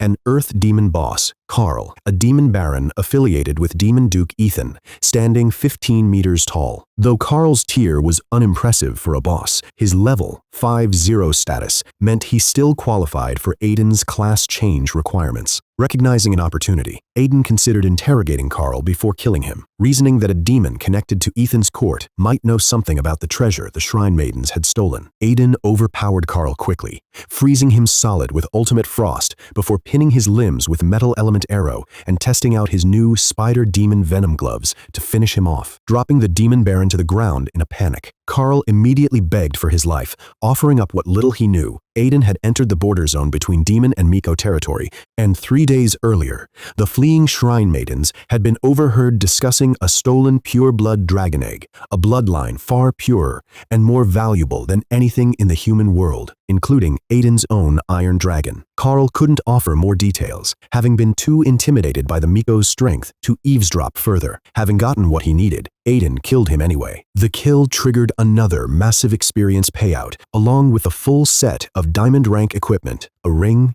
gauntlets, and boots, rounding out Aiden's gear to nearly all epic quality, save for one remaining platinum piece. It also completed the first kill toward both his class change requirement and his Bane of All Races special mission, leaving 9 more different race bosses to go. As Aiden prepared to head west toward Miko territory, his warning compass buzzed again, revealing 2 more approaching entities. Before he could identify them, the same 2 shrine maidens from earlier reappeared in the sky, badly wounded, their robes torn, clearly having barely escaped their demon pursuers. Seeing an opportunity tied to the dragon egg rumor, Aiden's interest sharpened immediately. Hidden nearby, Aiden watched the 2 Miko sisters, Cheryl and Rain, debate their dwindling options after their winged snake mount collapsed from exhaustion. Cheryl offered to sacrifice herself so Rain could escape with the stolen pure blood dragon egg, revealing it held enough significance to qualify whoever absorbed it for the Origin Miko's inheritance, but Rain refused to let her risk a forbidden, likely fatal technique, insisting Cheryl was the only family she had left. Their emotional standoff was interrupted when the sisters detected Carl's freshly killed body nearby and briefly suspected they weren't alone, though Aiden's shadow stealth held up under scrutiny. Aiden initially planned to let the coming fight between the sisters and pursuing demons play out, intending to swoop in afterward to claim the dragon egg and finish off whichever side survived, until 2 demon warriors located the sisters and cornered them, revealing that Demon Duke Ethan himself, a level 9-0 domain-wielding threat, was inbound to personally reclaim the egg. Realizing Ethan's arrival would render even his epic tier shadow stealth useless, Aiden recalculated. Rather than flee alone, he offered the increasingly desperate sisters an epic-grade demon's heart in exchange for being included in their teleport escape, assuming only 2 of them could go. When Rain and Cheryl began arguing over who would sacrifice themselves to let the other 2 leave, Aiden revealed he had enough demon's hearts to take all 3 of them, tossing over 3 at once. Rain immediately activated the teleportation circle just as Ethan himself arrived in a burst of overwhelming demonic power, recognizing Aiden's aura on sight and hurling a massive, mountain-sized destructive attack directly at him before the group could fully escape. Ethan's devastating attack fell short as Aiden and the sisters vanished through Rain's teleportation, though not before Aiden mockingly gestured a thumbs down at the Demon Duke, cementing his place as a marked target. Furious and humiliated, Ethan ordered his warriors to contact the Evil Demons Guild directly to hunt Aiden down, blaming him for the earlier destruction of his plans involving Oslu. Arriving in Miko territory, Aiden immediately vanished into shadow stealth, watching as an exhausted Rain returned his generosity by tossing back the 1 demon's heart he hadn't used, declaring their debts settled, though Cheryl clearly coveted it. Aiden used detection to size up the sisters properly for the first time, both epic tier, high level, but visibly weakened from their ordeal. When he revealed himself and tried negotiating for the pure blood dragon egg directly, Rain refused outright, and their exchange revealed a mutual, calculated wariness, each recognizing the other as too dangerous to underestimate. Sensing a new threat approaching on his warning compass, Aiden departed without pressing further, leaving the sisters to assume he'd abandoned interest in the egg. The relief was short-lived. Using her teleportation had badly strained Rain's body, and before they could recover and flee, a monstrous killing Miko, an abyss predator who sustains her stolen beauty by devouring other Miko, arrived, delighted to have stumbled onto easy prey. She attacked Rain directly, forcing Cheryl to deflect the strike and prepare to sacrifice herself with a forbidden spell to protect her sister. Desperate, Rain called out for Aiden, hoping he was still nearby and could be bought off with what he wanted. Just as the killing Miko mockingly dismissed the idea that a human could pose any threat, a quiet voice cut through the silence Aiden had stayed after all. The killing Miko's excitement at finding easy prey shifted to unease when her detection couldn't read Aiden at all, his black tortoise shielding proving effective even against Abyss native senses. Meanwhile, Aiden tried to leverage the crisis for the dragon egg, offering help in exchange for it outright, only for Cheryl to refuse on her sister's behalf,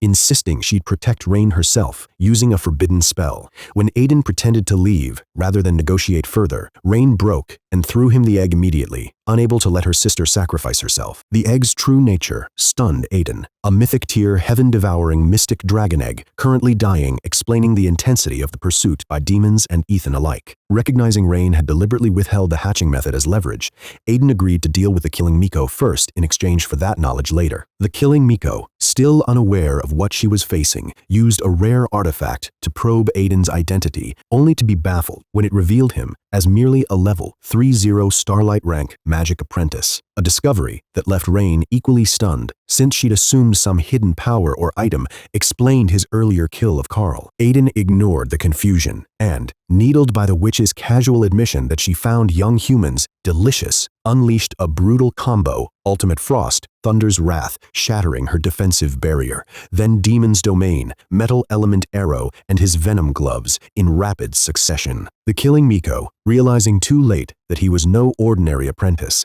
tried a desperate counterattack with a death-infused spell, but Aiden evaded it, using Shadow Stealth's burst speed, and she died moments later, leaving Cheryl and Rain staring at him in stunned silence. The killing Miko's death left both sisters stunned, unable to reconcile Aiden's supposedly weak Magic Apprentice classification with the ease of the kill, and convinced he must have some hidden trick or item explaining his strength. Meanwhile, Aiden's loot confirmed the fight had been another major payoff: a mountain of materials, a new Starlight rank defensive skill, Blacklight Ward, and an epic detection item, the Black Cat's Eye, capable of reading enemies and identifying unknown items. The kill also completed his 4th class requirement. When Aiden pressed for the promised hatching method, Rain revealed the basic process was simple feeding the egg energy, but withheld deeper ancestral knowledge about the heaven-devouring mystic dragon as leverage, demanding 10 epic demon's hearts for it. Her real motivation became clear. She needed resources to eventually earn the title of Origin Miko, the clan's ruling position, in pursuit of an unspecified revenge. Wary of being cheated, Aiden extracted a binding Miko oath from her, guaranteeing a future favor once her revenge was complete, a vow so serious that Cheryl immediately tried to take it in her sister's place rather than let Rain risk it. Recognizing the long-term value of having an Origin Miko candidate bound to him, and seeing potential in Cheryl as well, Aiden proposed both sisters swear the same oath, offering an outrageous sum in return. Not 50 epic demon's hearts total, but 50 each. The number left both sisters stunned into disbelief, certain no human could produce that kind of wealth, unaware of just how deep Aiden's reserves actually ran. Aiden dropped 100 epic demon's hearts on the ground in front of the sisters, leaving both women visibly stunned and disbelieving a wealth display that shattered their understanding of what any single human could possess. Once they'd verified the hearts were real and finished frantically gathering them, Rain and Cheryl swore the binding Miko oath, promising Aiden a future favor once Rain achieved her revenge as Origin Miko, with the vow's sole binding consequence confirmed through a system notification. Rain then explained the true nature of the heaven-devouring mystic dragon, a being capable, at full power, of swallowing even gods, and revealed the abyss operates on a hidden 4-tier racial hierarchy: common, king, emperor, and imperial, with demons ranking as merely ordinary, and Miko having fallen from king rank status. The implication that vastly more powerful abyss races existed, waiting to awaken later than weaker ones,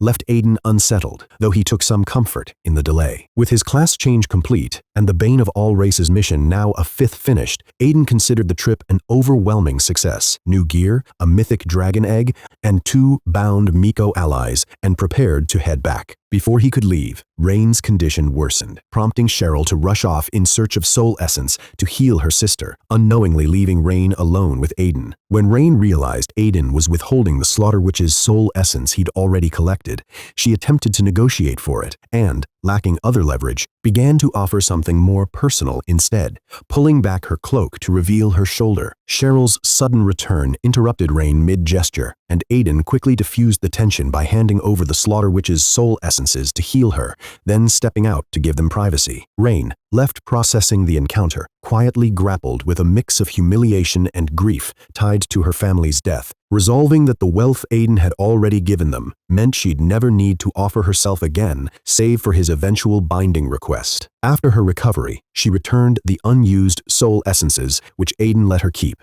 and gave him a platinum rank communication conch, allowing her to respond if he ever needed her help in the abyss again. Before leaving, Aiden offered her a rare moment of genuine encouragement, telling her he believed she'd become Origin Miko, a comment that visibly moved her. Back at his hotel, Aiden reflected on the trip's success and the growing conviction that raw power was the only real currency that mattered, a lesson reinforced ever since his breakup with Alira. Heading to the Sovereign City Reclasser Association to finalize his class change mission, he found the rumor mill had escalated dramatically in his absence. Edward, who'd publicly accused him of killing his mother, had turned up dead in an apparent suicide, with a blurry surveillance figure resembling Aiden circulating online, despite his verified absence in the abyss at the time. Aiden recognized it as another deliberate manipulation of public opinion, likely signaling that a real assassination attempt from the Evil Demons Guild was drawing closer. At the association counter, he was greeted warmly by Tina, who'd been promoted to the Sovereign City branch, following her role in the White City Resistance,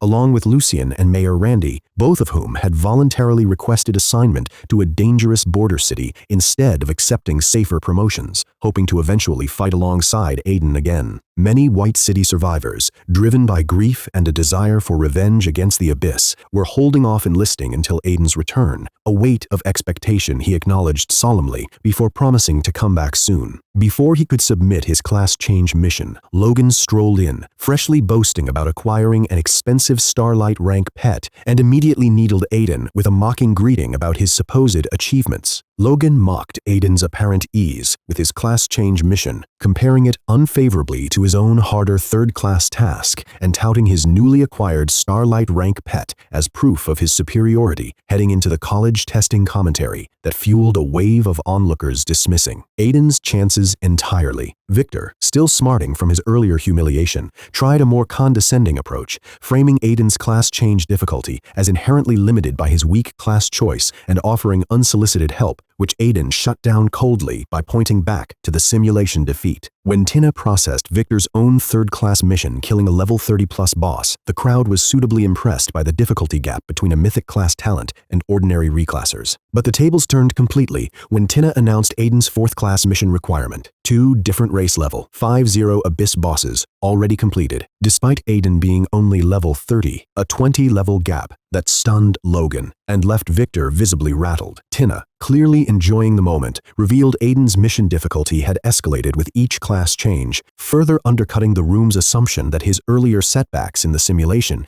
reflected his true caliber. Victor tried to rationalize the feat as purely gear-dependent, questioning whether Aiden could ever access legendary or mythic tier equipment to sustain his advantage, a jab Aiden dismissed outright, hinting he had no doubt about acquiring such gear eventually. Logan, still riding high on his own pet purchase, needled Aiden about being unable to match a Starlight rank pet, unaware that Aiden was secretly nursing a mythic, heaven-devouring mystic dragon egg capable of one day swallowing gods, a comparison so absurd it amused Aiden privately rather than provoking a response. As he turned to leave and continue his apprentice's heart stat investment, Lysander, Sean's apprentice, called out to him from the elevator, mentioning that Sean wanted to update him on the progress of repairing his legendary staff. The room's shock over Aiden's legendary staff repair only deepened when Lysander treated Logan's attempt at flattery with open disdain, dismissing his offer of 7 diamond rank materials as beneath his interest, while showing genuine deference and gratitude to Aiden for the materials and inspiration that had reinvigorated his teacher Sean's craft. Learning that Aiden had standing access to Sean, someone even the Empress had to schedule around, left Logan seething with jealousy, especially after Aiden treated the privilege with visible indifference. Humiliated further by Lysander's dismissal, Logan stormed off with an empty threat about the college testing, exposing Aiden's inadequacy. Aiden learned his legendary staff repair would take under 10 days,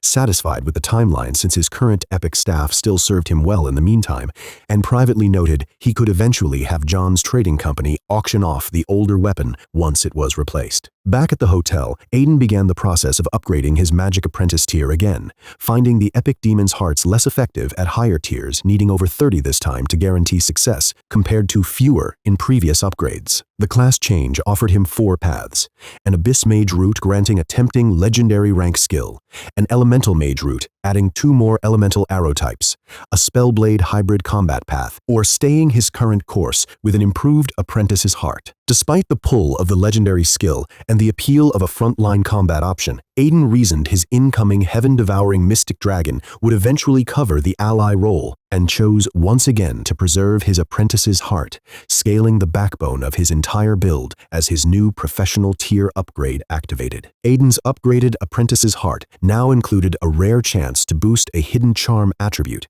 though his luck proved persistently poor after dumping his entire 1.2 billion experience reserve into the skill.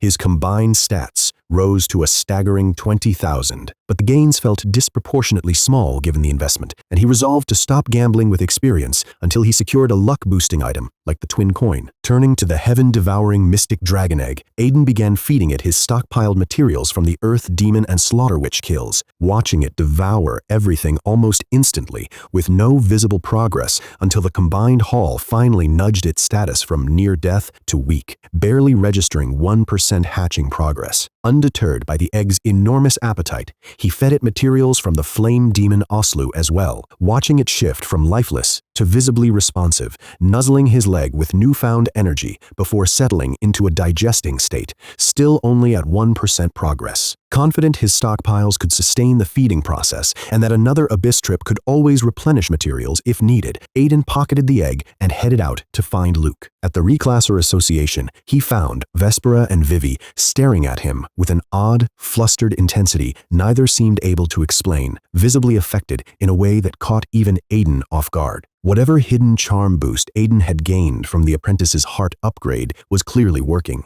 Vespera and Vivi found themselves inexplicably captivated by his presence, with Vivi even catching herself drooling before covering it up. Both women, confused by their own reactions, brushed it off and redirected the conversation to logistics before Aiden headed off to meet Luke, leaving them to puzzle over the strange new pull he seemed to have. The next morning, Aiden left the Sovereign City by train, planning to fly the rest of the way to the White City using his iron dragon wings once he reached a nearby station, deliberately setting himself up as bait per his and Luke's plan. He noticed the carriage was suspiciously empty and remained outwardly calm as new passengers boarded and settled near him, confirming the trap was closing in. When an elderly woman traveling with a young man staged a medical emergency to draw him in, Aiden coldly refused to help, unknowingly forcing their hand. The young man dropped the act, revealing they were agents working for Demon Duke Ethan, who wanted Aiden captured alive for personal torture, and the disguised grandmother peeled back her face to reveal a young woman underneath. Luke's instant activation of Despot's realm pulled Aiden back just as an invisible attack, Charles's cursed hand skill, capable of instantly killing anyone below level 50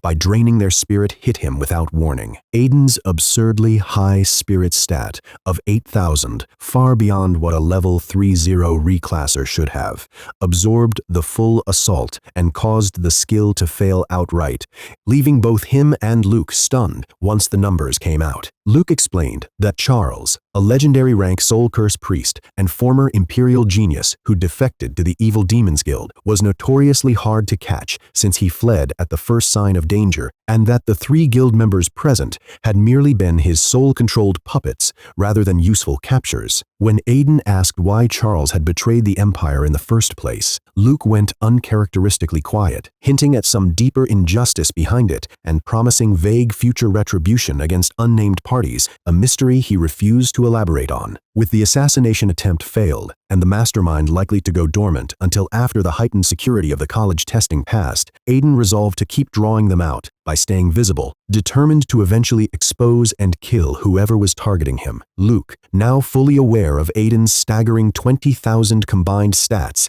and 8,000 unbuffed spirit, insisted on personally escorting him through the college testing period before eventually accompanying him back to the Sovereign City for the final round. Returning to a jubilant welcome in the White City, Aiden was mobbed by grateful survivors who refused to stop calling him general despite his correction, venting their continued anger at the capital's slander campaign and their determination to enlist for revenge against the Abyss. Among the crowd, a young boy missing an arm and blinded in one eye, having lost his parents and sister in the invasion, approached Aiden with desperate hope, asking if he too could one day become strong enough to seek vengeance like his hero had. Moved by the boy's determination, but unable to promise him easy regeneration, Aiden gently encouraged him instead, while the boy's grandfather revealed the community had already raised funds for his care and pointedly refused to touch any of Aiden's promised prize money from the sovereign city bet, insisting Aiden keep it to grow stronger. Aiden, unwilling to break his word despite the crowd's clear rejection of the wealth,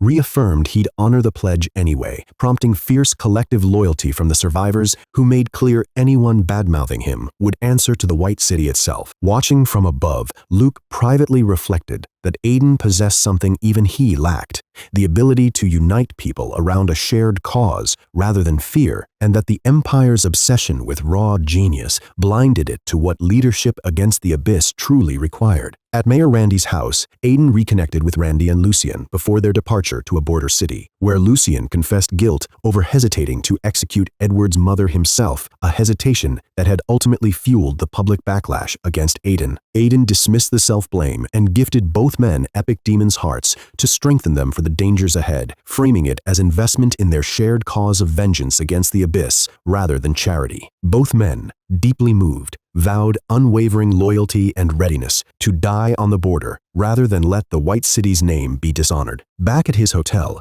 Aiden settled into an extended stretch of feeding the heaven-devouring mystic dragon egg, watching its hatching progress climb steadily from an initial breakthrough to 90% over the following days as the college testing approached, nearly exhausting his remaining high-tier materials in the process. With the egg on the verge of hatching and the exam looming, a message finally arrived from Luke. A suitable level 50 boss had been located. Eager to squeeze in one more boss kill before the college testing, Aiden had Luke locate a level 50 treefolk in a nearby valley, dispatching it in under a minute, a quick contribution toward both his Bane of All Races quest and the dragon egg's feeding needs. In the sovereign city, Owen fumed to Felix about his lingering injuries and demanded action against Aiden, still furious over being used as bait during the White City assault. Felix, privately disappointed in his grandson's lack of subtlety, refused to act before the testing began, given the political risk, but agreed to Owen's petty request to have officials scrutinize Aiden more harshly during the exam. Alone afterward, Felix reaffirmed his resolve that Aiden's death was necessary to protect the political balance he'd spent his career maintaining, regardless of the cost. The next morning, as the college testing began, Elira, humbled and ostracized since Kale's death and her public disgrace, tearfully apologized to Aiden from a distance, consumed by regret over rejecting him and even entertaining fantasies of comforting him if he somehow failed. Aiden, aware of her presence through his heightened senses,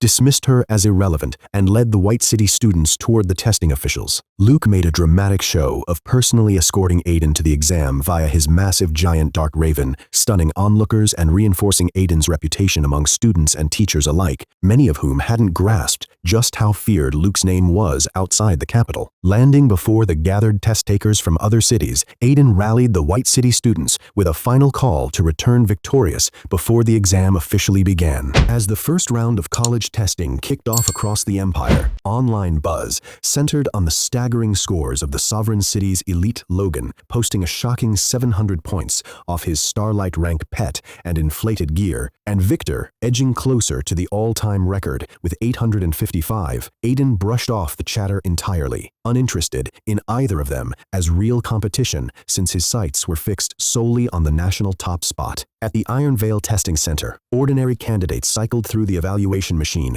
with modest, life-changing scores, while news broke that another Sovereign City Mythic reclasser, Jade, had shattered the Empire's all-time first-round record with 901 points, supposedly without even a pet. When Aiden's turn came, the examiner stalled him with a suspicious maintenance check, then dropped the pretense entirely, revealing that no amount of investigation would expose the rigging in play and taunting Aiden that only a truly unprecedented score could save him. Aiden immediately guessed Felix was behind it, catching the examiner off guard and confirming the sabotage was real and untouchable. Undeterred, Aiden calmly noted that reaching an unheard-of score was simple, then pulled out the heaven-devouring mystic dragon egg, revealing that thanks to the examiner's stalling, it had reached 100% hatching readiness right at that moment. The examiner mocked Aiden's claim as delusion, ordering a spirit pressure evaluation to publicly embarrass him, a move that split the testing hall between loyal White City candidates defending him and skeptics assuming he'd cracked under the pressure of Logan and Victor's scores. Before the medical staff could intervene, the egg began cracking open, unleashing a wave of ancient, oppressive energy that darkened the sky and silenced the room entirely. The heaven-devouring mystic dragon hatched fully formed, with instinctive hunger, immediately bonding to Aiden through a blood contract sealed with a bite, triggering a massive draconic phenomenon visible for miles. Her stats stunned Aiden outright. Even at level 1, her combined attributes and HP dwarfed what an epic rank reclasser 10 levels higher would have, and her 3 innate mythic skills swallow a growth-fueling absorption ability mirroring his own apprentice's heart, draconic pressure, an area-wide stat-suppressing aura, and absolute defense. Massive damage mitigation, plus a 1-second delay on lethal blows, represented power far beyond anything in his current arsenal. She named herself Faye, leaving Aiden, usually unshakable, visibly stunned by what he'd actually created. Luke, the Empire's feared tyrant, was reduced to stammering disbelief at witnessing a true, mythic pureblood dragon up close, and even his own powerful giant dark raven instinctively submitted to the newly hatched Faye, despite her being only level 1, a hierarchy shift that visibly stung Luke's pride. With the stunned examiner and crowd still processing what they'd just witnessed, Aiden calmly turned back to the man who'd tried to humiliate him and asked if he still doubted his mental state. The examiner was left speechless, and the White City students turned the moment into a full public roasting of the doubters, delighting in vindication after the earlier mockery. Cornered, the examiner tried to save face by shifting his skepticism to whether Aiden's dragon could actually outscore Victor's mythic tier talent, a comparison Aiden brushed off before proceeding calmly into the testing. Equipment himself. Meanwhile, in the Sovereign City, Logan basked in his 700-point score and confidently dismissed any chance Aiden could win their bet,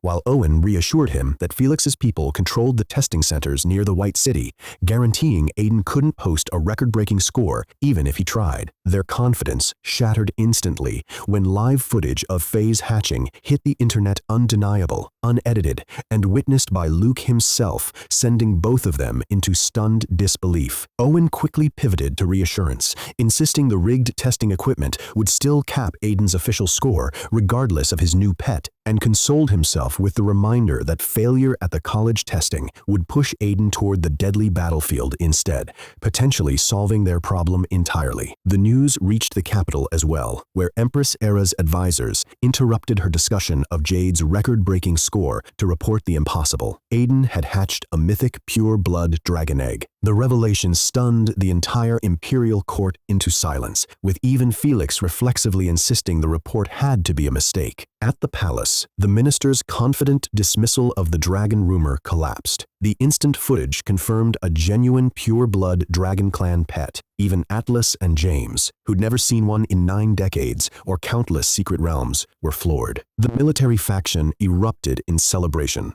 recognizing that between Aiden, Jade, and Victor, the Empire finally had genuine leverage against the Abyss, shifting from defense to offense in both military and public morale terms. Felix, caught off guard for a moment, quickly recovered upon remembering the rigged testing equipment his own scheme had set in motion the same sabotage he'd approved purely to spite Owen's grudge, now conveniently doubled as insurance against Aiden's threat. Felix reassured the room that Aiden's class limitations and the Empire's already stretched resources would cap his usefulness regardless of the dragon, and confidently predicted a low first-round score once the manipulated machine ran its course, a prediction that seemed to hold true when the light column stalled around 5 meters, translating to roughly 500 points. Logan and Owen celebrated prematurely in the Sovereign City, certain the bet was won, while Felix privately congratulated himself on preserving the Empire's fragile political balance at Aiden's expense. Ira, James, and Atlas exchanged disappointed looks respectable as 500 was. It fell far short of Jade's and Victor's marks.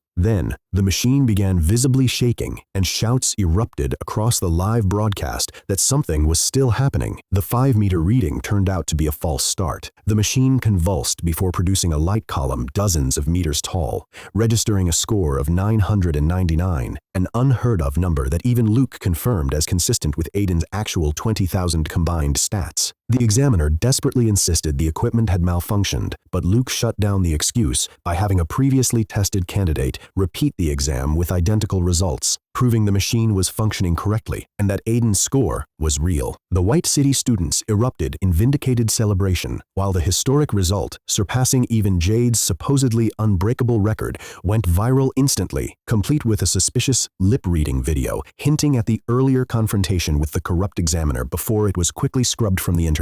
In the Sovereign City, Logan's premature celebration collapsed into panic over the now nearly certain $10 billion he'd owe, while Owen spiraled into paranoid theorizing about Aiden possibly belonging to a hidden noble bloodline, unable to rationalize his repeated failures against him. The two agreed to escalate their alliance beyond the college testing bet, explicitly plotting to ensure Aiden didn't survive the final round, motivated as much by humiliation and lingering trauma from the earlier assassination attempt as by greed for his epic tier gear and demons' hearts, which they assumed would become available once he was dead. At the palace, Felix's outward composure masked genuine shock, unable to fully process that his sabotage had failed to prevent an unprecedented, unbreakable record. Aira, visibly relieved and proud, framed Aiden's success as fortune for the entire empire, while noting the final round would be a much steeper challenge dominated by Jade, a mythic, divine-eyed swordsman capable of predicting enemy movements seconds in advance,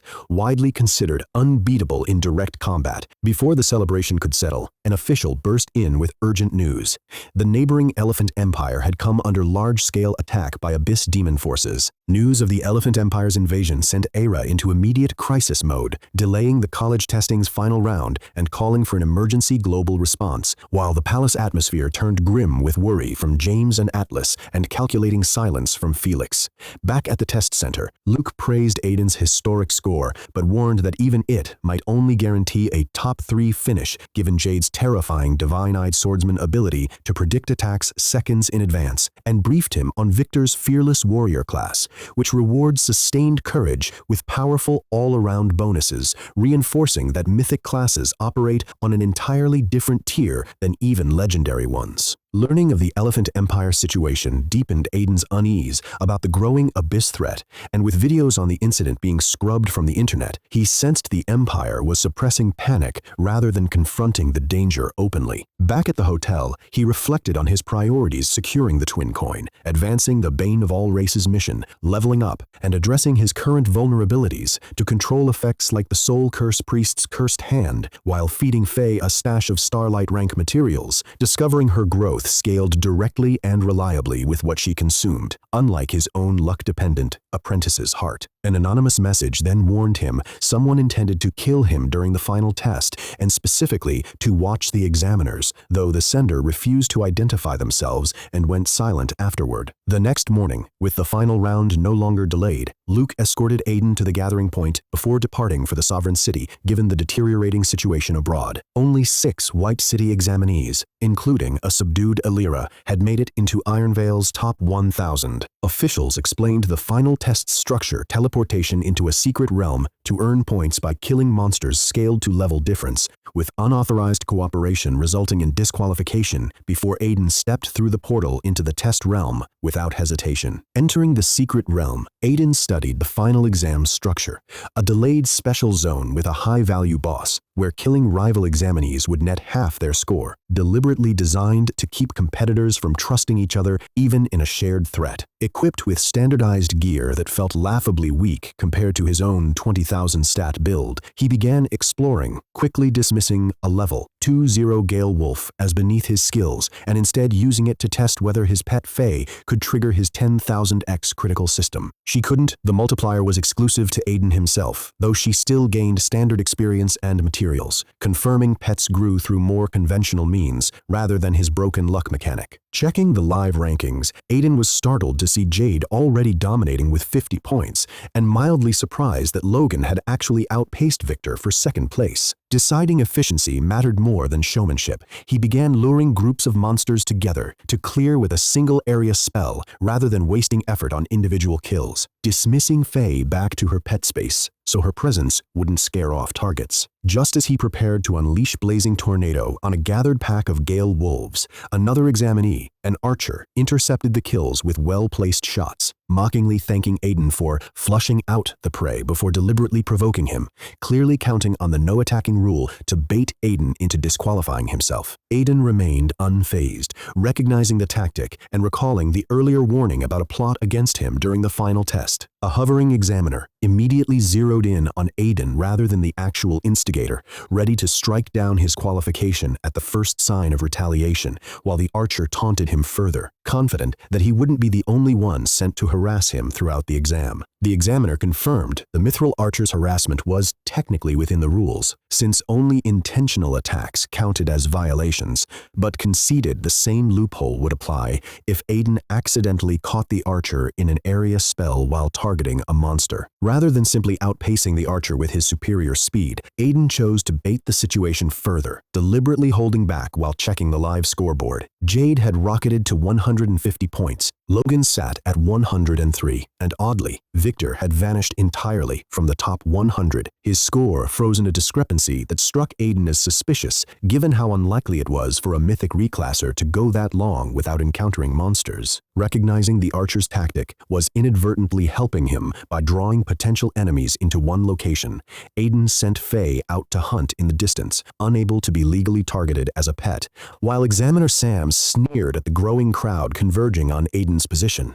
The senior examiner Ruby, a much higher-ranked instructor from Harvard University, arrived and immediately recognized the situation as deliberate interference. Though she was bound by the same rules, loophole preventing intervention unless an outright violation occurred, and privately resented the nobility's skill at exploiting the system. 7 examinees surrounded Aiden, taunting him with framing that painted him as selfishly hoarding opportunities that should go to real nobility, and mockingly dismissed his warning that provoking him was a mistake. Aiden calmly corrected the narrative, reminding them Logan had started this conflict, not him, and warned them they'd made a serious miscalculation, prompting laughter from the group and even Sam, since technically none of them had broken any rule by simply surrounding him.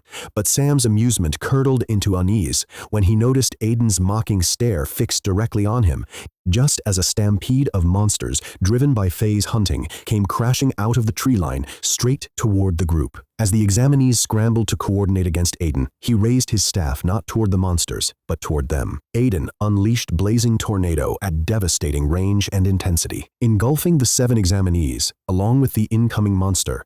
Stampede a scale of destruction his opponents hadn't accounted for, given his lack of visible epic gear. Sam rushed in to save the badly burned candidates, getting scorched himself in the process, while Ruby arrived to assist despite recognizing the whole confrontation had been engineered against Aiden from the start. Aiden calmly turned Sam's own earlier rule interpretation back on him, insisting he'd merely been defending himself from the monster stampede, and Ruby backed him up, confirming no rule had technically been broken, even as she noted he'd pushed things dangerously close to lethal. She introduced herself as a senior Harvard University examiner, clearly impressed by his willingness to retaliate rather than absorb repeated provocation, while Sam fumed and vowed to report the incident regardless. The 7 examinees, now reduced to half their scores and near the bottom of the rankings, were left devastated, realizing their gamble on sabotaging Aiden for Logan had cost them everything. Elsewhere, Logan celebrated his own progress, confident that harassment squads were successfully keeping Aiden off the leaderboard entirely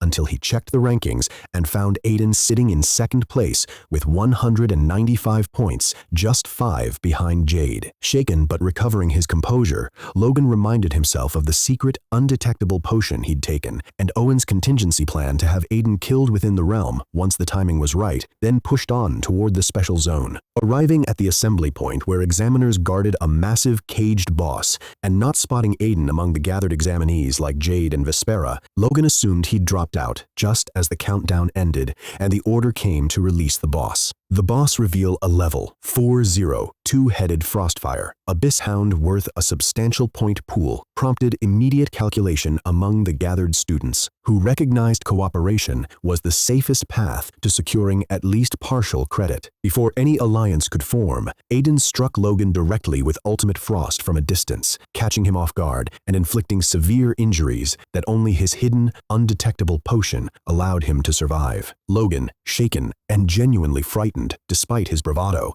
tried to leverage the group's shared interest in the boss to delay Aiden's retaliation, framing further conflict as sabotage against everyone's shot at points. As the Hound unleashed a devastating fireball attack, forcing the crowd to scatter, Logan doubled down on pushing collective focus toward the boss first, and the other students backed him, reasoning that Aiden and Logan wounding each other in a side conflict only worked in their favor. Vespera tried to caution Aiden into holding back, wary of Jade's unpredictable intentions once any of them were weakened post-fight. Aiden, unbothered by the level 4-5 Hound's threat but privately disappointed it wasn't high level enough to advance his Bane of All Races quest, locked eyes briefly with Jade, sensing something unusual in her mysterious black and gold god's eyes. Then, in front of the entire assembled group, he flatly rejected the idea of cooperation altogether, stunning the crowd, who mockingly dared him to prove he could solo the boss without his usual epic gear. Ignoring the taunts, Aiden raised his staff, not at the Hound, but once again at Logan, declaring he'd start with him. Logan revealed he'd secretly consumed Ultimate Ascension, an internationally banned potion that maximized combat potential at the cost of long-term spirit damage, betting it would let him wound Aiden badly enough for Owen's assassination plan to finish the job. Confident in his enhanced state, he unleashed his strongest diamond rank skill, spinning Overlord Spear, only for Aiden to casually counter with a seemingly mocking basic fireball which, unbeknownst to the onlookers, subtly redirected the spear's trajectory entirely, letting it fly past Aiden untouched. Only Jade, with her mythic tier predictive eyes, recognized the precision behind what looked like arrogance, correctly identifying it as a masterful display of spirit-based skill manipulation rather than luck. As Logan's confidence collapsed, Aiden followed up with Metal Element Arrow, an attack whose raw pressure alone signaled epic tier power. Despite the potion pushing Logan's reflexes to their peak, he could only manage a doomed block that shattered his weapon and left him pierced through the shoulder, collapsing in genuine terror and begging to concede. When an examiner confirmed conceding wouldn't fully end his participation, Aiden needled him further, dangling the implication that Logan still hoped for a chance to finish him off later, a comment that visibly rattled Logan into insisting he wasn't giving up, clinging to the assumption that exam rules would protect him from real harm. Undeterred, Aiden advanced anyway, planted a foot on Logan's back, and demanded to know who else was involved in the plot against him, naming Victor and Owen directly. Aiden had deliberately spared Logan's vital points, using the confrontation as a controlled experiment to gauge his reaction to specific names. Victor drew nothing, but Owen's name visibly rattled him, confirming a connection Aiden had suspected. Despite the surrounding examiners' outrage at his treatment of a royal-blooded genius, Aiden dismissed their concerns and turned his focus to the boss, ignoring the temptation of Jade's proposed alliance to split points evenly since she was his actual rival for the national top score. The other examinees, sensing an opportunity, held back and readied themselves to jump in and challenge Aiden once he weakened the boss and left himself vulnerable. The two-headed Frostfire Abyss Hound opened with a combined fire and ice assault that Aiden absorbed effortlessly using his black light ward, stunning onlookers who hadn't expected him to have a second dark-tier defensive skill beyond Demon's domain. He then called out Faye to apply her draconic pressure debuff before chaining Thunder's Wrath, Ultimate Frost, and 4 metal element arrows in rapid succession, annihilating the level 4-0 boss in under 2 seconds, far faster than anyone could react to intervene. Even Jade, caught off guard by the speed and precision of the combo, was forced to reconsider just how dangerous Aiden truly was, both from his own skill set and from Faye's already formidable mythic tier debuffing power. With the boss dead and the crowd of examinees now spread out and surrounding him, one of them shouted the order to attack together, A standoff followed the boss kill. Every examinee wanted to jump Aiden while he seemed weakened, but none dared go first after witnessing the speed of his kill, resulting in a comedic stalemate where a bluffed skill sent one candidate fleeing prematurely. Aiden openly taunted the crowd to attack together, using calm bravado to mask his actual depleted magic reserves while relying on Shadow's stealth as his real safety net. Jade, ever cautious, declined to make the first move and departed, warning Aiden that beating her wouldn't be easy and reasoning that a failed attack would only make her the next target if Aiden turned out to still have fight left in him. Logan, watching from just outside the special area's boundary where Aiden couldn't legally touch him, tried desperately to incite the crowd into attacking by dangling the promise of instantly vaulting into the top 10. But the examinees, cowed by what they'd already seen, ignored him entirely and drifted back to farming monsters instead. Aiden closed the distance and mercilessly mocked Logan in front of the others, deliberately needling him past his breaking point to provoke a reaction, and the humiliated Logan stormed off, vowing revenge, beelining toward wherever Owen's hired operatives were stationed. Trailing him from the shadows, Aiden reviewed his rewards from the boss kill: massive experience, crafting materials, and most significantly, a legendary rank, mysterious treasure map fragment. One of 5 pieces leading to the legendary High Miko's treasure, a relic said to grant its finder recognition from every origin, Miko, and potentially even godhood. Given his sworn allegiance from Rain and Cheryl, the implications of controlling or influencing the entire Miko clan through this artifact stunned him, even though he possessed only the first of 5 needed fragments. Faye, meanwhile, had leveled up to 3 from her participation in the fight. Before Aiden could examine her progress further, footsteps approached from Logan's direction. Victor confronted Logan directly, revealing he'd refused to join the assassination plot and had been tracking Logan's movements after spotting one of the conspirators, demanding to know the real plan. Logan taunted him, confident that stopping him now wouldn't matter given how many enemies Aiden had already accumulated, while Victor insisted Aiden, despite his flawed tactics in Logan's view, didn't deserve to die this way and vowed to keep interfering. Unable to physically attack Logan without forfeiting his own exam qualification, Victor decided to seek out Aiden directly to warn him in person, only for Logan to sabotage him first, deliberately impaling himself on Victor's sword and screaming for an examiner, framing Victor as the aggressor to buy time and remove him from the equation. Examiner Sam arrived and moved to disqualify Victor, despite his protests that Logan had staged the injury. Though Victor managed to get out a warning about a plot against Aiden's life before being pulled away for investigation, watching from the shadows, Aiden confirmed Victor had been his anonymous warning source the previous night, but found nothing further actionable. In their exchange, the trail went cold. More troublingly, his wrist device revealed the next special area zone would form exactly around his current position, a coincidence too precise to ignore, suggesting the conspiracy's endgame might unfold inside the special zone itself, whether through planted examinees or the boss encounter. Weighing the risk of exposure against the necessity of maintaining his lead over Jade, whose score kept climbing, Aiden dumped his remaining experience into leveling up to 39 and boosting his stats past 21,000 total. He noted a suspicious, short-capped student loitering near his position before more examinees, including Jade, began gathering as the countdown continued. As officials wheeled in an even larger cage, suggesting a tougher boss than before, Aiden sensed eyes on him and caught a blurred figure reflected in his staff. Aiden identified the capped student as one of Owen's operatives through the staff's reflective surface, prompting him to hold back from immediately engaging the new boss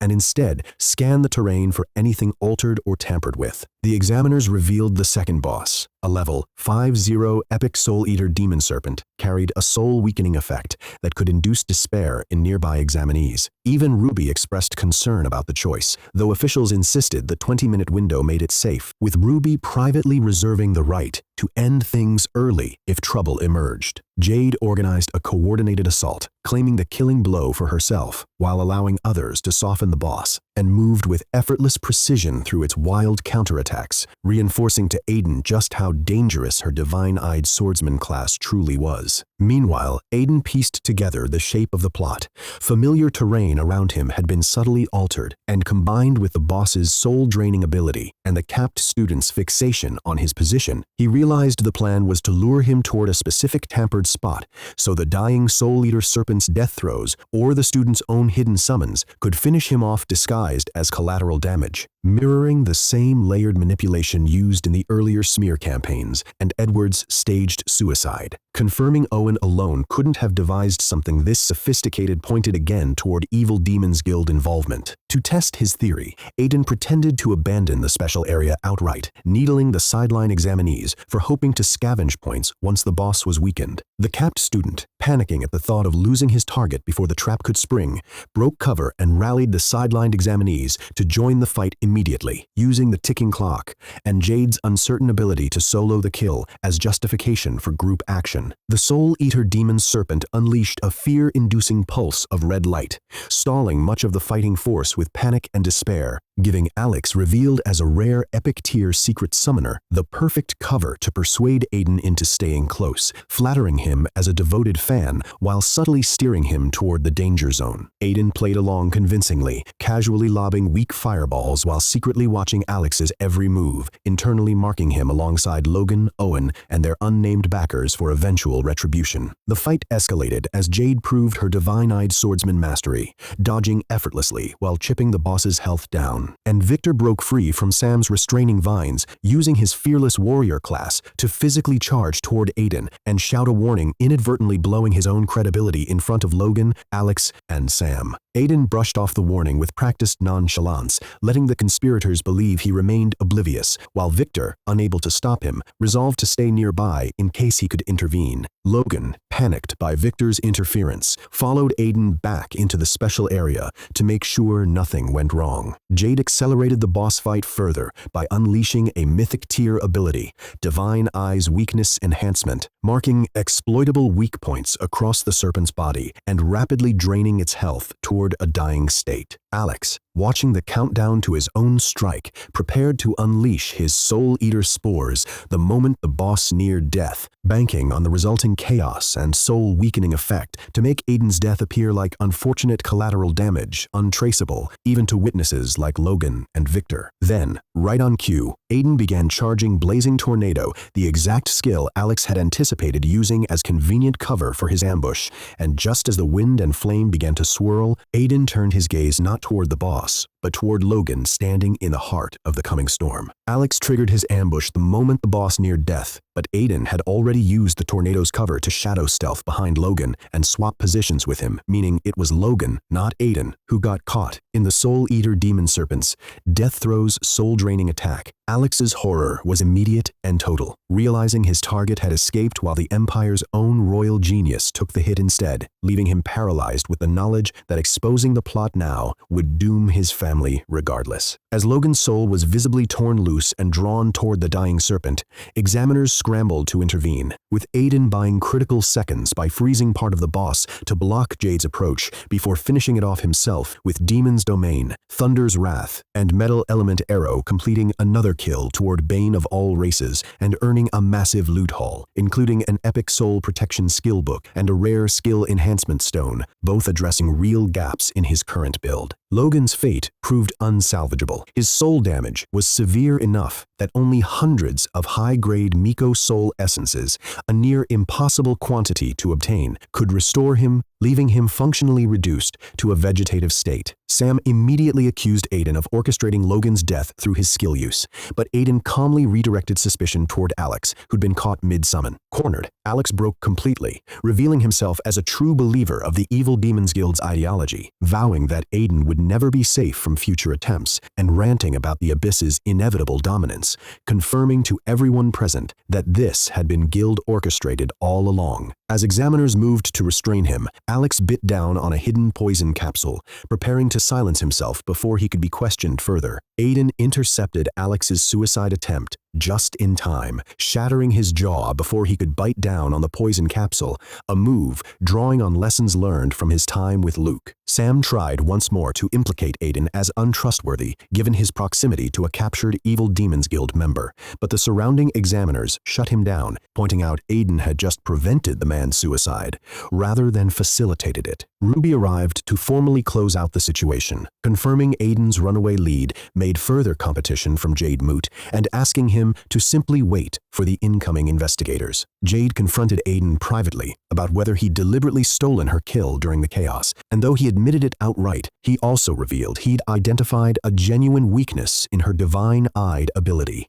Her precognition couldn't account for reactions to unpredictable events like Ultimate Frost's timing, leaving her visibly unsettled that a mere magic apprentice had read her that precisely. Victor, watching nearby, insisted to Jade that he still considered himself stronger than Aiden, though his tone carried more uncertainty than conviction. The final tally crowned Aiden the undisputed national champion, 1,400 points in the final round, atop his historic 999 first-round score, for a combined 2,399, nearly 800 points ahead of Jade's 1,621, a gap larger than many epic-tier examinees' entire scores. Public opinion, still reeling from the earlier smear campaign around Edward's death, flipped overnight once hotel security footage cleared Aiden and bloggers began exposing the manipulation behind the original narrative. The White City survivors reveled openly in vindication online, and Aiden's reputation solidified around three defining achievements: Imperial Hero, owner of a mythic pure-blood dragon, and the highest college testing score in the Empire's history. Back at the palace, Luke revealed the ceremony had been moved up specifically to distract the public from the escalating crisis in the Elephant Empire, where a mere 10,000 Abyss demon soldiers had already claimed 30% of Imperial territory,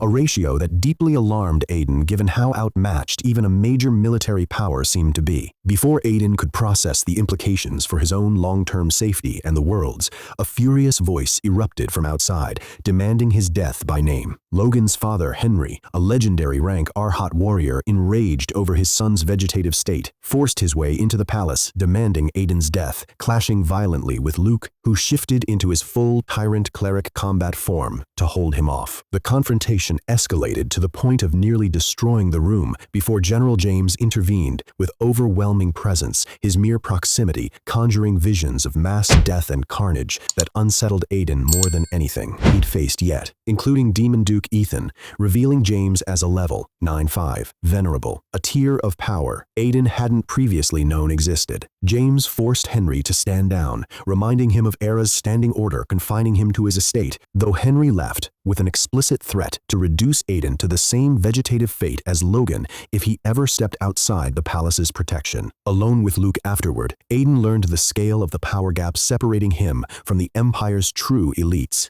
Henry at level 80, James at level 95, and Luke coached him to publicly maintain that Logan's condition was entirely the evil Demons Guild's doing, regardless of the truth, given how critical Aiden's morale value had become alongside Victor and Jade. In a rare moment of vulnerability, Luke opened up about Charles, the Soul Curse priest, who'd once been one of the Empire's most promising talents, before Henry's attempt to take his girlfriend drove him to defect to the evil Demons Guild, finally answering the mystery Luke had refused to explain earlier, and underscoring how repeatedly the Empire's own corruption had cost it its most valuable people. Left alone to process everything, Aiden resolved with cold determination that everyone plotting against him would ultimately pay with their lives. Faye had grown rapidly from the recent feeding, reaching level 4 with stats already surpassing an epic reclasser 20 levels higher, confirming Aiden's investment in materials was paying off exponentially. Mentally cataloging his priorities, securing a soul control breaking skill, upgrading his remaining gear to epic quality, and using his newfound fame to trade for resources, Aiden drifted off to sleep, still fixated on the bane of all races quest, having killed 4 of the required 10 different race bosses, with no easy way to compete for future ones against established reclasser groups. Across the Empire, people gathered to watch Aiden's award ceremony live, with the White City's survivors treating it as a communal celebration around his statue. At the ceremony, Empress Era formally crowned Aiden the National College Testing Champion with a record 2,499 points, while Aiden remained privately fixated on the twin coin rather than the accolades. Vespera and Vivi had placed 4th and 5th respectively, while Victor's poor final round performance kept him out of serious contention. When asked to address the nation, Aiden used the moment not to celebrate, but to deliver a raw, unfiltered account of the trauma from the White City, recounting the dying soldier's bloodied thumbs up and final wish for him to keep killing demons so fewer people would die. He declared the war against the Abyss far from over, forever, framing his personal grief and rage as inseparable from his role as a symbol, and vowed to become the Empire's most unshakable weapon against the coming conflict. His speech silenced the entire nation, visibly moving Victor, Jade, Luke, and the assembled officials alike. Aiden's raw, unscripted speech left the entire nation visibly shaken, prompting Era to seize the moment and reveal the Elephant Empire's invasion live on air. A deliberate move to channel the surging public emotion into national resolve, catching Felix and his faction completely off guard. Felix, furious at losing political ground to the newly emboldened military faction, privately resolved that Aiden's death was now more urgent than ever, silently marking Henry's mansion as his last viable option while outwardly cheering the Empire's rise for the cameras. Aiden, noting Felix's suspicious timing and connection to Owen, began seriously considering him alongside the volatile Henry as the true architect behind the assassination plots. Once the broadcast ended, Aiden examined the twin coin, a deceptively simple item cursing 7 days of bad luck in exchange for 1 day of good luck, which he immediately recognized as a perfect multiplier for his apprentice's heart gambling mechanic, planning to hoard experience and unleash it all on the lucky day for maximum stat gains. Before he could act on the plan, Felix approached directly, publicly extending an olive branch by inviting Aiden to a reconciliation dinner and offering to have Owen apologize, a gesture so uncharacteristically generous it visibly stunned onlookers, including James and Atlas, who suspected an ulterior motive. Aiden flatly refused the apology in front of everyone, embarrassing Felix, who recovered his composure and insisted Owen would seek him out anyway, given their shared future at Harvard University. Turning away, Aiden reconnected briefly with Kelsey and Era, who complimented his speech before pivoting to business, an upcoming global reclasser exchange tournament in 10 days, a high-stakes international competition offering legendary rank equipment, mentorship from a divine tier powerhouse, and a legendary treasure map fragment as top prizes. An event Era wanted Aiden, Victor, and Jade to attend on the Empire's behalf. The mention of a legendary treasure map immediately caught Aiden's attention, and pressing Era for details revealed the tournament reward was rumored to connect to the Supreme Miko,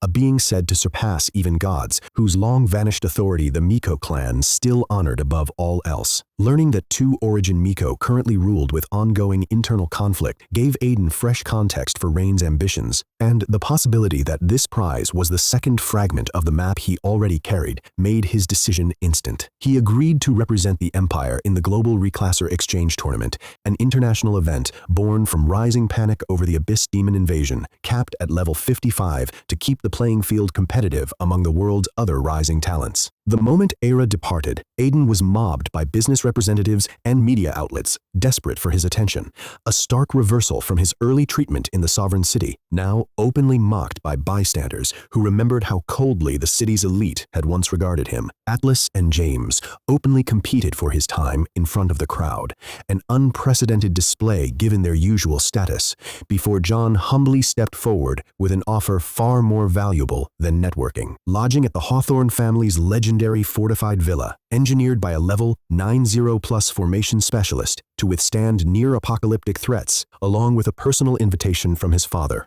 a request that visibly shifted James and Atlas's demeanor, hinting his family carried more weight than Aiden had realized. Before Aiden could learn more, the crowd parted in alarm as Henry, defying Era's confinement order, stormed in with open hostility, confronting Aiden directly over Logan's condition. Henry accused Aiden directly of orchestrating Logan's condition, citing Examiner Sam's account that Logan had been standing too far back for Alex's spell to have hit him accidentally, an accusation that briefly rallied public sympathy against Aiden until James physically blocked Henry from advancing further. Felix, alarmed that Alex's survival threatened to expose the deeper conspiracy if he ever talked under Luke's interrogation, stepped in to defuse the confrontation, but with a calculated motive. He wanted Aiden's death to look like Evil Demons Guild, retaliation to preserve national morale, not an internal power struggle that would tarnish the Empire's unity. By steering Henry toward personally interrogating Alex instead of leaving him to Luke, Felix effectively created an opening for Henry to silence Alex permanently and frame it however suited him. The public read Felix's intervention as genuine goodwill toward Aiden, further cementing the minister's reputation as an ally, but Aiden saw through the maneuver immediately, recognizing that steering Alex into Henry's hands rather than diffusing anything was the real goal. Watching Felix's practiced diplomacy up close, Aiden's suspicion hardened into near certainty that the Empire's top minister was the true architect behind the plots against him. Coldly resolving that rank meant nothing if Felix turned out to be responsible. Henry pressed Luke for custody of Alex, but Luke flatly refused, asserting his authority over Evil Demons Guild interrogations and his lingering belief that Aiden was somehow connected to Logan's fate. When Henry threatened to escalate the dispute directly to Empress Era, banking on his status as her brother, she arrived on the scene herself, her expression cold. Henry's plea to Era for custody of Alex backfired catastrophically. Furious that he defied her confinement order, she summoned the terrifying shadow of the Golden Dragon of National Destiny, the Empire's ultimate symbol of ruling authority, forcing both Henry and an overreaching Felix to their knees in fear. Era publicly affirmed Aiden's loyalty beyond question, granted Luke exclusive authority over Alex's interrogation, and then punished Henry, directly binding him in golden chains embedded with spikes that would inflict escalating pain over 7 days. A clear message that even her own brother wasn't above consequence for defying her twice. The court buzzed with speculation that Aiden would need to intervene diplomatically to spare himself Henry's lasting enmity, and when Aiden did ask Era to pause the punishment, onlookers assumed he was about to plead for mercy on Henry's behalf, a move Felix privately dismissed as weakness that wouldn't actually placate Henry's rage. Felix, rattled by how thoroughly the day's events had exposed his faction's declining influence, resolved to accelerate his plans against Aiden by any means necessary. Instead of mercy, Aiden coldly reaffirmed that Logan's fate was deserved, dismissed any notion that he was pleading on Henry's behalf, and pivoted the moment entirely, turning to Era to formally demand the 10 billion Logan owed the White City's victims per their original bet, now that Aiden's championship status made the debt due. The unexpected shift left the entire room stunned. Aiden pressed the confrontation further, deliberately provoking Henry with cold mockery about the debt and Logan's vegetative state, rather than seeking reconciliation, calculating that a man in blind rage would make catastrophic mistakes. His gambit worked beyond expectation. Henry, in his fury, accidentally revealed Kelsey's terminal illness in front of the entire court, a devastating breach that instantly silenced the room and shattered Era's composure. The mother in her overtook the Empress, and she coldly sentenced her own brother to the royal prison, a punishment reserved for the Empire's gravest internal offenses, while Kelsey tearfully tried to defend her uncle, even as she quietly acknowledged her own dwindling time. In the aftermath, Felix privately marveled at how thoroughly the situation had turned in Aiden's favor, resigning himself to waiting out Henry's imprisonment before making further moves. Once the crowd dispersed, James, Atlas, and Luke pressed Aiden about whether he deliberately manipulated Henry into losing control, and upon confirming it, James was floored enough to declare that Aiden could surpass even his own legendary status within 3 years if he joined the military, sparking a renewed tug-of-war between James's push for the military department and Atlas's insistence on Harvard University. Aiden deflected any commitment, his mind still fixed on completing the bane of all races quest rather than institutional politics. Off to the side, Victor and Jade watched the exchange with unreadable expressions. Victor visibly wrestling with whether to finally approach Aiden now that their bet had ended in his defeat. Jade and Victor discussed James's bold prediction that Aiden could surpass him within 3 years, with Victor determined to prove himself in the upcoming Global Reclasser Exchange Tournament, rather than accept defeat quietly. Honoring the terms of his earlier bet, despite it never being formalized like Logan's, Victor approached Aiden and conceded outright, offering to do whatever Aiden asked as repayment. Aiden's request was oddly vague, simply to go do some good things for the people of the White City, leaving Victor puzzled, and Jade pointing out the practical problem that White City's residents largely despised him for his earlier confrontations with Aiden. Outside, Aiden met John's father Jerry, himself a former Imperial hero who awkwardly requested to purchase Epic Demon's hearts to treat John's ailing grandfather. Aiden immediately gifted 5 outright, refusing payment given how much John's earlier Warning Compass gift had contributed to his survival and eventual bond with Faye, a gesture that moved John to declare Aiden his brother. Jerry then invited Aiden to stay at the Hawthorne family's fortified villa, the Empire's fortress, and Aiden accepted, tired of the security limitations of hotel living. Touring the opulent property complete with round-the-clock staff,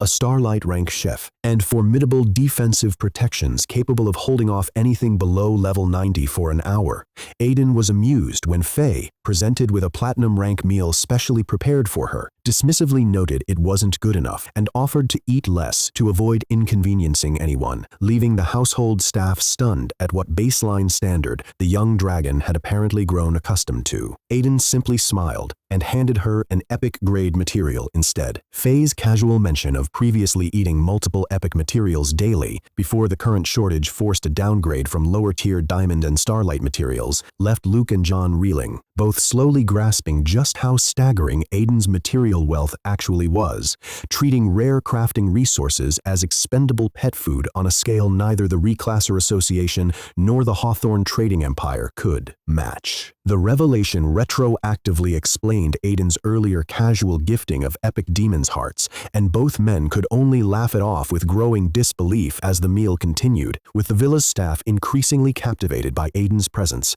some visibly angling for his attention. Afterward, Luke urged Aiden to stay in the Sovereign City for safety given Henry's lingering network of followers despite his imprisonment, but Aiden refused. The bane of all races quest still needed 6 more different race bosses, and continuing to hunt in demon or Miko territory wouldn't satisfy the different race requirement anymore. With Luke unable to personally escort him due to Reclasser Association obligations, he mentioned having an alternative way to keep Aiden protected, though it would come with a cost. Luke assured Aiden that his plan would be difficult for most reclassers, but simple for him.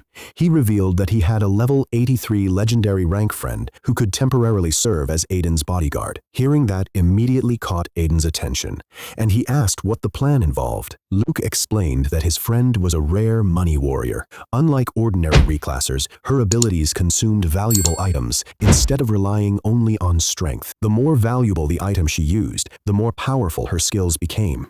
With enough resources, she could even hold off a level 90 reclasser for a considerable amount of time. When Aiden questioned how effective that really was, Luke admitted that the power gap between high-level reclassers was enormous. Even as a level 79 legendary rank reclasser, he could survive only a few minutes against a level 90 opponent going all out, while an ordinary level 79 would likely be defeated in less than a minute. The explanation reminded Aiden why Henry had fled from the royal palace instead of fighting James directly. Aiden then asked about Felix. Luke admitted that even he knew very little. Felix had already reached level 80 more than 10 years ago, but his current level and profession remained unknown. Even the vice president of the Sovereign City Reclasser Association had no reliable information on him, making Felix seem even more mysterious. Before leaving, Aiden asked Luke to gather information on level 50 or higher bosses. Luke agreed and promised to contact his friend that very night so she could arrive in Sovereign City the following day. After Luke and John departed, Aiden remained in the villa to organize his next priorities. His most important goal was still completing the special mission, Bane of All Races, to obtain the mythic reward before accepting his class advancement quest. He also intended to participate in the Global Reclasser Exchange Tournament to compete for another map fragment, legendary equipment, and guidance from a divine powerhouse. At the same time, he remained wary of Felix, Henry, and the Evil Demons Guild, all of whom could become major threats before he had enough time to grow stronger. Assuming Luke's bodyguard would require expensive payment, Aiden guessed a few epic materials, or an epic demon heart, would probably be enough. He then focused on improving his own abilities. First, he learned the epic skill, Soul Protection. Using the soul essence of a slaughter witch as fuel, he created an invisible shield around his soul. After testing it for half an hour, he discovered that a single portion of soul essence could maintain the shield for at least 3 days,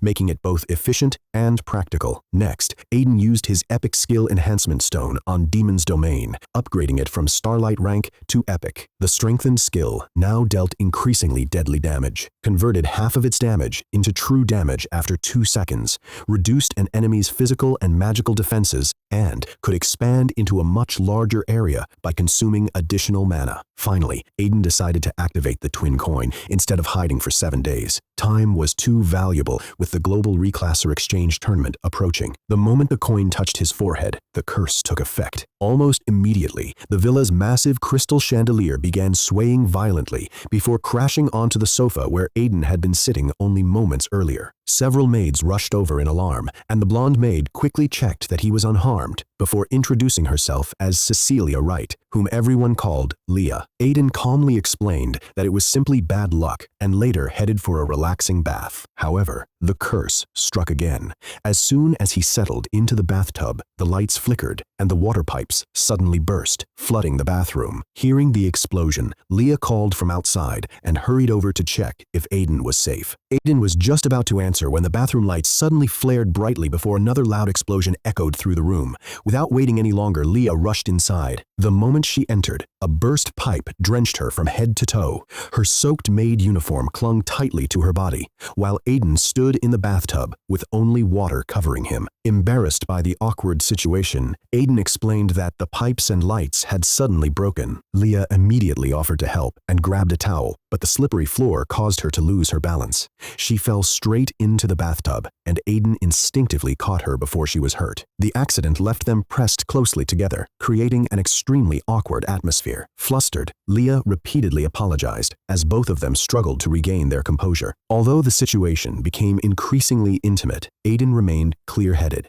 He remembered that he was still suffering from the twin coin's curse and refused to act impulsively. Right on cue, another pipe burst, reminding him that the curse was still causing one disaster after another. He handed Leah a towel, told her to change into dry clothes so she wouldn't catch a cold, and watched as the embarrassed maid hurried out of the bathroom. After wrapping himself in a towel, Aiden chose another bedroom in the villa and finally lay down to rest. Thankfully, nothing unusual happened for a while, making him think he might finally get some sleep despite the 7-day curse. Late that night, Leah nervously knocked on his door. Shaken by the series of bizarre accidents throughout the villa, she admitted she was too frightened to sleep alone. Aiden opened the door and found Leah wearing a silk nightgown, her face pale with fear. Before either of them could say much, a bird suddenly slammed into a nearby window. Startled, Leah instinctively threw herself into Aiden's arms. Still frightened, she quietly asked if she could stay with him. She stepped inside, closed the door, and confessed that the strange events had left her terrified. As the two remained close together, the atmosphere gradually became more intimate. Leah openly expressed her attraction to Aiden and invited him to stay with her. The curse, combined with the emotional tension between them, quickly intensified the situation. Leah continued drawing closer, while Aiden responded to her advances. The two of them slept together that night, and after hours of strenuous activity, they finally fell asleep. The following morning, Aiden woke up to find Leah already out of bed. She soon returned to inform him that breakfast was ready while quietly replacing the bedsheets. Embarrassed by everything that had happened the previous night, she kept her head lowered throughout the conversation. Aiden simply asked if she had rested well before getting ready for the day. Before he could contact Luke about finding a suitable boss monster, another maid arrived with news that John, Vespera, and Vivi had come to visit. Aiden immediately went downstairs to greet them. Vespera explained that Luke was occupied with an important matter, so he had asked her to deliver several files instead. John almost revealed who Luke had gone to meet, but quickly stopped himself after noticing Vespera's warning glance. The group decided to eat breakfast first, while Leah and the other maids attended to them. After the meal, Vespera handed the documents to Aiden. She had already organized them based on distance, difficulty, and the likelihood of interference from other reclassers. Among all the available targets, she believed the two best choices were nearby bosses located close to Sovereign City. One was a level 50 boss, hidden deep beneath a lake, while the other was a level 55 boss, capable of moving underground. Their unusual abilities made them difficult to eliminate, which was why they remained alive despite being close to the city. Although the information saved him considerable time, Aiden hesitated. Luke's level 83 ally had not arrived yet, and Henry still had many powerful subordinates who could be watching him. Felix also remained a dangerous unknown.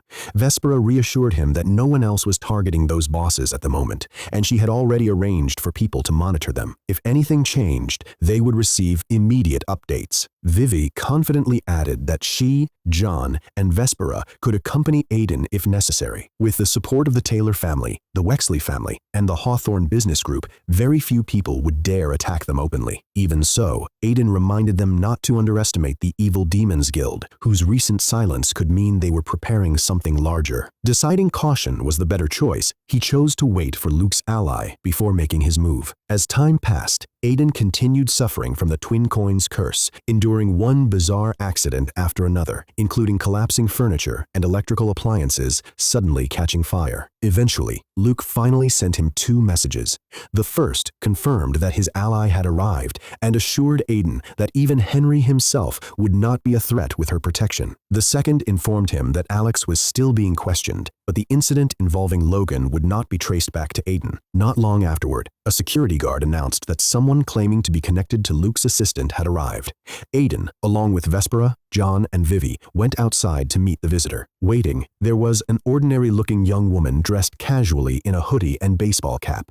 She introduced herself as Dora, the level 83 legendary rank money warrior Luke had sent. Despite her unremarkable appearance, she immediately demonstrated her ability by summoning a golden rope and revealing that someone had been hiding outside the villa unnoticed. The rope instantly shot toward the bushes to capture the hidden intruder. Aiden's new bodyguard, Dora, demonstrated her worth immediately, effortlessly catching one of Henry's spies who'd been secretly surveilling the villa despite Luke's own failure to notice him the day before, confirming her exceptional skill. John had the man dragged off for questioning, and Aiden noted grimly that Henry's imprisonment hadn't stopped his agents from continuing to move against him. Negotiating terms, Dora laid out her pricing as a money warrior, a class whose skills run entirely on consuming high-value items rather than mana or experience, making her unusually expensive but low maintenance in traditional resource terms. She named a price, 2 epic demon's hearts for 3 days, fully expecting to haggle, only to have Aiden accept instantly, without pushback, catching her completely off guard given how casually wealthy he clearly was. The real shock came at lunch, when Faye's routine feeding of epic-grade materials,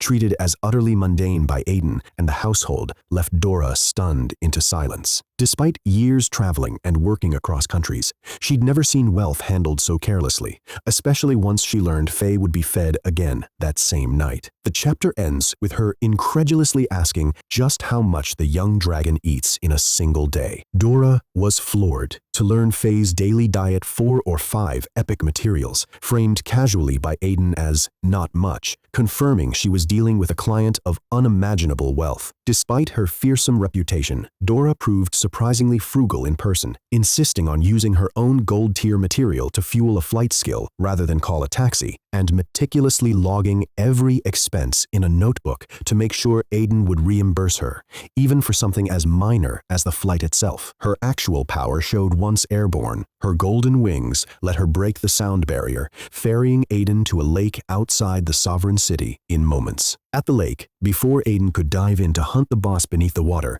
Dora's heightened senses picked up trouble nearby a young store clerk, Lunara, fleeing a pack of level 40 wolves, alongside a male co-worker who abandoned her, revealing in his panic that he'd been resentfully pursuing her romantically, and blamed her secret hope of glimpsing Aiden in the sovereign city for getting them into this mess. He fled, leaving her to die. Aiden intervened just in time, effortlessly wiping out the wolves with simple fireballs, while Dora backhanded the cowardly companion into a tree without even using a skill. Lunara, stunned and grateful to be rescued by Aiden himself, explained that she and her delivery team had stumbled into a strange situation near a valley. A glowing portal-like screen had appeared, releasing monsters, including a massive red beast riding an onyx wolf. Dora immediately recognized the description as a previously unexplored realm, the kind known to hold valuable materials and treasures inaccessible to normal reclassers. Aiden, still technically under the influence of the twin coins curse, found the timing suspicious given his supposed bad luck, though Dora took it as a sign of incredible fortune instead. Before they could discuss it further, a massive explosion erupted in the distance, sending a violent shockwave rushing toward them. Dora demonstrated her money warrior kit further, deploying a diamond rank material to conjure a golden shield that absorbed the shockwave from the distant explosion effortlessly, dutifully logging the cost, even mid-crisis. When Dora hesitated over whether to investigate or stay protecting Aiden, he simply vanished into shadow stealth to prove he could handle himself, stunning her with the sheer quality of a skill she couldn't even categorize. With Aiden safely guiding Lunara toward soldiers and doubling back invisibly, Dora flew to the blast site alone. At the valley, elite reinforcements, including James and Atlas, arrived to investigate, identifying signs of a fight between at least 2 level 80+ combatants, and traces of dark energy hinting at Evil Demons Guild involvement. Atlas found Dora hiding nearby using a concealment item, and she reported witnessing several unknown, high-level figures, some wearing black masks marked with a white orchid, entering the newly formed realm portal alongside additional cloaked figures. The orchid symbol immediately worried Atlas, who suspected involvement from the Wycliffe family, a secretive, legendary tier hidden bloodline whose appearances reportedly always precede major events. Reuniting with Aiden, Dora relayed the implications this wasn't a routine New Realm event, but something entangled with both a hidden noble family and the Evil Demons Guild. Adding to the unease, Vespera called, revealing that similar realm portals had appeared not just near the Sovereign City, but also in Ironvale, and, reportedly, in other countries, simultaneously, an unprecedented pattern she promised to research further. Aiden, already suspicious given the ongoing Abyss Demon invasion of the Elephant Empire, asked her to check whether the Elephant Empire had experienced the same phenomenon, sensing all these threads might be connected. Despite the mounting mystery, Aiden prioritized finishing his original task, using Thunder's Wrath to devastate the lake and force out a massive turtle boss from its depths. As he and Faye moved in to finish the fight, Vespera called again. Aiden dispatched the lake boss with a devastating combo of Faye's Draconic Pressure, Ultimate Frost,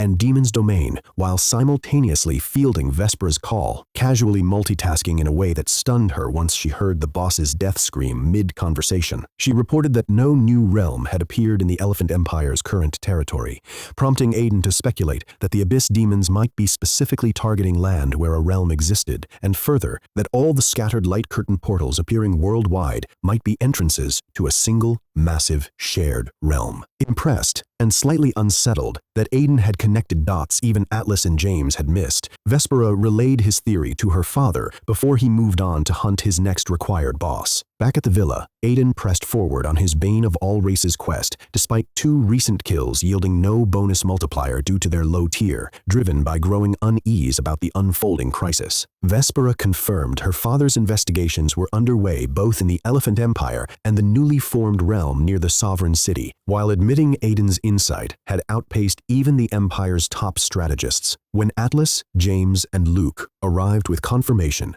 that a matching light curtain had appeared in Abyss-controlled demon army territory, suggesting a single, world-spanning hidden realm, and that other hidden noble families beyond the Wycliffe had begun stirring across multiple countries, the implications deepened. Something inside this realm was valuable enough to draw in Abyss Demons, the Evil Demons Guild, and reclusive legendary tier bloodlines simultaneously. James floated the idea of formally recruiting Aiden into the military, given his uncanny strategic instincts. The group flew to the valley, where Era, Felix, and the ministers had gathered. Dismissive murmurs from the ministers about Aiden's inexperience were silenced instantly by Era, who bluntly told them to stay quiet unless they had something useful to contribute. Aiden then laid out his assessment. The realm was clearly critical to all 3 hostile factions.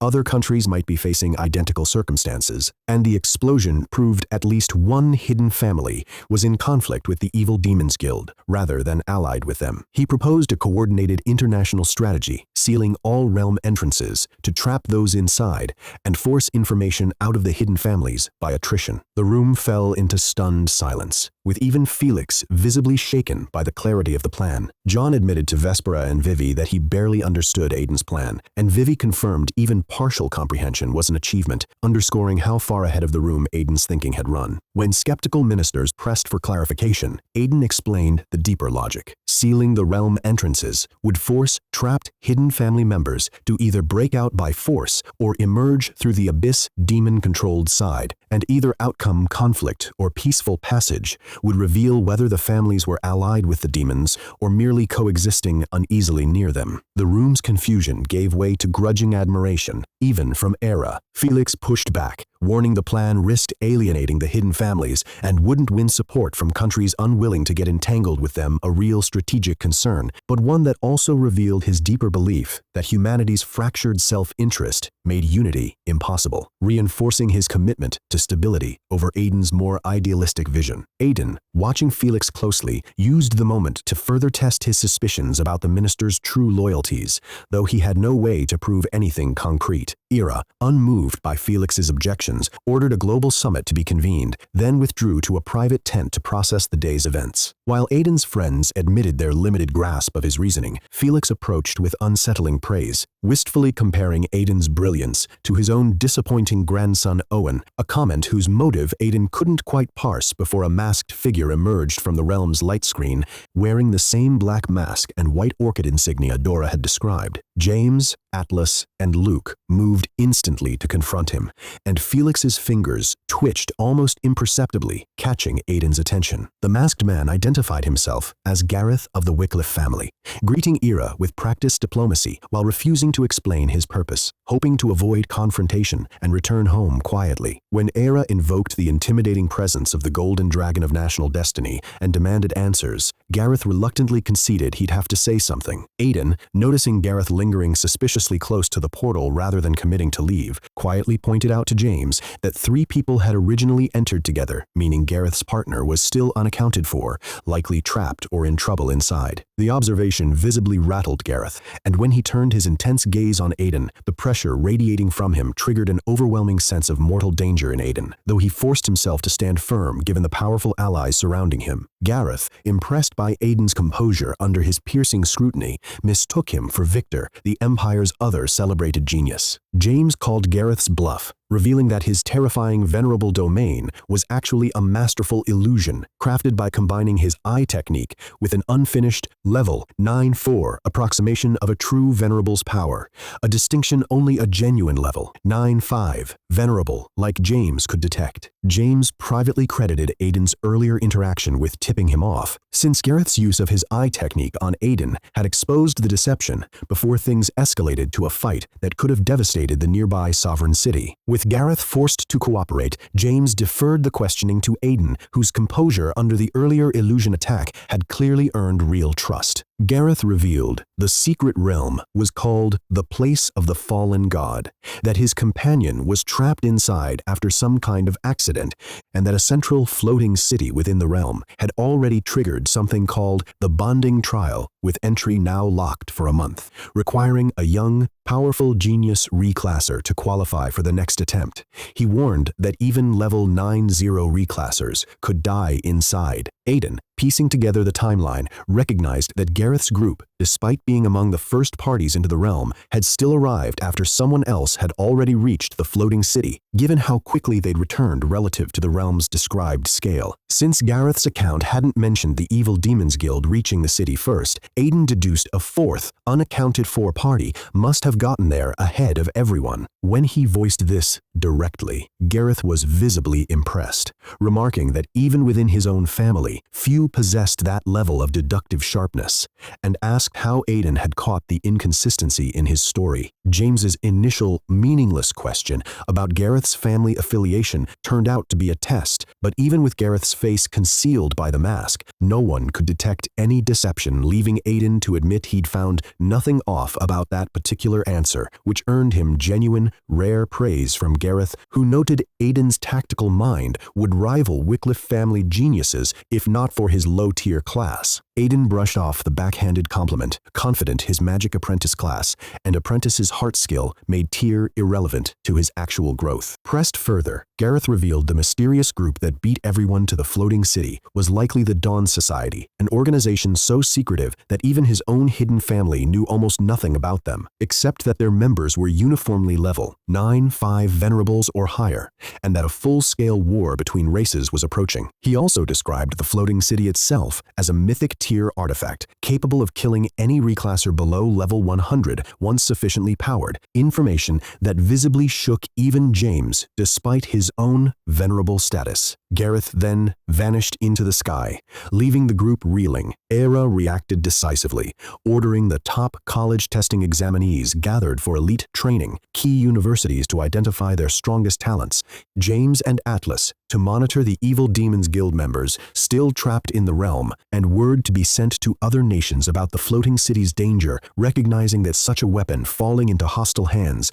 could threaten the balance of power maintained by the world's divine tier guardians. Aiden absorbed the mounting threat, but refocused on his own priorities, given he still had a month before the floating city reopened. 2 days later, deep in the desolate realm outside the place of the fallen god, Aiden and Dora tracked down the final boss needed for his Bane of All Races quest, the dead silent rock giant, Edgar Spencer, a level 5/5 epic construct. Faye, now level 10, helped locate it, and Aiden opened with Ultimate Frost, only for the giant to shatter into loose stones and reform itself unharmed, an unusual regenerative ability. He adapted by using his spider demon venom gloves to corrode the stones directly, then layered in the newly upgraded demon's domain to push its health past the halfway mark. Just as he prepared his next move, Dora warned him someone was approaching. Aiden intercepted a volley of arrows aimed at stealing his kill on the rock giant, deflecting them with Thunder's Wrath before finishing the boss off with a barrage of metal element arrows, exploiting the giant's already lowered defenses, completing the final requirement for his Bane of All Races quest just as 3 rival reclassers arrived: Bruno, Epic Endless Archer; Elise, Epic Soul Devouring Mage; and Rain, Legendary Savage Bear Warrior. The latter, a much higher level threat at level 80. Dora's detection skill, itself costing money to use even for her, confirmed their stats, and Aiden shrugged off Bruno's furious accusation of boss stealing with blunt insults, unbothered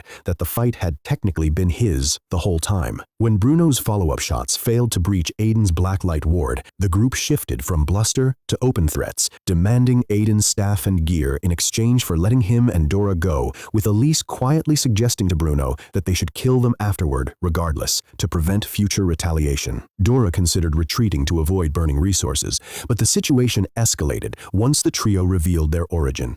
The Chaotic City, a lawless criminal territory outside any nation's control, explaining their bandit-like behavior and confirming Rain as a wanted arsonist who'd fled the Great Shaw Empire's justice. With no clean way to avoid confrontation and his Bane of All Races quest already complete, Aiden decided against fleeing, splitting the fight with Dora. She'd handle Rain, the stronger opponent, while he took on Bruno and Elise himself, dismissing her concern about his ability to manage 2 epic-tier enemies without her protection. Aiden mused that the twin coin's lingering bad luck likely explained the improbable odds of running into hostile reclassers in such a vast realm, but decided to make the best of it, viewing the coming fight as free experience toward his eventual good luck stat dump. Taking to the air, he dodged Bruno's arrow barrage using his iron dragon wings while Dora engaged Rain on the ground, transforming into golden armor and cutting the Savage Bear Warrior down hard enough to sever an arm and send him crashing into a crater, all while grumbling about the cost of her materials. In the air, Aiden baited Bruno and Elise with a blazing tornado, then used shadow stealth to circle behind them undetected, freezing their feet with Ultimate Frost.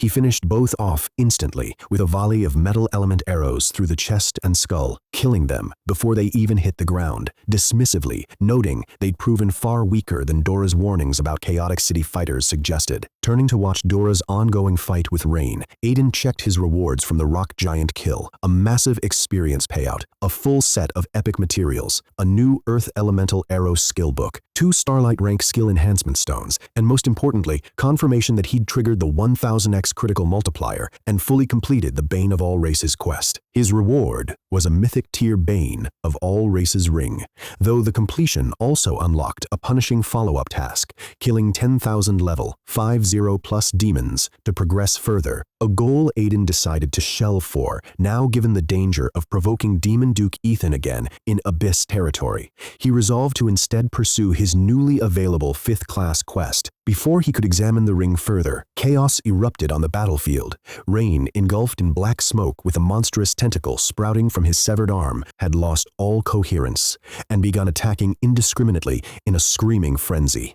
Dora, her expression turning grim, urgently shouted for Aiden to retreat as far and as fast as possible. Aiden fled the moment Dora warned him, using Shadow Stealth's speed boost to escape just before Rain fully transformed into something inhuman, a massive black tentacle covered in screaming, eye-opening human heads. Aiden briefly found himself unconsciously drawn toward it before snapping free of its influence and retreating further, watching from safety as Dora detonated it in a massive explosion. Dora emerged battered and torn, but relieved to find Aiden's mind intact. Explaining the creature was a taboo tentacle, an exceedingly rare and poorly understood abyss origin horror capable of driving anyone who encounters it insane, evidenced by a past case of a level 90 reclasser who mutilated himself and murdered his family after surviving contact with similar entities. Dora had only seen one before, alongside her mother, and had burned through 13 epic materials, destroying this one, a cost Aiden casually covered with 20 in reimbursement. Delighting her, turning to his rewards, Aiden claimed the mythic bane of all races ring. Discovering it granted massive stat bonuses, 5,000 each, to spirit, speed, constitution, and strength, halved skill casting time, and boosted life recovery, but its standout feature was an uncapped, permanently scaling damage bonus against any non-human race whenever he killed their geniuses, elites, bosses, or even deities, with the effect intensifying further if enough of that race grew to fear him. Recognizing the ring's potential to make him overwhelmingly powerful at higher levels, he equipped it immediately. He then processed the rest of his loot, learning the new Earth Elemental Arrow skill, needing only wood, water, and fire variants to complete the elemental set for a future legendary combo skill, and using his 2 Starlight rank skill enhancement stones to upgrade both Ultimate Frost and Thunder's Wrath to significantly more powerful versions, improving crowd control, damage, and true damage mechanics, respectively. With the battlefield noise likely to attract more attention, Dora urged that they move on quickly given her weakened state. With the Bane of all races quest complete and access to the sacred land of the fallen gods secured, Aiden had little reason to linger, though he regretted not getting the chance to loot Bruno and Elise's bodies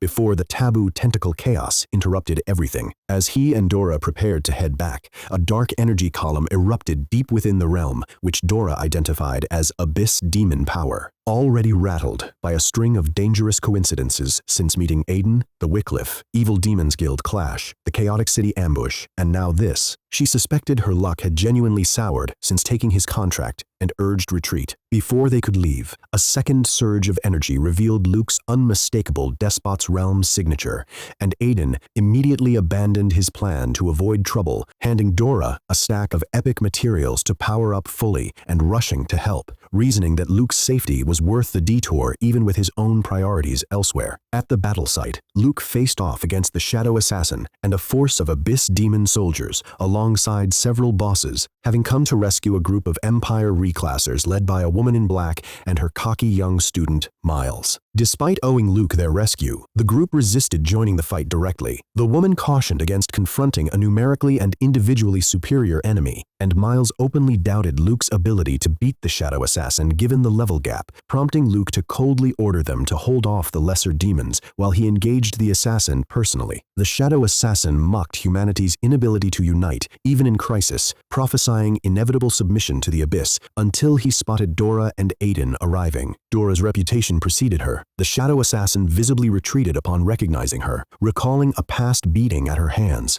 and she confidently declared she'd handle him personally now that Aiden had fully bankrolled her abilities. Just as the tide seemed to turn, chaos struck from another direction. A hidden mountain revealed a legendary, dozens of meters tall, crimson lotus in bloom, a rare and fleeting treasure. Miles begged his teacher to abandon the fight and rush for it before the opportunity passed, and despite her visible guilt over deserting their rescuers, she relented and followed him toward the mountain, delighting the Shadow Assassin, who saw the human group's fracturing loyalty as vindication of his earlier taunt. Luke, unfazed and expressionless, gave the order to attack, charging directly into the Abyss Demon ranks. The fight erupted in full, with Luke charging fearlessly into the Abyss Demon ranks and inspiring the Great Shaw Empire reclassers to follow without hesitation, while Dora engaged, the elusive Shadow Assassin, using her golden blades and a lightning-fast binding rope. Aiden, wary of drawing attention from the full demon host, retreated into the shadows and began sniping wounded enemies from a distance. Combining Earth Elemental Arrow's area slow effect with precise Metal Element Arrow finishing shots, a combo made faster thanks to the Bane of All Races ring's casting speed bonus. Okay, quick pause before we get back into it. If you're the type who can't stand waiting for the next chapter to get recapped, I get it. So, I started a Patreon. Members get early access to these videos up to 2 weeks before they go up here on YouTube. So if you want to stay ahead, instead of waiting on the next upload, that's where to go. No pressure at all. But if you enjoy these recaps and want to support the channel, it helps a ton, and it's linked below, both in the comments and the description. Videos will still release on YouTube normally. Patreon just gives you early access. Alright, back to the story. Each kill chipped away at his ring's growing damage bonus against the demon race, now at 1% after downing an elite level 6-3 soldier, reinforcing how valuable this unplanned battle had become for his long-term power scaling. His hidden sniping began visibly swinging the fight as demon soldiers left wounded by Empire. Reclassers kept mysteriously dying to unseen golden arrows, and others found themselves inexplicably slowed mid-fight. The psychological toll mounted until a panicking soldier begged their commanding Viscount to retreat, only to be dismissed as a coward until the Viscount himself became a target, getting struck and slowed before narrowly escaping via a blood mist teleport skill, robbing Aiden of what would have been a lucrative level 7-0 kill. Having exhausted a huge amount of mana and loot capacity, Aiden found himself with a completely full storage space, forced to feed Faye even sub-starlight materials just to make room, only to have her declare herself too stuffed to eat another bite, mourning her own shrunken appetite with genuine distress at wasting food. Alarmed by the eerie parallel to Dora's constant material hoarding anxiety, Aiden reassured Faye the lower-tier materials weren't worth worrying about, and that plenty of epic-grade food remained, easing her sadness. The chapter closes as Miles bursts out from the mountain where the Crimson Lotus had bloomed, revealing his teacher and the rest of their group had been injured fighting for it. He desperately begged the battling Empire reclassers for help, only to be ignored entirely, and lashed out bitterly at their refusal to show solidarity despite their shared humanity, the same group he'd abandoned Luke's fight to leave behind minutes earlier. Miles's demand for help was met with open contempt from the wounded Great Shaw Empire reclassers who'd just watched his group abandon Luke's rescue attempt to chase the Crimson Lotus, and now had the nerve to guilt-trip them for prioritizing the pursuit of a fleeing Abyss Demon noble, a chase that would have removed a dangerous enemy from the field permanently. As the battle wound down, the Shadow Assassin, already crippled by Dora, tried to flee alongside the retreating demon nobles, but Luke unleashed the full force of his red soul chains to stop him, sacrificing more of himself with each attack. The Shadow Assassin ultimately escaped only by severing his own captured arm with a summoned scythe, vowing revenge before fleeing bladeless and broken. The cost of Luke's power became devastatingly clear. His Tyrant Cleric class let him punch far above his level, but only by literally consuming his soul with every full-strength activation, and this fight pushed him past the edge. His chains dissolved, and he fell unconscious from the sky, caught just in time by Aiden, whose light healing spell restored his body but couldn't touch the deeper soul damage. Dora explained the grim mechanic, and Luke's own men calmly produced a specialized but agonizing Wraith's Toxin Potion, a soul repair remedy that inflicted excruciating spiritual pain, described by one reclasser as feeling like being forced to swim through glass and needles, drawing on prior experience with this exact cost of loyalty to Luke. Luke woke enough to ask after his men, and the grim tally came back. 2 dead.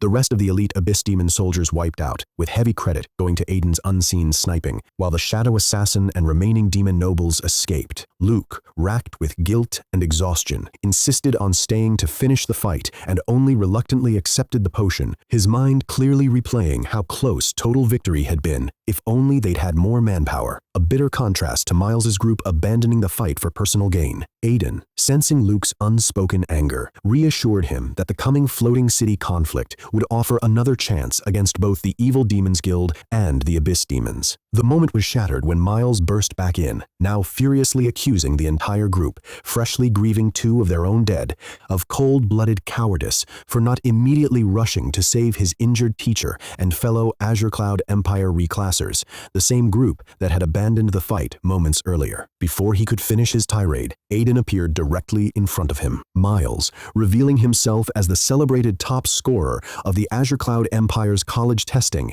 and student of Sophia, daughter of the level 9-8 powerhouse, Sebastian, tried to leverage his status to shame the Great Shaw Empire reclassers into rescuing his group, framing his earlier interference as an attempt to redirect help rather than pure selfishness. His arrogance backfired instantly. One of Luke's men called out the blatant hypocrisy of demanding aid after abandoning the fight for the Crimson Lotus, and when Miles tried invoking his teacher's lineage as an implicit threat, Aiden slapped him across the face without hesitation, dismissing him as the most contemptible person he'd encountered. Miles drew daggers in fury, only to find himself instantly surrounded by battle-hardened, blood-soaked reclassers ready to kill him on the spot, a level of fearlessness toward Azure Cloud Empire status that clearly stunned him. Aiden pressed further, openly accusing Miles of possible collusion with the Evil Demons Guild, given his interference with the pursuit of the fleeing demon noble, which only enraged Miles further. Humiliated and outnumbered,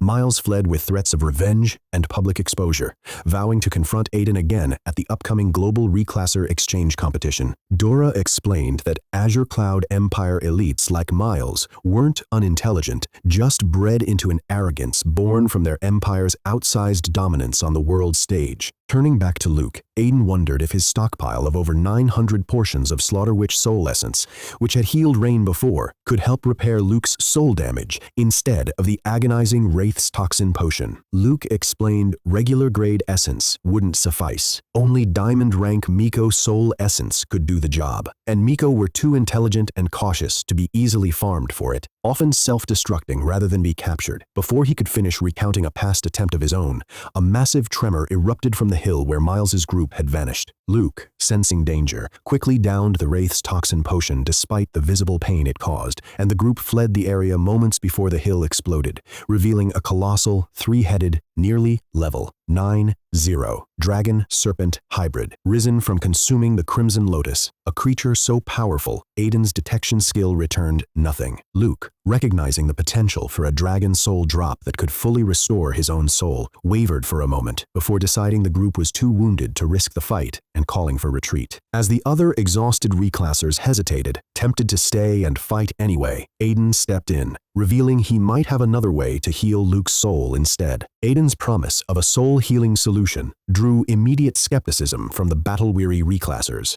who assumed he was bluffing to talk them out of chasing the newly emerged dragon boss. He silenced the room by pulling out over a dozen Starlight rank Slaughter Witch soul essences, a quantity so staggering that even Luke, who'd already fought and killed for such essences before, froze in disbelief. Luke refused the gift outright, insisting Aiden might need it himself someday, and that he'd find another way to recover, prompting Aiden to casually one-up the moment by revealing he actually had several hundred more stockpiled, intending to feed the excess to Faye since his storage space was full. The claim stunned everyone present. No nation on Earth could plausibly possess that many Miko soul essences, since killing that many high-tier Miko was both dangerous and diplomatically catastrophic, given humanity's fragile relationship with the Miko race. Luke, forced to reconcile this new scale of wealth with everything he already knew about Aiden's resources, his epic gear, his casual funding of Dora, his effortless feeding of Faye, found himself genuinely at a loss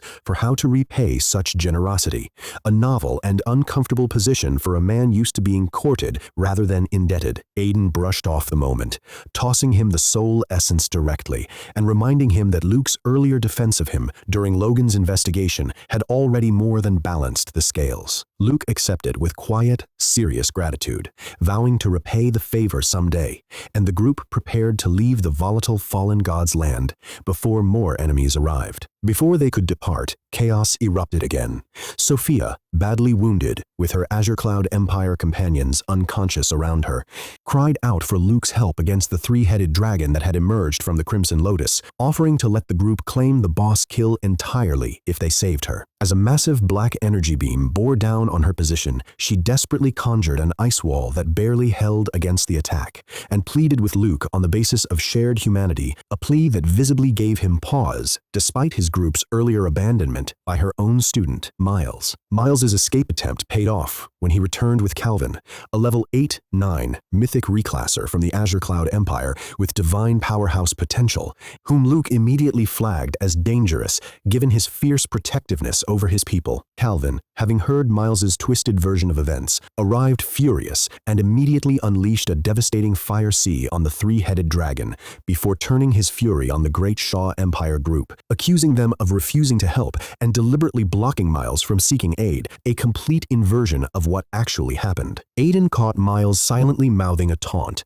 confirming the lie was calculated rather than a misunderstanding. As Calvin closed in, Aiden dumped epic materials into Dora's hands to fuel her defenses, while Luke activated Despot's realm, both bracing for a fight neither wanted given how badly wounded their group already was. Calvin's opening attack, a phantom mountain of flame capable of incinerating everything in its path despite being an illusion, forced Luke to sacrifice blood and flesh for a lifeblood shield, while Dora burned through epic materials for a golden protection barrier barely containing the assault together. Aiden contributed by blasting ultimate frost to cool the area, and privately vowed that if he ever crossed paths with Miles at the upcoming global reclasser exchange competition, there would be no mercy. When Luke tried to explain the real sequence of events, Calvin cut him off, revealing his fury was also fueled by facial scars Miles had apparently blamed on the Great Shaw Empire reclassers, and demanded they hand over Aiden in exchange for leniency, insisting he only wanted to teach Aiden a lesson about consequences, not kill him. Luke refused outright, planting himself firmly between Calvin and Aiden, and declaring that any attempt to reach Aiden would have to go through him first, driven not just by gratitude for Aiden's earlier generosity, but genuine belief in what Aiden represented for humanity's future. He urged Aiden to use his flight gear and escape the fallen god's land immediately, promising to hold Calvin off. Luke urged Aiden to flee to safety, reasoning that as the Empire's deputy guildmaster he'd be politically protected from real harm, while a young talent like Aiden had far more to lose emotionally from being humiliated by a mythic-tier opponent like Calvin. Aiden refused. Both out of solidarity and practicality, his flight speed couldn't outrun pursuit anyway, prompting Luke to deliberately provoke Calvin with brutal insults, drawing his fury away from Aiden and onto himself. The gambit worked violently. Calvin shattered Luke's axe strike, seized him by the throat, and threatened to plant an agonizing eternal flame in his heart as punishment for the insult, boasting about the method he used to terrorize dissenters back home. Aiden intervened, publicly taking responsibility for striking Miles and stepping forward to face Calvin himself. Dora, hesitant to reveal her full capabilities given the steep cost, finally admitted she possessed a powerful but draining skill, requiring legendary rank materials, one that could pull two combatants into a money space, where both fighters were leveled down to 50, negating Calvin's overwhelming advantage, though the aftermath would leave her unable to fight for half a month. Aiden immediately authorized unlimited spending to cover it, promising even mythic rank materials if needed, and initially assumed Dora meant to fight Calvin herself. Dora clarified the skill could pair any two combatants,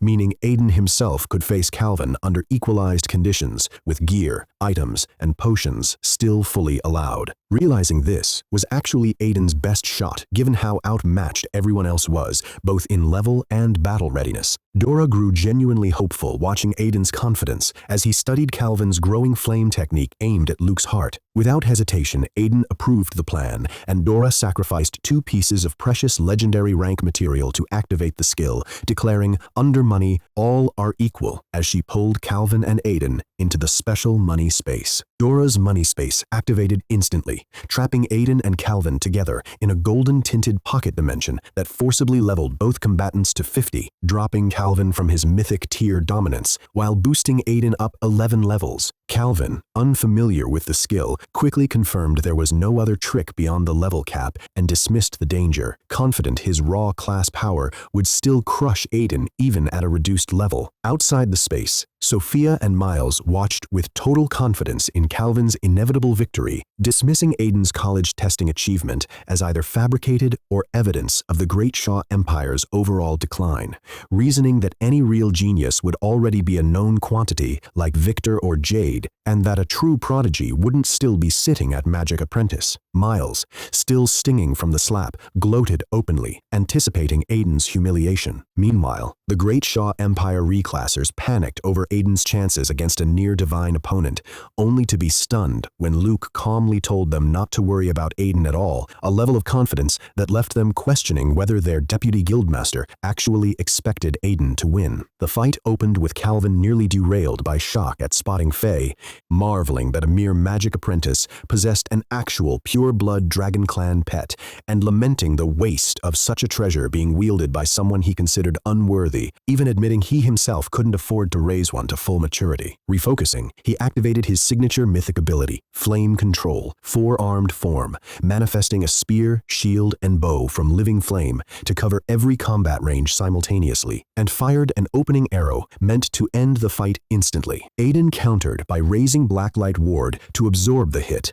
then exploited the Bane of all Races ring's halved casting time to immediately follow up with a silent, well-placed Ultimate Frost, a level of speed and precision that visibly rattled Calvin, who couldn't reconcile the counterattack with an ordinary level 5-0 reclasser, let alone a supposed magic apprentice, and began to suspect equipment-driven trickery rather than raw skill. Calvin unleashed his Fire Sea across the money space, and the watching Azure Cloud reclassers cheered prematurely, assuming Aiden had been incinerated instantly, until Sophia noticed he'd vanished before the attack landed. Aiden reappeared behind Calvin using Shadow Stealth, having anticipated the counter-close-range tactic, and baited him with a fake warning about Faye using a skill to buy the split-second opening he needed. The trick worked. Calvin's misdirected guard left him exposed to an Earth Elemental Arrow's slow effect, followed immediately by Thunder's Wrath, stripping his speed and chaining into a paralysis proc from repeated lightning strikes. With Calvin locked in place, Aiden dropped him straight into Demon's Domain, stacking devastating true damage and defense-shredding debuffs while punishing every attempted movement with instant follow-up spells, even basic fireballs hitting far harder than expected thanks to his stacked spirit and epic gear. Calvin's health plummeted, forcing him to burn his healing ability to stabilize around 20%, buying a brief opening that Sophia clung to as hope, reasoning Aiden's mana had to be running low. But even she began questioning her own read on the fight, realizing it wasn't Calvin who'd secretly been the underdog all along, but Aiden dramatically overperforming expectations. Aiden kept up relentless pressure using Shadow Stealth to feint and flank, repeatedly appearing behind Calvin's guard undetected and landing poison strikes from his Spider Demon Venom gloves before Calvin could even process where the attacks were coming from. Confused and humiliated, Calvin desperately lashed out, despite his crumbling stability, only for Aiden to vanish into the shadows once more and reappear directly in front of him, ending the chapter with a kick aimed straight at Calvin's face. Aiden's kick sent Calvin sprawling in humiliating defeat, the once untouchable mythic reclasser reduced to a swollen, bleeding wreck, while a Great Shaw Empire reclasser quietly filmed the whole thing. Panicked and desperate, Calvin fled to a corner of the money space, banking on his level 8-9 status, returning once the effect wore off so he could exact revenge. But the watching Azure Cloud crowd, including Miles and Sophia, refused to believe what they were seeing, insisting it had to be some illusion conjured by the three-headed dragon rather than accept a magic apprentice had genuinely beaten their prodigy. Aiden pressed the advantage ruthlessly, deciding the only way to neutralize the threat permanently was to cripple Calvin badly enough that his eventual return to full level wouldn't matter. As the money space began destabilizing and Calvin's hope of imminent rescue grew, Aiden landed a final volley of metal element arrows through his limbs, pushing him to the brink of death just as the space collapsed, and Sophia and Miles rushed in to save him with emergency potions and healing skills. The The surrounding Azure Cloud reclassers, confronted with the reality of Calvin's near-fatal wounds, visibly avoided Aiden's gaze rather than challenge him directly. Sophia furiously accused the Great Shah Empire of excessive brutality, but Aiden coldly reminded her that restraint was the only reason Calvin was still alive and laid out the truth of Miles's earlier lie that he alone had let the Abyss Demon Noble escape and brought this entire confrontation on himself through provocation. Cornered, Miles doubled down on his fabricated version of events, pointing to Aiden's earlier slap as evidence of Great Shah Empire cruelty and vowing to spread the story internationally rather than risk Calvin's wrath if the truth came out. Sophia, despite Aiden's rebuttal, chose to side with her student and demanded a formal explanation from the Empire. Luke, visibly stunned, despite having trusted Aiden all along, admitted the reality of watching him actually defeat Calvin was almost impossible to process, and urged the group to retreat before the volatile situation escalated further. Aiden agreed, privately noting how close he'd come to disaster without Dora's intervention, and resolving to return to his class change quest and wait out the Twin Coin's curse before pushing his stats further. Just as the group prepared to leave, however, Calvin regained consciousness and immediately ordered the surrounding Azure Cloud reclassers not to let them go. Calvin, furious and demanding retribution once his level restored, ordered the Azure Cloud reclassers to stop Aiden's group from leaving, only for the fully evolved, near, level 903-headed dragon to turn its rage on him directly, having remembered him as the one who'd scorched it earlier. The dragon blasted Calvin with triple energy balls before his allies could react, forcing the entire Azure Cloud group to abandon their pursuit of Aiden and scramble to contain the newly powerful threat instead. In the chaos, Miles, still fuming that Aiden and Luke had caused this whole disaster by not helping retrieve the Crimson Lotus sooner, was struck down by the dragon's tail and left gravely injured, mentally blaming Aiden even as he lay broken on the ground. Checking his Bane of all races ring, Aiden found his damage bonus against the Demon Clan had already climbed to 35% from the elite soldiers he'd killed in the earlier battle, confirming the ring's immense long-term potential, high enough eventually to one-shot threats like Demon Duke Ethan, though unlocking the ring's next tier would require killing thousands more Abyss demons, a task for another day. Luke, still processing what he'd witnessed, insisted that Aiden's victory over Calvin was something even Jade or Victor couldn't have replicated, quietly recognizing that Aiden's reputation was about to spread far beyond the Great Shah Empire. Back near the Sovereign City, Aira, James, Atlas, and Felix arrived to hear Aiden's account of the encounter. Felix seized the opportunity to spin the story favorably for Calvin, implying he'd shown mercy in letting them go, a claim Luke flatly corrected, revealing Aiden had actually come close to killing Calvin and held back only to avoid an international incident. The assembled reclassers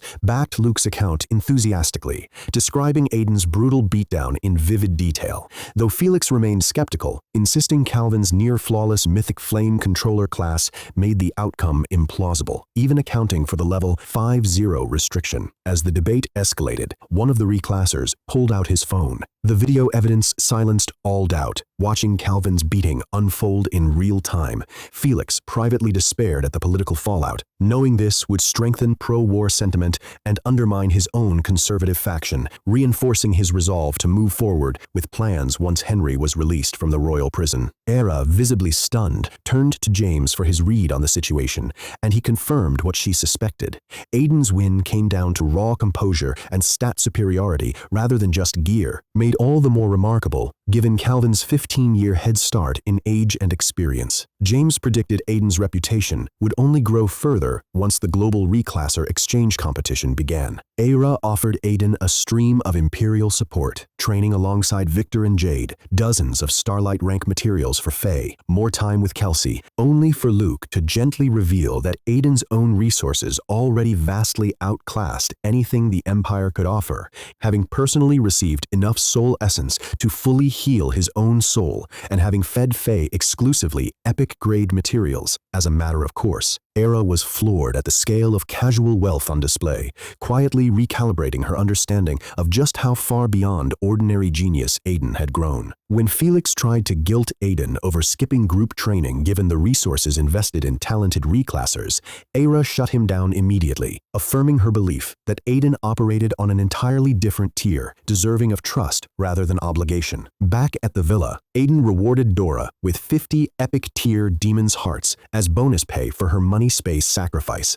which would leave her unable to fight for 2 weeks, promising the legendary materials owed to her would follow soon. With his Bane of all Races quest already complete, Aiden had no urgent need to leave the Sovereign City during her recovery, easing her concern about being unable to protect him. He then headed to the Reclasser Association to pursue his next class change, quickly leveling to 40. Along the way, he found the Sovereign City and the wider internet consumed by leaked footage of his fight with Calvin, alongside humiliating clips of Calvin fleeing the enraged three-headed dragon. The Azure Cloud Empire's attempt to spin the narrative against the Great Shaw Empire collapsed once official battle footage surfaced, sparking a viral firestorm of disbelief and fascination worldwide over Aiden's true strength, his age, his Magic Apprentice class, and his mythic dragon pet. As Aiden landed at the Reclasser Association entrance, a wave of onlookers surged toward him. Aiden's reputation continued to soar throughout the Great Shaw Empire. Everywhere he went, Reclassers praised him for defeating Calvin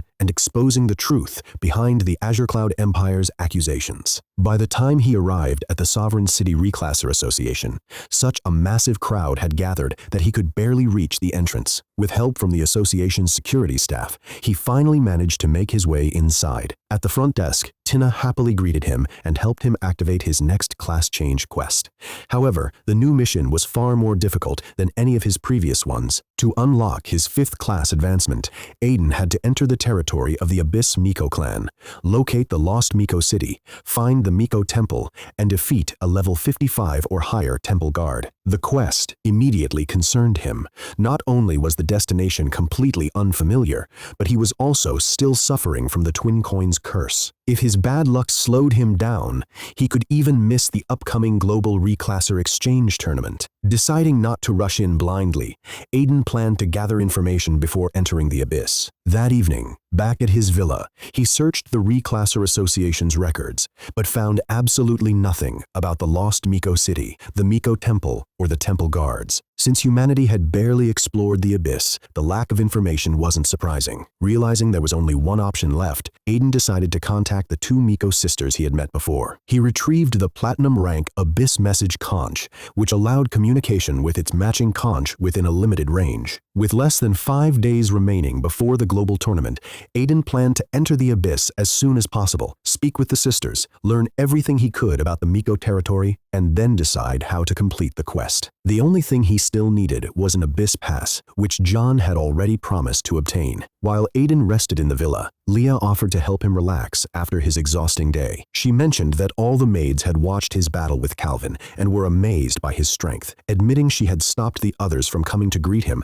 because she wanted to take care of him herself. Before anything else could happen, a security guard announced John's arrival. John entered carrying a rare Abyss Pass that led directly into the core region of the Miko territory. He explained that passes like this were extremely scarce throughout the Great Shaw Empire, and Aiden was fortunate to have secured one before they were gone. After handing it over, John quickly excused himself and left the villa. With the Abyss Pass safely stored away and his preparations nearly complete, Aiden turned his attention back to Leah. Wanting to unwind before returning to the dangerous abyss the following day, he followed her toward his bedroom as she prepared to continue helping him relax. Leah continued trying to prove that her way of helping Aiden relax was as good as she had claimed. Although she struggled at first, she refused to give up, and the two eventually shared another intimate night together. Hours passed before everything finally settled down. The next morning, Aiden woke up refreshed, while Leah had already returned to her duties.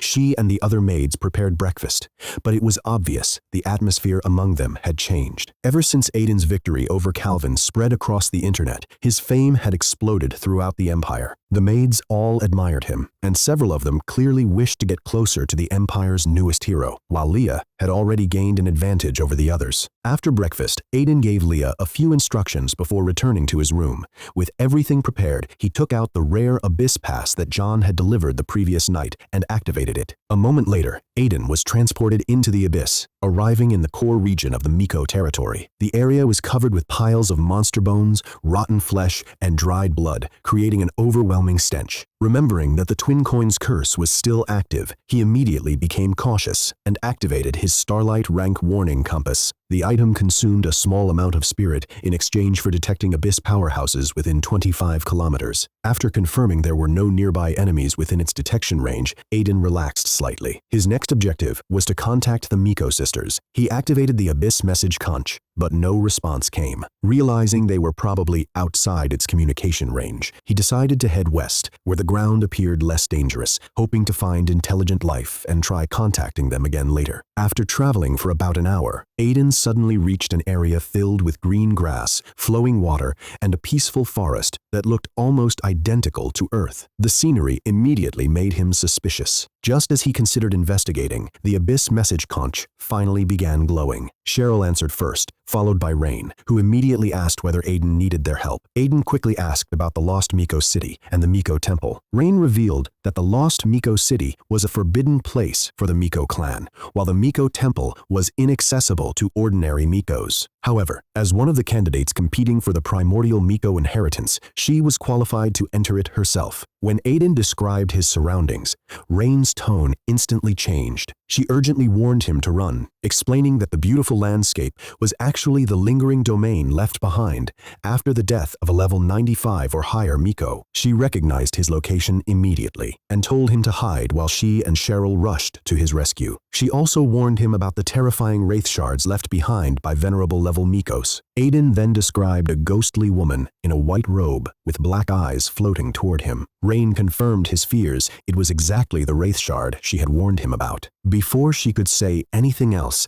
Aiden admitted it was already too late. Using his detection skill, he discovered the ghost was the legendary rank wraith shard of the abyss, Miko Lilia, but every important detail, including her level and health, appeared only as question marks. Realizing she was far beyond anything he could fight, Aiden immediately activated Shadow Stealth to escape. But for the first time, the skill failed. The surrounding shadows vanished completely, and even the blood-soaked ground beneath his feet transformed into ordinary grass, leaving Aiden trapped face-to-face with the mysterious wraith shard. Aiden narrowly escaped an unsettling encounter with Lilia, a ghostly white presence he later learned was a wraith shard of a venerable level divine rank Miko from ancient records. Haunting a forbidden zone the Miko clan had sealed off for centuries. His warning compass gave no readout at all, underscoring just how far beyond normal detection this entity's power level reached, and he used Shadow Stealth's burst speed to escape by a hair's breadth. Rain and Cheryl arrived to guide him deeper into Miko territory, providing a disguise, robe, and hat to avoid drawing attention from other Miko, and Cheryl noted, confused, that Aiden seemed to have grown more attractive since their last meeting, an unspoken side effect of his hidden charm stat rising. Riding together on Rain's transformed flying snake, Aiden pressed for details on Lilia and learned her territory had been forbidden for hundreds of years. When he asked why the Miko Temple mattered enough to warrant a dangerous quest, Rain deflected, correctly guessing he was mid-class change and marveling at how quickly he'd progressed since they last met. The journey grew tenser as they approached a second forbidden zone. The remains of a once powerful Miko who'd been corrupted lost her sanity and taken her own life, leaving behind a horrifying field of towering branchless tentacle trees embedded with countless closed-eyed heads, both human and demon. Recognizing them as massively scaled-up versions of the taboo tentacle he'd barely survived earlier, Aiden kept his composure while Rain urged him to avoid eye contact with anything unusual and to trust her flight path to keep them safely above the danger. Just as they neared safety, a rival group of Miko, competitors for the same primordial Miko inheritance Rain sought, spotted them and attacked. Aiden blocked the opening strike with Blacklight Ward, judging the attacker's level as unimpressive.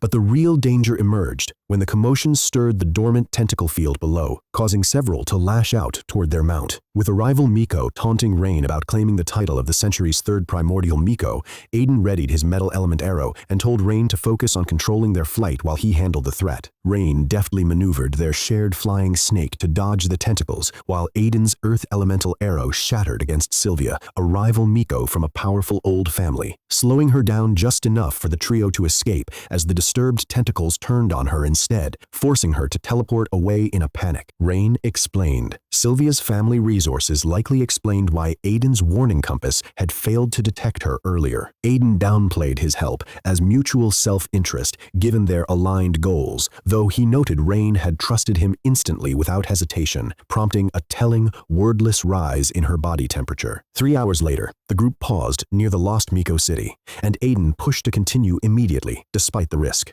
Given his tight timeline before the global reclasser exchange tournament, a call Cheryl and Rain both supported, given the need to beat Sylvia there. During the break, Aiden discovered his legendary secret map fragment glowing, revealing a second fragment was nearby, meaning he now knew the location of 3 of the 5 needed to unlock the Supreme Miko's treasure. Testing the fragment's brightness as they walked, he confirmed it was leading them straight toward the lost Miko city itself. Entering an eerie, sense-blocking fog blanketing the city's approach, Rain tied Aiden and Cheryl to herself with black thread for safety and warned about disorienting illusions, then opened a strange pale eye embedded in her forehead, a mark unique to Miko eligible for the primordial inheritance, to guide them through. Aiden's soul protection skill flared in alarm at the sight, but registered no hostile intent. Deeper into the fog, Aiden was called out to by a voice mimicking familiarity, then confronted by a fabricated illusion, a distressed, scantily dressed Miko begging for rescue with exaggerated, deliberately alluring desperation. Aiden ignored her completely, unbothered, and confirmed via his unchanging wrist thread that neither Rain nor Cheryl could perceive the figure, proof it was a trap meant only for him. Just as he prepared to keep moving, the glow from his hidden map fragment spiked, and he noticed with alarm that both of his wrists now had black threads tied around them, doubling what should have been there. Realizing the fog's illusions were tailored specifically to each victim's mind, Aiden confirmed his theory by briefly summoning Faye, who immediately hallucinated a mountain of high-tier loot rather than Aiden's map fragment vision, proving the deceptions were personalized rather than shared. With his own black thread illusion debunked, Aiden used the real thread to locate Cheryl first, snapping her out of a milder trance. She confirmed the Aiden she'd initially seen had been fake, though she deflected embarrassed questions about what exactly she'd witnessed. Rain proved far harder to reach, trapped in a devastating illusion replaying her family's death and her desperate need for revenge, at one point turning her staff on Cheryl in a delusional rage before Aiden shocked her out of it by shouting that she couldn't achieve revenge while lost in fantasy. Shaken but recovered, Rain led them onward, and after passing through the thinning fog, the group arrived at the lost Miko city, an ancient, moss-covered ruin radiating dead silence. Rain sketched a rough map showing the Miko temple at the city's core, accessible only to inheritance-eligible Miko, and designated it as a fallback meeting point if the group got separated. Cheryl explained the primary danger: lost Miko, soulless, painless, fearless, wandering husks with elevated risk near any particularly grand-looking buildings. Rain tried to reassure Aiden that avoiding high-level threats was manageable, barring bad luck, a comment that visibly unsettled Aiden given his ongoing twin-coin curse, prompting him to reissue his warning about his recent misfortune. Passing through a gate scarred with countless desperate claw marks, evidence of some past catastrophe that had trapped fleeing Miko inside, the group entered the unnervingly silent outer city, where all vegetation had vanished entirely. Barely 500 meters in, they encountered an unexpected early threat: a lost Miko with dead, blackened flesh staring blankly from a shop far closer to the entrance than should have been possible. Before Rain could finish cautioning against engaging it, the creature opened its mouth in a silent scream, and the ground beneath Aiden's feet erupted with grasping, gray-white hands. The lost Miko's silent scream summoned grasping hands from the ground, but Aiden's heightened alertness from his ongoing bad luck let him dodge in time. Rain one-shot the level 6-0 threat with a precise soul-piercing ray, prompting Aiden to check her stats, revealing she'd already reached level 70, far stronger than he'd realized given her weakened state the last time they'd met. Cheryl, visibly annoyed at being sidelined and slightly territorial about Aiden's attention toward her sister,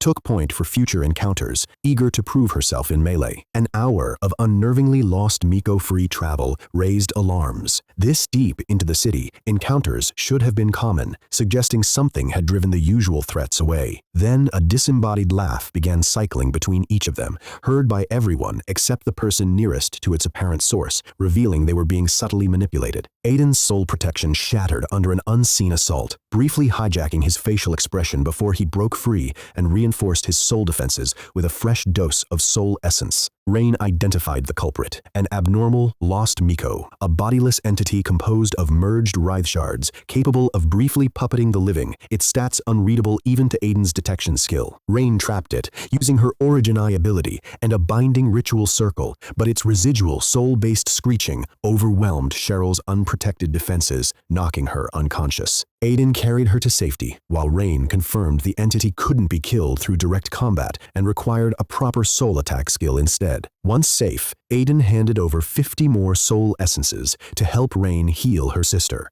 and Rain explained the abnormal specimen's presence, explained the eerie absence of normal lost Miko in the area. As Cheryl regained consciousness and quietly questioned her own usefulness, Rain suddenly spotted new danger and screamed for them to run. A high-level lost Miko in a red robe appeared, prompting Rain to split off and lure the threat away herself, ordering Aiden and Cheryl to head for the temple without her. Despite Cheryl's protests, Aiden convinced her that rushing to help would only endanger them both, given neither of them could match Rain's level 7-0 combat power, and Cheryl herself didn't remember the route. The two pressed on cautiously, taking longer but safer detours, and for once encountered nothing but easily avoided ordinary lost Miko, a stretch of good luck that unsettled Aiden more than it reassured him. The danger returned when Sylvia reappeared with two companions, recognizing Cheryl and immediately fixating on Aiden, his torn robe having exposed him as human, with open interest in acquiring him as a slave, a valuable commodity among Miko who share humanity's aesthetic sensibilities. Cheryl viciously mocked Sylvia's appearance in response, escalating the confrontation. But Aiden's detection skill revealed Sylvia's two companions were both level 75, a threat level he couldn't handle at his current level 40, prompting an immediate retreat call. Before they could leave, an overwhelming stench signaled the arrival of a horrifying new threat. A meat mountain, a massive, writhing mass composed of countless fused lost Miko heads babbling incoherently about an approaching eye and key. Aiden grabbed Cheryl and fled toward the temple as Sylvia's group was left to face the fuse. Monstrosity alone, quickly getting overwhelmed and badly wounded despite their level advantage. Just as they thought they'd escaped, Cheryl spotted an even larger meat mountain blocking their path ahead. Aiden narrowly dodged another set of ghostly hands from the second meat mountain, only to find his detection skill returning nothing but question marks, confirming this was a threat far beyond his current level, one that even a dozen mythic reclassers likely couldn't handle. Refusing to abandon his class change quest despite the escalating danger, he stashed Cheryl in a safe high-rise before flying off alone to draw the monster's attention and search for Rain, leaving Cheryl racked with guilt over her repeated helplessness and growing emotional attachment to him, paralleling her feelings for her sister. After Aiden returned safely, having located Rain already at the temple, Cheryl broke down and embraced him in relief before the group regrouped. Rain revealed the true identity of the Meat Mountain, an aberrant fleshweaver, a legendary rank, level 90 horror that had already killed the red-robed lost Miko and clearly wasn't meant to be present in the city at all, a detail everyone's reactions confirmed as deeply abnormal. Prioritizing survival over investigation,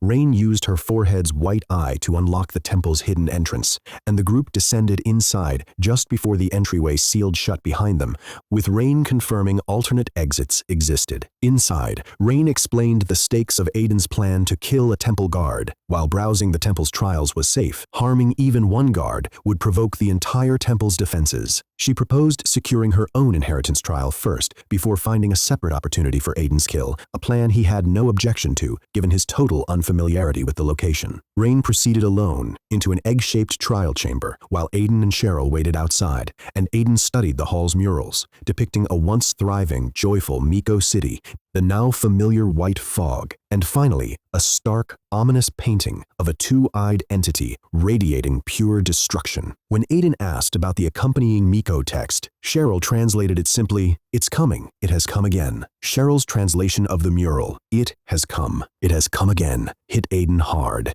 as he recognized the exact phrase from both the Miko Wraithshard Lilia and, more disturbingly, Kelsey's black-eyed episode back in the Sovereign City. The overlap left him newly convinced these three threads, Kelsey's illness, Lilia's haunting, and the temple's ancient warning, were somehow linked to something catastrophic on the horizon. Rain completed her first trial and led the group down to the temple's second level, where rows of dormant golden temple guards lined a grand passage, powerful enough that Aiden immediately recognized killing one would satisfy his class change quest, though far too heavily guarded to risk provoking yet. Rain reassured him. The guards stayed inactive, unless facing actual intruders, and revealed the temple's third floor housed a teleportation exit that would let them leave Miko City entirely, a route Aiden realized made her guidance indispensable, since without her, his quest would have stalled indefinitely. Just as Rain began explaining the second trial in a grand throne hall, the two aberrant fleshweavers broke through from the first floor, forcing the temple guards into full combat to hold them off while Rain rushed to activate the throne's trial and buy time.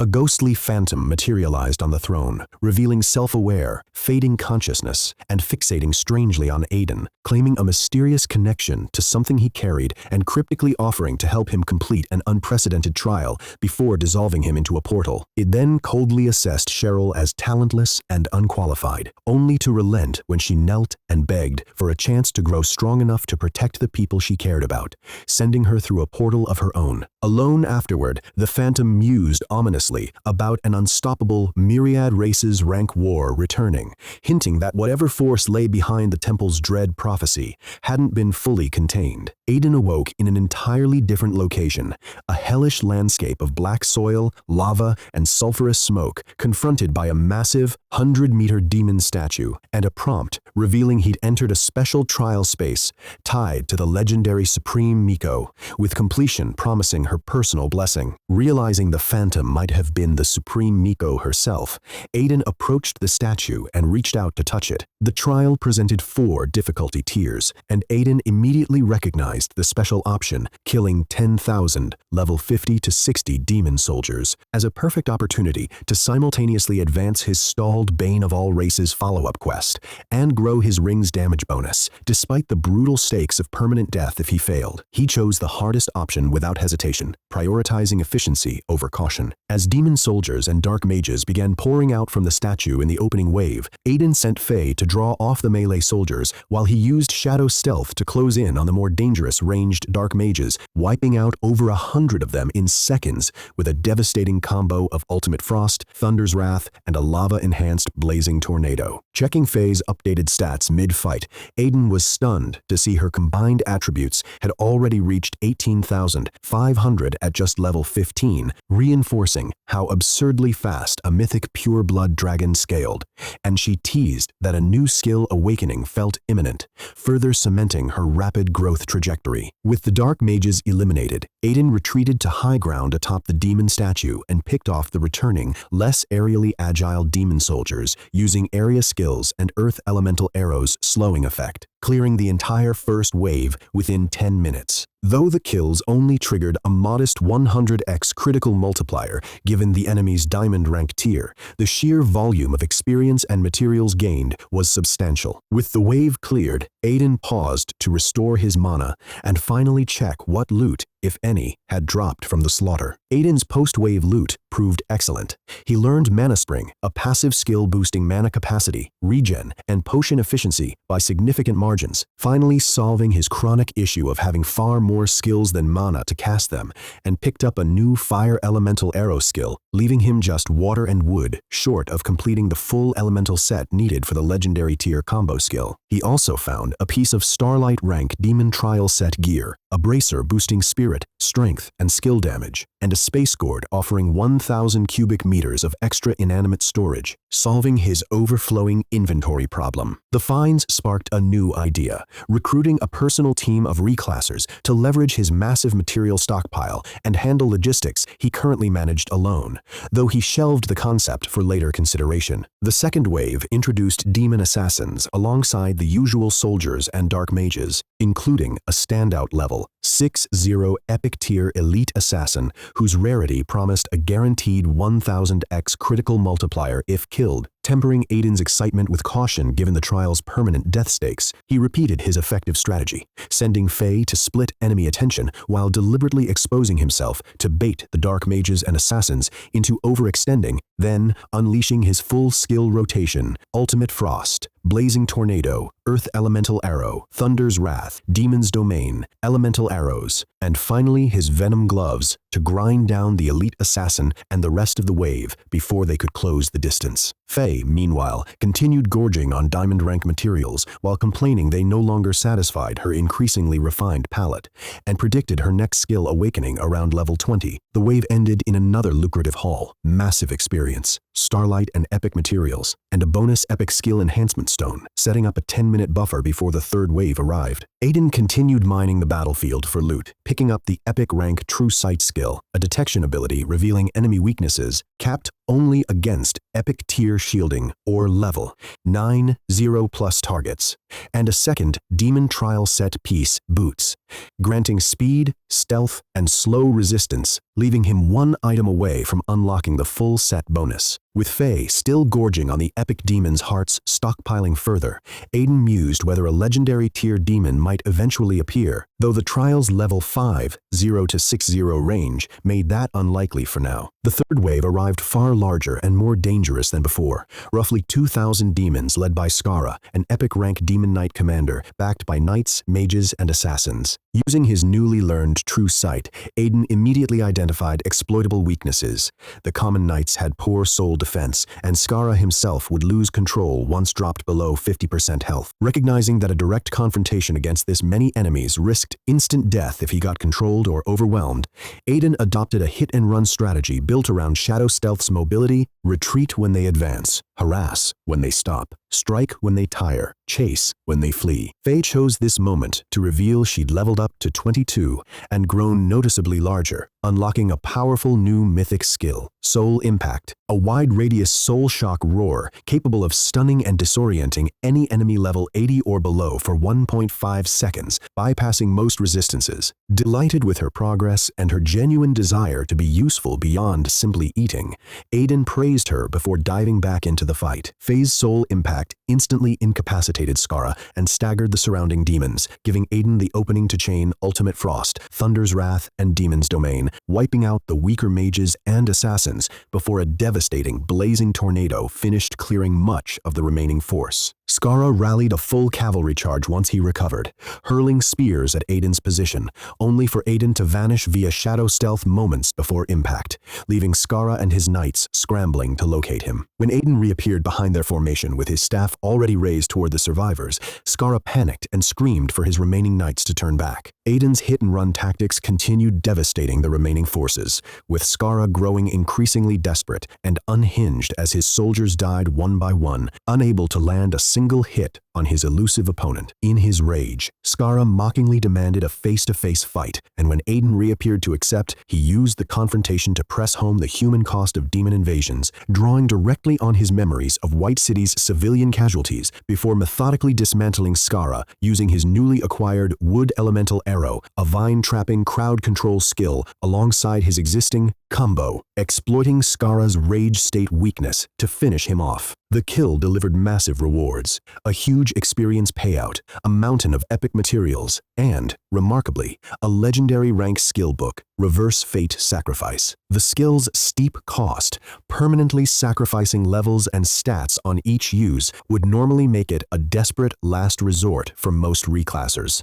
But Aiden immediately recognized it as tailor-made for his own build, since his 10,000x critical hit system and twin coin luck farming made recovering lost levels and stats trivial, while the skill's massive temporary casting speed boost, stacked with his Bane of all Races Race's ring promised near unmatched burst potential. He learned it without hesitation. Aiden also completed his demon trial set by finding the final waistband piece, unlocking a summon demon effect that could conjure 3 temporary mindless level 5/0 demons under his command. Underwhelming for his own combat style, but he suspected it might be the intended real solution other, less overpowered reclassers would need to survive the trial's remaining 7,000+ demons. Surveying the massive statue and the endless lava field, Aiden pieced together what he believed was the trial's true intended shortcut, but chose not to use it, both to preserve his experience farming and to avoid missing potential rewards from a possible smarter, more dangerous demon boss in later waves. With 30 minutes before the final wave, Aiden used the downtime to scout the terrain around the lava flows and the statue's base, preparing contingencies in case things went wrong. As the countdown ended and dark energy began gathering at the statue's foundation for the last wave, his expression turned serious. The final wave revealed a genuine strategic threat, Rhodes, an epic rank demon commander with an unusually massive 8.8 million HP and no exploitable weakness according to TrueSight, commanding disciplined, well-armed troops including tanky demon archers and shield bearers whose HP rivaled Skara's entire pool. Rhodes proved tactically sound, sending careful scouts ahead rather than charging blindly, making Aiden's previous hit-and-run tactics unreliable against a coordinated, alert force of over 7,000 demons. Checking his Bane of all Races ring, Aiden found the damage bonus had only crept to 60%, confirming that regular soldiers contributed little, only elites and named threats meaningfully boosted the multiplier. Facing an enemy too numerous and too well-led to farm safely, Aiden revealed his real backup plan. Having secretly corroded the base of the massive demon statue earlier using his venom gloves, he intended to topple it and collapse the ground into the volcanic crater beneath, drowning any non-flying demons in lava. The trial's actual intended solution for reclassers without his overpowered advantages. He resolved to extract as much value as possible before executing it, accepting the risk given how unforgiving permanent death in the trial was. Aiden opened the fight with Faye's soul impact, but Rhodes shrugged it off almost entirely, confirming he possessed genuine soul resistance rather than any hidden vulnerability. As Rhodes closed in with a devastating dark energy blade, Aiden dodged using his iron dragon wings, while deliberately steering the fight toward the side of the statue he intended to collapse, all while covertly deploying his demon trial set's summoned knights to begin sabotaging its base unnoticed amid the chaos. Aiden then used Shadow Stealth to escape Rhodes's counterattack and a subsequent volley of demon archer fire, using the falling arrow's impact to reinforce his ice-based ground control rather than attacking Rhodes directly, a move that visibly confused the commander, right up until he turned and spotted the summoned demon knights actively attacking the statue's foundation. Rhodes, spotting Aiden's plan too late, ordered his mages to intercept the sabotaging demon knights as the weakened statue toppled anyway, then tried to fly clear himself, only to be intercepted mid-flight by a disguised wood elemental arrow that Aiden had specifically timed to look like a standard attack, binding his wings and forcing him to crash back down as the statue collapsed. The resulting devastation was massive. Crushed shield bearers, obliterated foot soldiers, and a cascading ground collapse that dropped hundreds of demons straight into the lava below, while Aiden picked off any survivors attempting to flee by wing with precise arrow shots to disable their flight. Though the kill count was enormous, Aiden noted the experience yield from this mass slaughter was disappointingly low compared to direct kills. No 10000x critical hits triggered, though Faye's earlier soul impact ensured she still leveled up significantly from tagging the whole crowd. With most of the horde eliminated, Aiden turned his full attention to Rhodes, deciding this was the ideal moment to test his new legendary skill, Reverse Fate Sacrifice. Reasoning his abundant experience reserves made the level and stat sacrifice trivial to recover. The skill delivered exactly as promised. Full HP, mana restoration, temporary attribute surges, a 30% casting speed boost, and pain immunity, leaving Rhodes utterly baffled that a human whose level had visibly dropped somehow radiated far greater power than before. What followed was a one-sided massacre. Aiden chained all 4 of his elemental arrows in near simultaneous casts, followed immediately by Ultimate Frost, Thunder's Wrath, and finally Demon's Domain, never giving Rhodes a single opening to counterattack or even fully process what was happening. Overwhelmed and disbelieving that this couldn't simply be human talent, Rhodes died begging to know what Aiden truly was. Aiden closed the fight with a quiet remark about villains talking too much before turning his attention to looting Rhodes's corpse and finishing off the trial's remaining stragglers to unlock the next stage. Rhodes's death yielded a smaller than hoped but still valuable haul, massive experience, epic tier demon materials, a stack of stackable epic rank attribute boost potions, perfectly suited to Aiden's playstyle, and a rare legendary skill enhancement stone. Aiden cleaned up the remaining stragglers using his still active Reverse Fate sacrifice buff, officially completing the special difficulty Demon Trial after killing all 10,000 required soldiers. Faye, delighted at her rapid leveling past 30, was nonetheless forced to admit she genuinely couldn't eat any more of the leftover materials, a first for her, while Aiden lamented having to abandon piles of loot his storage simply couldn't hold. The trial's completion unlocked Bane of all races too, Genius Nightmare, requiring Aiden to kill 10 human geniuses, at least 10 levels above him, 10 ordinary Abyss geniuses, or 1 King rank Abyss genius before his 7th class, with a reward so staggering it left him stunned. A mythic staff, an Abyss ancient battlefield teleport scroll, and most shockingly, an actual resurrection item, a prize he suspected would send even divine tier powerhouses into a frenzy if they knew it existed. He also gained early access to the quest's bonus skill, Aura Reading, a mythic tier ability letting him read the color of a person's destiny energy to gauge their talent tier from ordinary gray-white up through the rare 7-colored aura of a high-level race's holy sun. Testing it on Faye immediately, Aiden was stunned to find her golden race genius aura was shot through with additional colorful hues bordering on holy sun tier, hinting her true standing within the Abyss Dragon clan was far more significant than assumed. Checking his ring's damage bonus, he found it had crept only to 67%, since most of the trial's kills hadn't come from personal combat. Returning to the temple's 2nd floor, Aiden found Cheryl transformed, physically striking in her new combat gear, visibly shaken, and revealing that the mysterious phantom, apparently the Supreme Miko herself, had personally slain both aberrant fleshweavers and granted her a shot at the trial, though she'd only cleared normal difficulty. True Sight confirmed her explosive growth, now legendary tier and level 70, a massive leap from before. The Phantom then addressed Aiden directly, cryptically wondering aloud whether he'd chosen anything less than the hardest difficulty and warning it would disappoint him if so, a comment that left Aiden quietly parsing who exactly him referred to.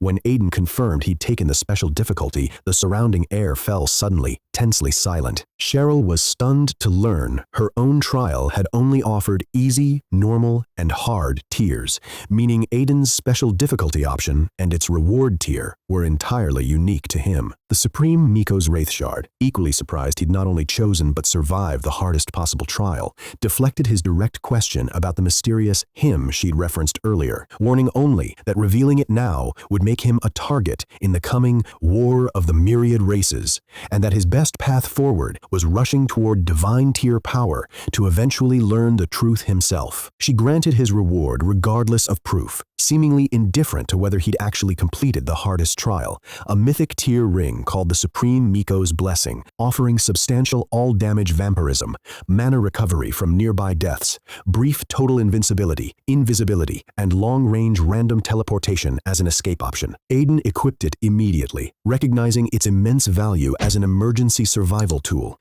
The Wraith Shard noted she'd only had enough of her fading power left to craft it to mythic rank. The moment shattered when the 2 aberrant fleshweaver corpses in the passage reanimated into a nude, faceless woman who assembled a blood-red dress from the ambient gore around her. Louise, the Bloodsea Queen of the Dawn Society, whose sheer presence radiated power exceeding even James's, physically causing Aiden to bite through his own tongue just to stay lucid. Louise revealed she'd come specifically ahead of the Supreme Miko, implying awareness of exactly who the Wraith Shard represented, and demanded the temple hand over an item tied to an ancient battlefield, opening soon, directly connecting to the reward Aiden had just unlocked from his own quest. The Wraith Shard refused and moved to expel her by force, mobilizing every surviving temple guard. But Louise mocked the Miko's diminished king-to-common racial decline and openly threatened the clan's survival unless her demand was met. Facing a genuine possibility of using Cheryl's body as a power source to fuel a desperate defense,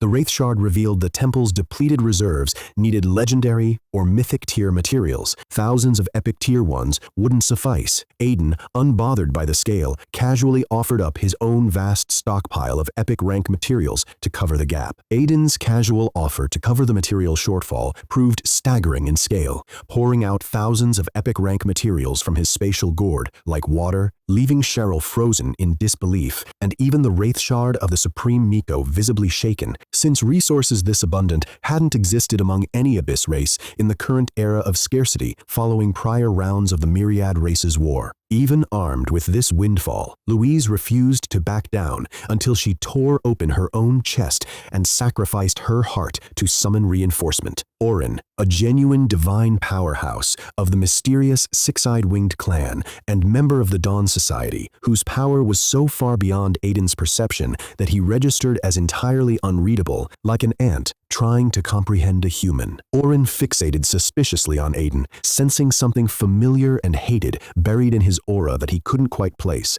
But before he could investigate further, the Wraith Shard diffused the confrontation by handing over the demanded item, a black fragment of a sacred artifact serving as the key to safely entering the mysterious ancient battlefield, explaining she'd sacrificed it specifically to get Orin away before he uncovered whatever secret Aiden was carrying. With the threat resolved, she revealed the artifact fragment was essential for any reclasser hoping to reach divine powerhouse status via the ancient battlefield past level 99, though she claimed ignorance of the Dawn Society's true purpose and urged Aiden to grow stronger quickly if he wanted answers, pointing him toward another map fragment hidden somewhere in the temple before going silent for good. Rain finally re-emerged from her extended trial, cold and pale-eyed, only for Cheryl's rapid-fire recap of everything that had happened. Aiden's trial completion, the epic material dump, and the divine powerhouse encounter to visibly stun her. Cheryl also revealed she'd been granted the chance to become a battle Miko by the Supreme Miko herself,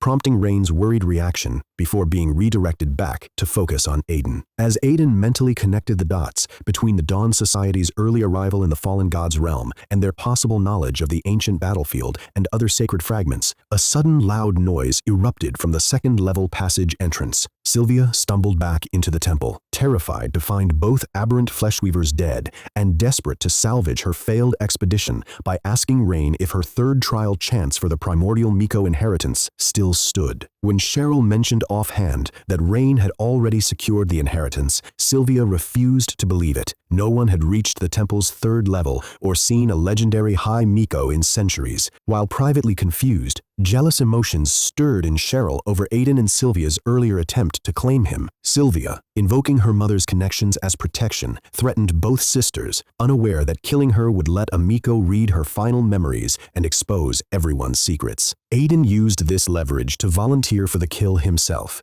extracting a firm promise from Rain and Cheryl that they'd owe him future favors once Rain ascended to primordial Miko status, pleased at how well his earlier investment in the sisters continued paying dividends. Sylvia, unable to read Aiden's stats even with a starlight rank detection skill, mocked him as beneath her notice, a disposable human slave fit only for servitude or being someone's lover, right before Aiden casually addressed the throne room, asking the unseen Wraith Shard's permission to kill a temple guard for his class change quest. A guard immediately obeyed, walking toward Aiden, and, after being struck by his arrows, turned its own weapon on itself and died, leaving Sylvia stunned and disbelieving that a human could provoke a temple guard into suicide rather than combat, utterly breaking her understanding of what was happening. Confused and terrified, Sylvia demanded answers just as Aiden summoned Faye for the coming kill and unleashed Ultimate Frost, freezing her solid before following up with wood elemental arrow vines to immobilize her further, dropping her health to 70% almost instantly. Desperate, she begged for 3 seconds to activate an escape teleport. Sylvia's desperate teleport attempt was cut short by Faye's soul shock, stunning her mid-cast, and Aiden finished her off with a devastating chain of Thunder's Wrath, triggering paralysis and Demon's Domain, dropping her health below 10%. In her final moments, she tried to force a vision of her killers through the dark energy to guarantee her mother would learn the truth and seek revenge, but the 3 summoned demon knights Aiden had positioned earlier blocked her line of sight just in time, letting her die without ever seeing his face clearly. She dropped surprisingly little loot for an epic rank Miko, though the experience payout was substantial. Between this kill, the demon trial, and the temple rewards, Aiden calculated he'd banked a staggering 1.5 billion experience, already anticipating how devastating his stats would become once the twin coins' luck kicked in and let him dump it all into Apprentice's heart. The Miko sisters, still stunned by the day's events, finally noticed Faye properly for the first time. Cheryl, recognizing her as the same pure-blood dragon egg they'd handed over long ago, now fully hatched and thriving. Faye's shy, eager greeting was initially met with stunned silence, nearly reducing her to tears before Rain caught herself and welcomed her warmly. The revelation cemented Rain's growing understanding of just how vast Aiden's resources truly were, and she resolved to keep him close as an ally, recognizing that her new status as primordial Miko meant little without backing comparable to her rival's ancient family support networks. Cheryl, delighted, spent a moment affectionately cuddling Faye, who happily basked in the acceptance of Aiden's friends. Aiden used the quiet moment to track down and retrieve the second hidden map fragment within the temple, using his glowing chest piece, then turned his attention to deciding how to best use his remaining legendary and epic skill enhancement stones, settling on 2 skills he'd already identified as priorities. Just as Rain called for the group to finally leave the temple, Aiden used his remaining enhancement stones strategically, upgrading Blacklight Ward to epic tier for significantly stronger damage absorption, and pouring his sole legendary stone into Shadow Stealth, his most consistently game-changing ability, boosting its mana regen, movement speed, stealth-breaking immunity, and adding a bonus 20% power boost to the first skill cast upon emerging from Shadow. With his 5th-class quest officially complete, he had no remaining reason to stay in the temple and departed with the Miko sisters. Left alone on her throne, the Wraith Shard of the Supreme Miko reflected mournfully on her fading, soul-bound existence, wondering aloud whether Aiden represented hope for humanity, the Miko, or both, expressing quiet resignation that her own hope now rested on Rain standing beside him against the coming war. Resting by a fire near Miko territory, Aiden mapped out his priorities, advancing Bane of all races, 2 likely achievable through kills at the upcoming global reclasser exchange competition, investigating the fallen god realm's floating city, and eventually settling his outstanding grievances with Henry and Felix. He acknowledged the gap between his ambitions, hunting level, 8-0+ targets, and his actual standing as a barely 2-month-old reclasser, resolving to stay cautious given his current lack of any resurrection item. When Aiden announced his departure, Cheryl's visible disappointment and Rain's hesitation led him to agree to stay 1 more day to learn more about Abyss politics, delighting Cheryl, who doted affectionately on Faye, who cheerfully admitted to angling for an upgrade from her usual epic tier diet. While Cheryl and Faye bonded, Rain pulled Aiden aside privately, proposing an alliance. She'd use her growing influence to convince the other 2 primordial Miko to join a coordinated strike against demon territory in exchange for a steady supply of high-tier materials, framing it as a mutually beneficial arrangement against the shared demon threat. Aiden's response, that she'd misunderstood something, visibly caught her off guard. Rain pressed Aiden on why her diplomacy-based plan was flawed, and he laid out a harder truth. Unity through persuasion was a fantasy, since the Miko clan's ancient families were just as fractured by self-interest as the 2 feuding primordial Miko already proved, a lesson he'd learned the hard way, watching humanity's own factionalism during the fallen God's Land crisis. His real proposal wasn't diplomacy but dominance. Rather than convincing every faction to cooperate, he and Rain should simply grow powerful enough that all of Miko society would naturally fall in line behind them, an ambition he'd been quietly nursing since White City, partly inspired, ironically, by observing how ruthlessly Felix operated. Rain, stunned by the audacity and clarity of the vision, admitted she couldn't fully keep pace with his reasoning despite her own intelligence, spending the next hour peppering him him with questions to understand the full scope of his plan. Convinced, she reaffirmed her Miko oath to never harm Aiden or Cheryl, and Aiden handed over a massive resource package: 500 epic rank materials, 1,000 starlight rank materials, and his remaining diamond rank stock, treating the investment as calculated confidence in the sisters' long-term value. When Rain ran out of storage capacity, she sacrificed her own robe to carry the excess, leaving her in a form-fitting inner layer that highlighted her figure. Touched by Aiden's unprompted compliment about her smile, the first such comment she'd received from anyone but her late parents, Rain impulsively kissed his cheek before fleeing in flustered embarrassment, leaving Aiden quietly startled and oddly affected by the moment. That night, as the group settled into makeshift shelters, Cheryl showed up at Aiden's hut door, visibly nervous, and asked him directly whether he had feelings for her sister. That night, Cheryl returned to Aiden's hut, this time initiating a kiss that escalated into something more intimate. Both were left flustered and confused by the encounter, and Cheryl fled afterward, begging Aiden not to mention it to Rain, only to sneak back a moment later for the same reassurance, using the encounter as an excuse to ask Aiden clinical questions about Miko physiology. Their tongues evolved for spellcasting, and the confirmation that Miko have no kissing tradition of their own. She returned to the shared hut, racked with unspoken guilt toward her sister, while Rain, quietly awake the whole time, said nothing, her thoughts lingering on Aiden as she drifted back to sleep. The next morning, the group parted ways with visible emotional weight. Cheryl vowed to grow strong enough that she'd never again need Aiden to draw danger away from her, while Rain masked her feelings behind calm resolve, privately certain they'd cross paths again once everyone had grown stronger. Back in the Sovereign City, Aiden returned to his villa, found Leah had anticipated his needs, and quickly refocused on business, leveling back up to 40 after the 10-level sacrifice from Reverse Fate. He learned Dora had left the city on unspecified business, and, more pressingly, that Henry had been released from the royal prison. Rewarding Leah's diligence with starlight rank materials, leaving the other maids openly envious,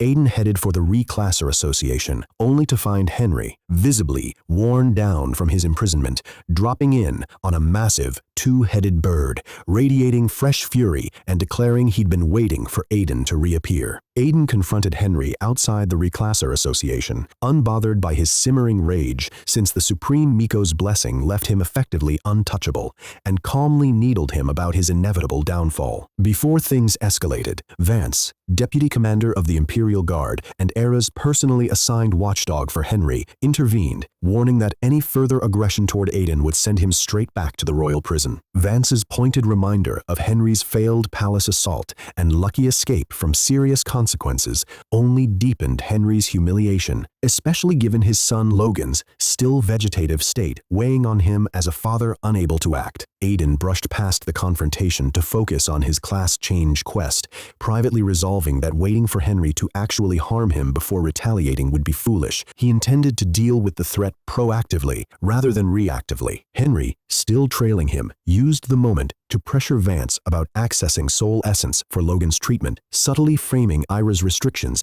as cruelty toward her own family, and Vance let the comment go without response, uninterested in anything beyond his assigned duty of keeping Henry in check. Inside, Tina eagerly processed Aiden's completed class change mission, while Luke reported that Victor, Jade, and Vespera had all rapidly leveled to 40 with the Empire's full backing and were ready to pursue their own class change quests. As the group arrived, led by Atlas, Aiden noticed an unfamiliar, strikingly confident young woman among them, a golden-haired girl radiating open arrogance, who immediately turned to Aiden and asked bluntly whether he was this year's college testing top scorer. Nellie, a haughty representative of the hidden Wycliffe family, immediately provoked Aiden with dismissive arrogance, and while probing her motives for joining the Global Reclasser Exchange Tournament, Aiden deliberately baited her into revealing more than she meant to, confirming the family had no need for training or a divine powerhouse's guidance, since they already possess their own, allegedly stronger than any on Earth, narrowing her true objective down to either the legendary weapon prize or, more likely, the mysterious Miko treasure map fragment offered as a reward. Gareth arrived just in time to catch Nellie oversharing, scolding her lightheartedly while confirming to Aiden that his sharp instincts hadn't gone unnoticed. even joking that if Aiden held a mythic tier class instead of epic, the Wycliffe family might have considered him marriage material for their bloodline-obsessed lineage. With Nellie's usefulness as an information source cut off, Aiden collected his completed class change badge from a nervous, starstruck Tina, and Luke quietly noted his friendship with her, privately resolving to find her a better position given her connection to Aiden. Henry, unable to let go of Logan's condition, cornered Luke about the sudden abundance of soul essence circulating through the sovereign city's alchemists, demanding answers. Luke, amused at the irony of Henry unknowingly begging for materials that all originated from Aiden, the man he wanted dead, coldly dismissed him, noting Logan's recovery would require a near impossible 700 or 800 diamond rank soul essences. Atlas backed Luke up, emphasizing the material's extreme scarcity, and redirected the group's focus toward getting Victor, Jade, and the others through their class change quests before the looming tournament,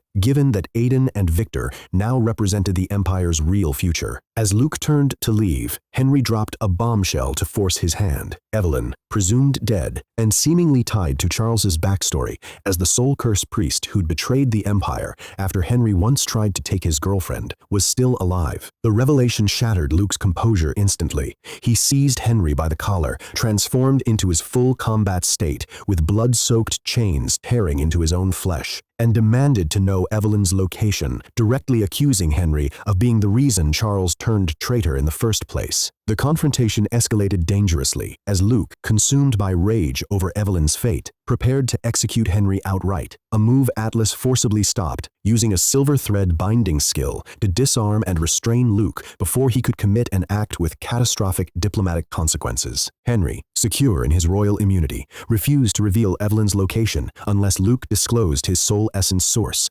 callously implying her safety was contingent on getting what he wanted. Reading Luke's silent plea, Aiden stepped in to broker the exchange himself, dangling a single starlight rank soul essence in front of Henry before pulling it back when he reached for it, extracting the information first out of loyalty to Luke rather than any genuine concern for Charles or Evelyn, since Aiden's personal code held no room for mercy toward anyone who'd tried to kill him. Henry revealed that Evelyn hadn't died as assumed, but had been abducted by mysterious figures leaving behind traces of abyss wraith energy, a deeply unsettling detail given how little is known about the reclusive, incorporeal wraith race and information even Atlas had never heard before. Once Henry finished, satisfied he'd upheld his end, Aiden simply answered his question with me, revealing himself as the source of all the soul essence in circulation. Henry refused to believe it was possible for anyone, let alone Aiden, to possess such a vast stockpile of starlight rank materials, a skepticism shared by the watching crowd barring Vespera, who'd already witnessed Aiden's absurd wealth firsthand. With Luke freed from Atlas's restraint and quietly thanking Aiden, Henry demanded proof, and Aiden answered by conjuring nearly 100 starlight rank soul essences into view at once. Aiden dropped a full 100 starlight rank soul essences on the ground,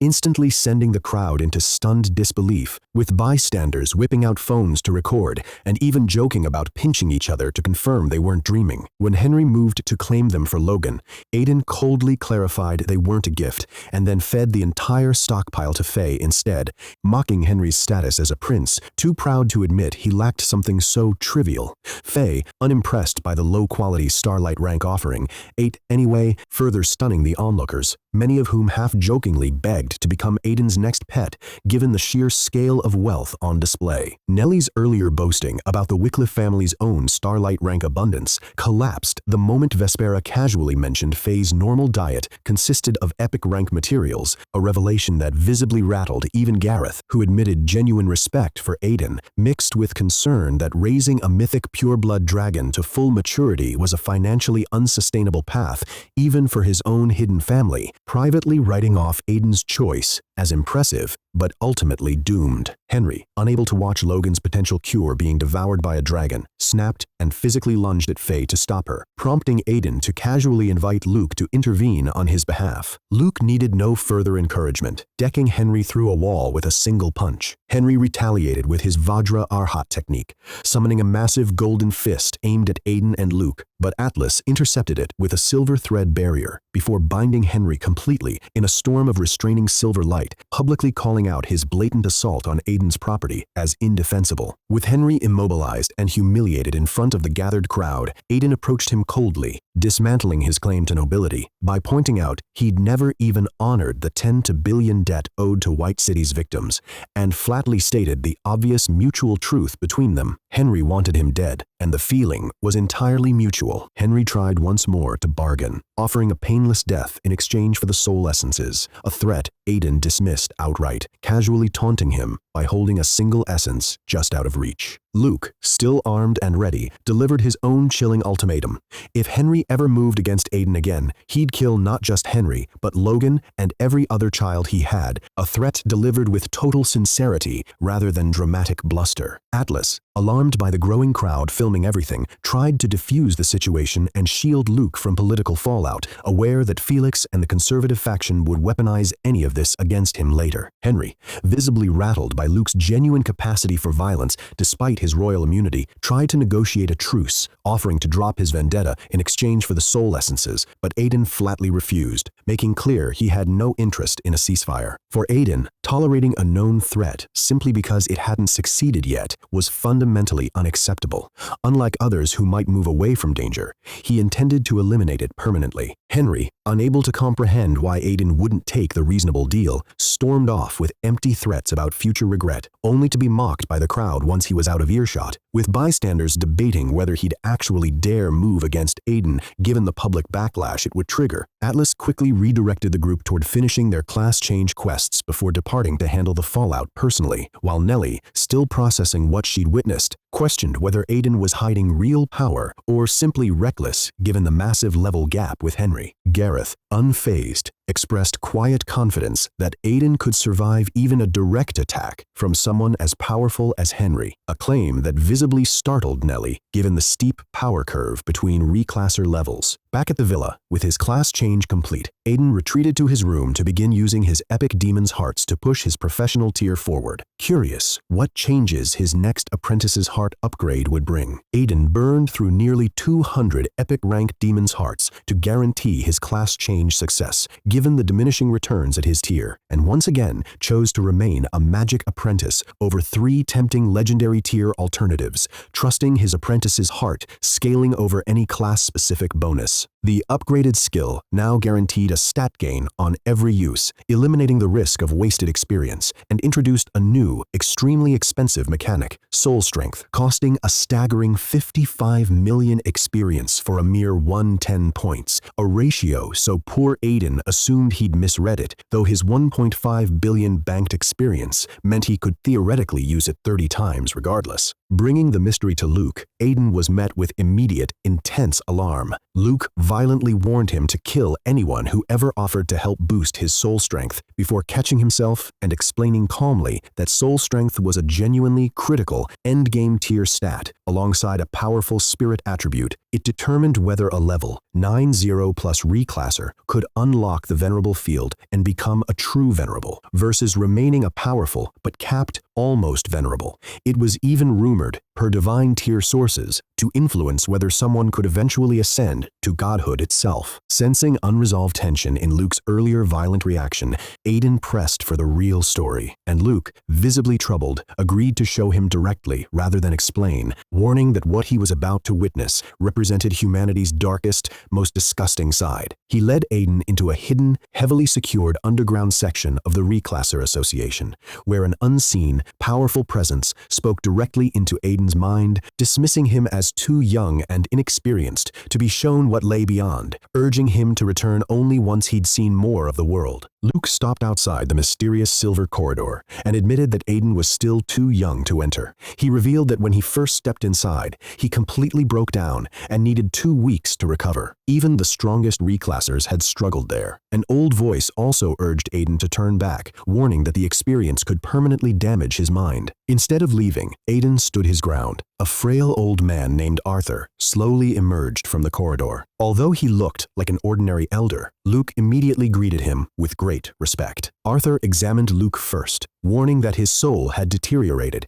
and that he would not live much longer unless his soul essence potion restored it. Turning to Aiden, Arthur explained that the corridor contained a place created by the greed and evil of certain reclassers. Anyone who endured it could greatly strengthen their mind, but those who failed might never recover. After confirming Aiden's determination, Arthur agreed to lead him inside. As they walked deeper into the silver corridor, Aiden immediately noticed an unnatural cold. The farther they advanced, the stronger it became, even though Arthur explained that the actual temperature had not changed at all. The cold existed only because Aiden's soul sensed overwhelming danger. Arthur praised him for realizing the abnormality so quickly, noting that even James had taken longer to understand what was happening. Another 100 meters later, the pressure intensified. Aiden's body trembled uncontrollably, and he felt as though his blood and bones were freezing. Nausea and dizziness followed, making every instinct tell him to escape. Arthur admitted he was impressed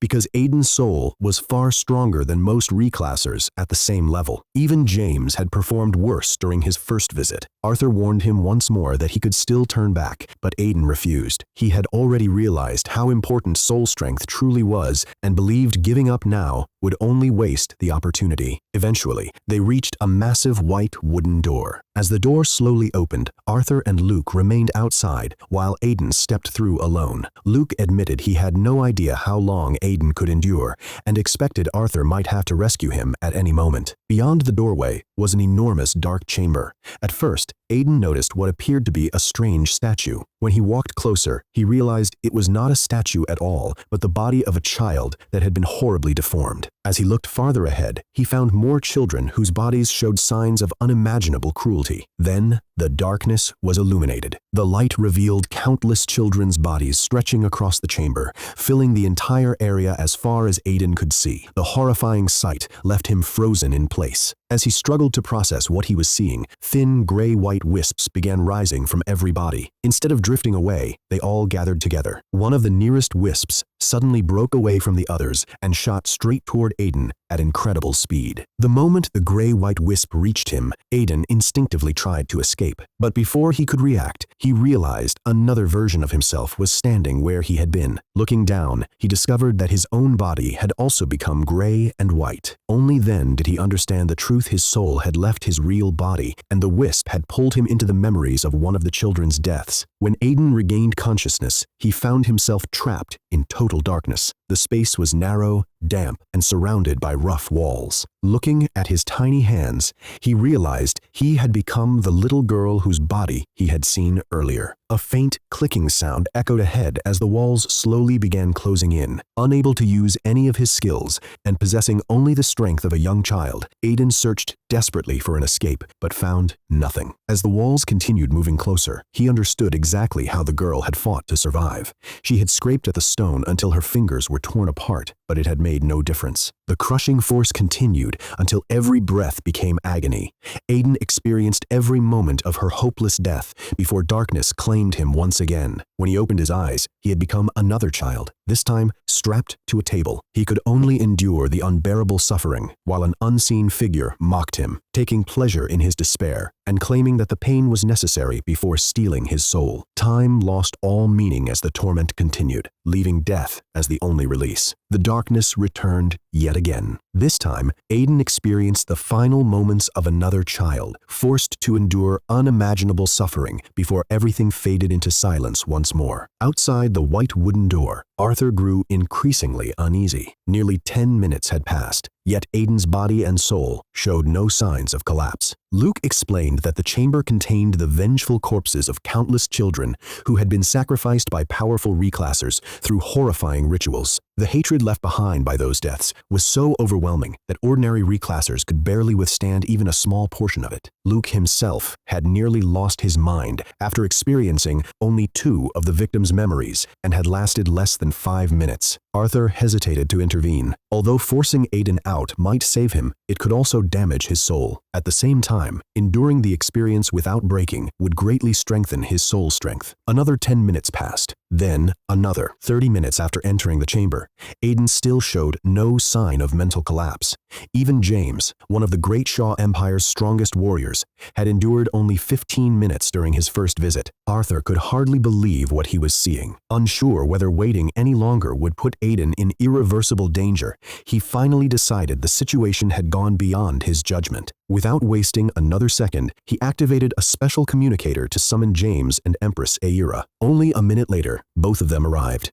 After greeting Arthur, Empress Aira immediately asked what had happened. Arthur explained that since Aira had become Empress, this was the first time he had ever summoned her with the special communicator, making it clear that the situation was extremely serious. As one of the Great Shaw Empire's hidden powerhouses, Arthur was someone even the imperial family deeply respected. The moment Arthur revealed that Aiden was inside the chamber of the vengeful corpses, both Aira and James were stunned. James immediately questioned how an 18-year-old could even endure such a place and assumed Arthur had already rescued him. Instead, Arthur admitted he couldn't judge Aiden's condition. His soul appeared completely stable despite remaining inside for an unusually long time. Aira initially guessed Aiden had lasted around 10 minutes and praised his incredible willpower. James corrected her, believing Arthur wouldn't have called them unless Aiden had already matched his own record of 15 minutes. But before he could finish, Luke quietly revealed the truth. Aiden had already endured 30 minutes. The revelation left everyone speechless. James stared at the white door in disbelief, while Aira tightened her grip on her imperial scepter, ready to summon the golden dragon of national destiny the instant anything went wrong. Aira realized that talent, equipment, and skills alone could never explain this. Aiden's willpower far surpassed ordinary reclassers. If he could survive such an ordeal at only 18, his future might even surpass James himself. For the first time, she believed Aiden possessed the potential to become a divine powerhouse, someone capable of changing not only the Great Shaw Empire's future, but humanity's as well. Arthur quickly assigned everyone their roles. If Aiden showed signs of collapse, Aira would immediately summon the golden dragon of national destiny. James activated his venerable field and prepared to stabilize Aiden's soul the moment it began to break. Arthur himself focused entirely on monitoring Aiden's condition. Luke could do nothing except watch. Compared to Arthur, James, and Aira, his strength was insignificant. Clenching his fists, he silently resolved to step down as deputy guildmaster if necessary and devote himself entirely to becoming stronger so he could protect Aiden in the future and avoid repeating the regrets he still carried from Charles. Another 30 minutes passed. Suddenly, Arthur's expression changed. At first, he thought Aiden was finally breaking down, but moments later, he realized something completely different was happening. The four of them immediately entered the chamber. Aiden was walking slowly among the countless vengeful corpses, his eyes dark and empty, almost like a lifeless puppet. Behind him, every corpse released a wisp of white smoke. Instead of attacking him, the countless wisps quietly followed him like children. Even Arthur had never witnessed anything like it. Aiden eventually stopped in the center of the chamber. Having personally experienced the unimaginable suffering of those children, overwhelming rage filled his heart. He finally understood that powerful reclassers had tortured innocent children to harvest their souls and strengthen their own soul strength. As Aiden struggled to suppress his fury,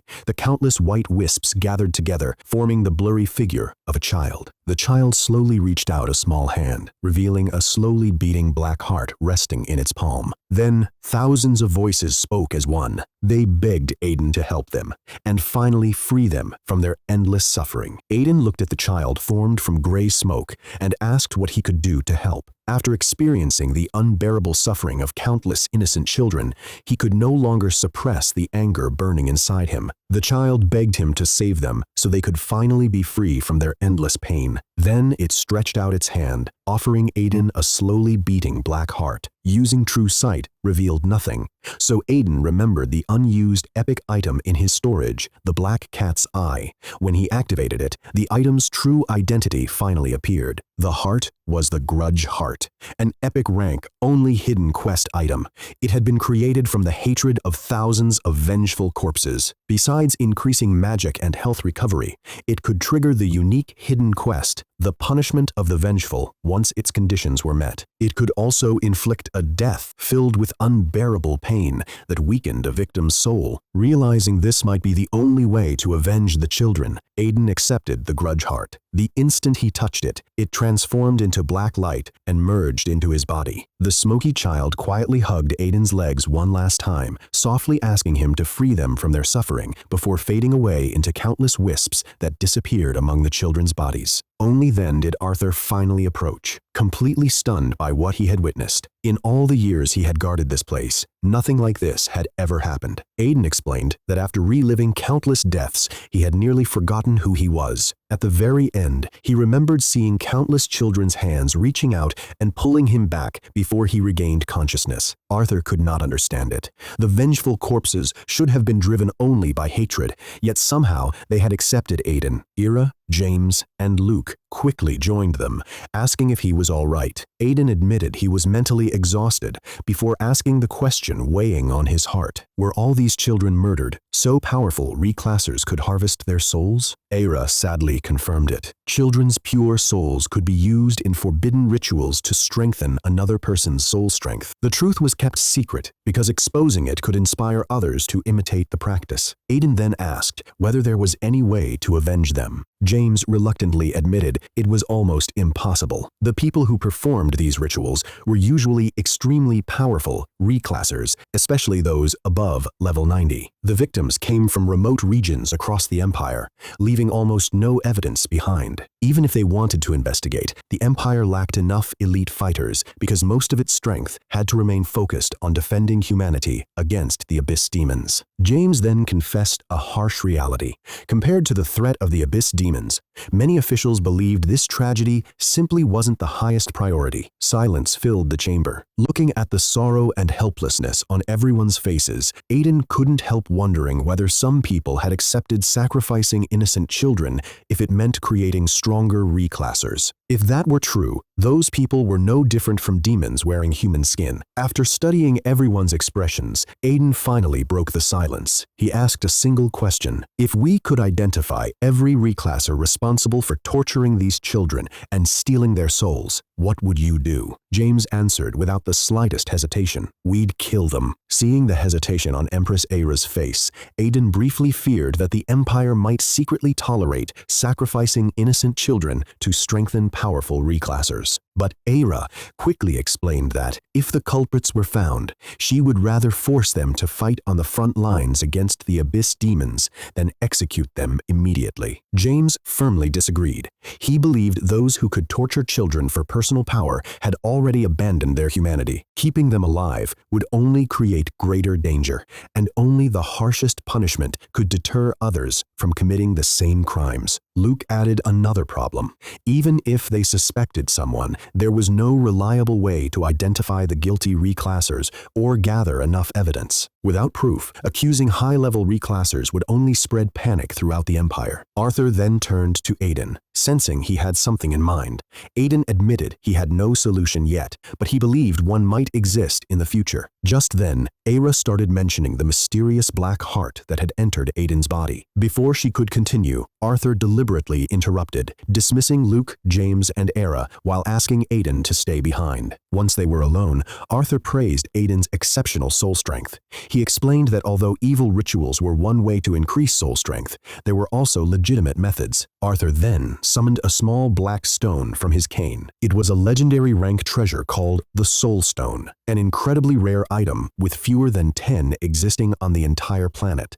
Simply carrying it would slowly increase the owner's soul strength. Arthur warned Aiden never to reveal it carelessly, because many powerful reclassers would kill for such a treasure. Instead of accepting it immediately, Aiden questioned why Arthur would give away such a valuable item after meeting him only once. Arthur calmly revealed that he was nearing the end of his life. Since the vengeful corpses had become peaceful after accepting Aiden, his duty as their guardian was almost over. There was no longer any reason for him to keep the Soul Stone. After checking the item's description himself, Aiden learned it gradually increased soul strength over time. Arthur explained that wearing it continuously for an entire year would only raise soul strength by about 10 points.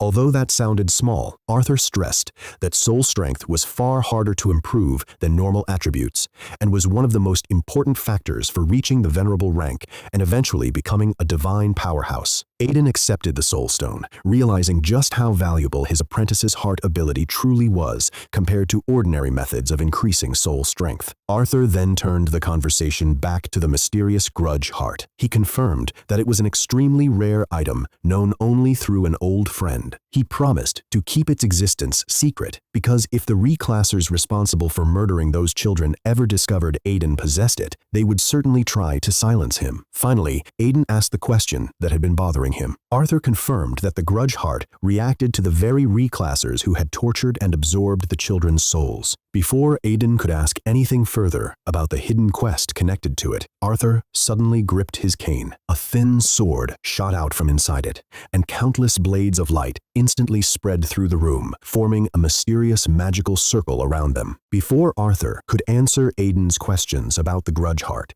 he suddenly became alert and demanded that whoever was hiding reveal themselves. Although Aiden sensed nothing at first, he immediately activated his mythic rank skill, Aura Reading.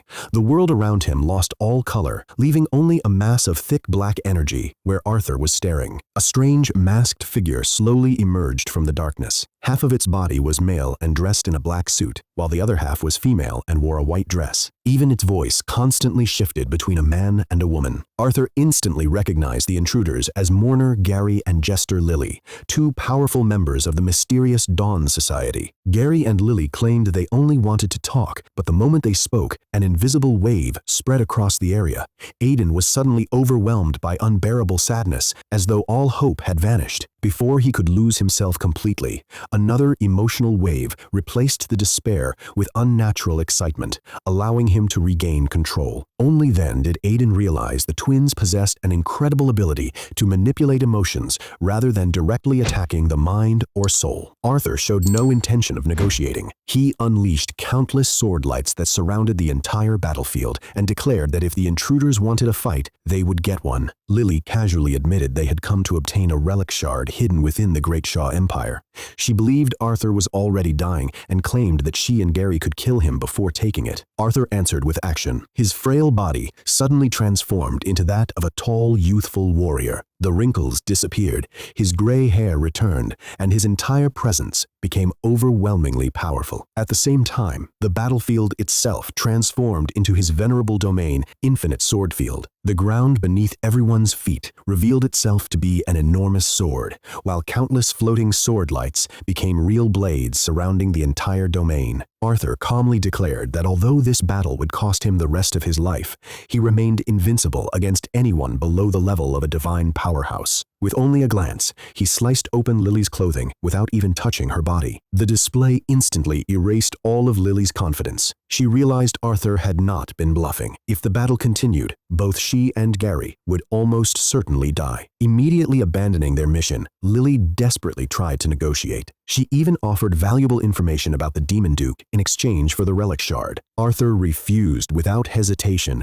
warning them to leave the Great Shaw Empire immediately because the relic shard was tied to humanity's future and would never be handed over. Realizing Arthur was truly prepared to sacrifice his life, Lily retreated. She declared that only the Dawn Society could save the world before escaping through a spatial rift. The bodies of both Gary and Lily then collapsed into mud-like remains, revealing that the figures Aiden had been facing were never their true bodies. As soon as the enemies disappeared, Arthur spat out blood.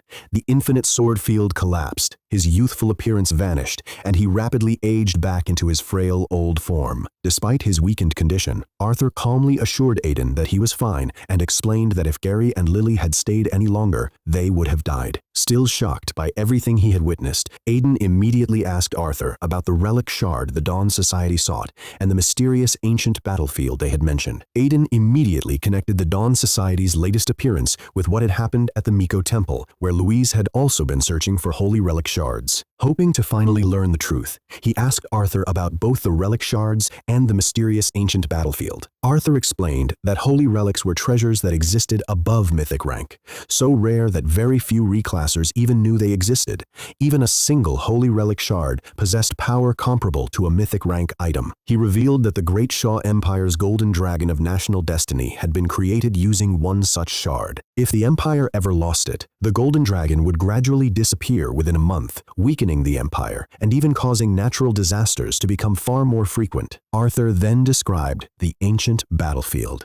No one knew how it had been created, but only those carrying a holy relic shard could safely enter it. Without one, even venerable level reclassers would be consumed by its terrifying killing intent and evil energy, eventually becoming mindless monsters. Despite its danger, the battlefield contained priceless treasures. Soul shards could strengthen soul strength, while law shards helped reclassers comprehend the power of laws and eventually become divine powerhouses. Hearing this, Aiden immediately thought about the reward from his Bane of All Races 2, Genius Nightmare Quest, which would eventually send him to the Abyss Ancient Battlefield. When Aiden asked if there was any other way to enter the ancient battlefield, Arthur shook his head.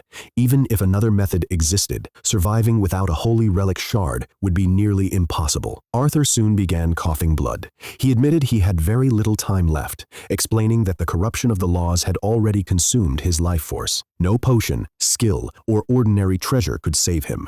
That was why he had entrusted the Soul Stone to Aiden. His only remaining wish was to die in one final glorious battle, even joking that he hoped a foolish demon duke would invade Earth before he passed away. Although Aiden sincerely offered to help, Arthur simply smiled and sent him away. After Aiden left, Arthur quietly wondered what would become of the Great Shaw Empire after his death. Meanwhile, inside the Imperial Palace, Prince Henry desperately begged Empress Era to force Aiden to hand over some soul essence to save Logan.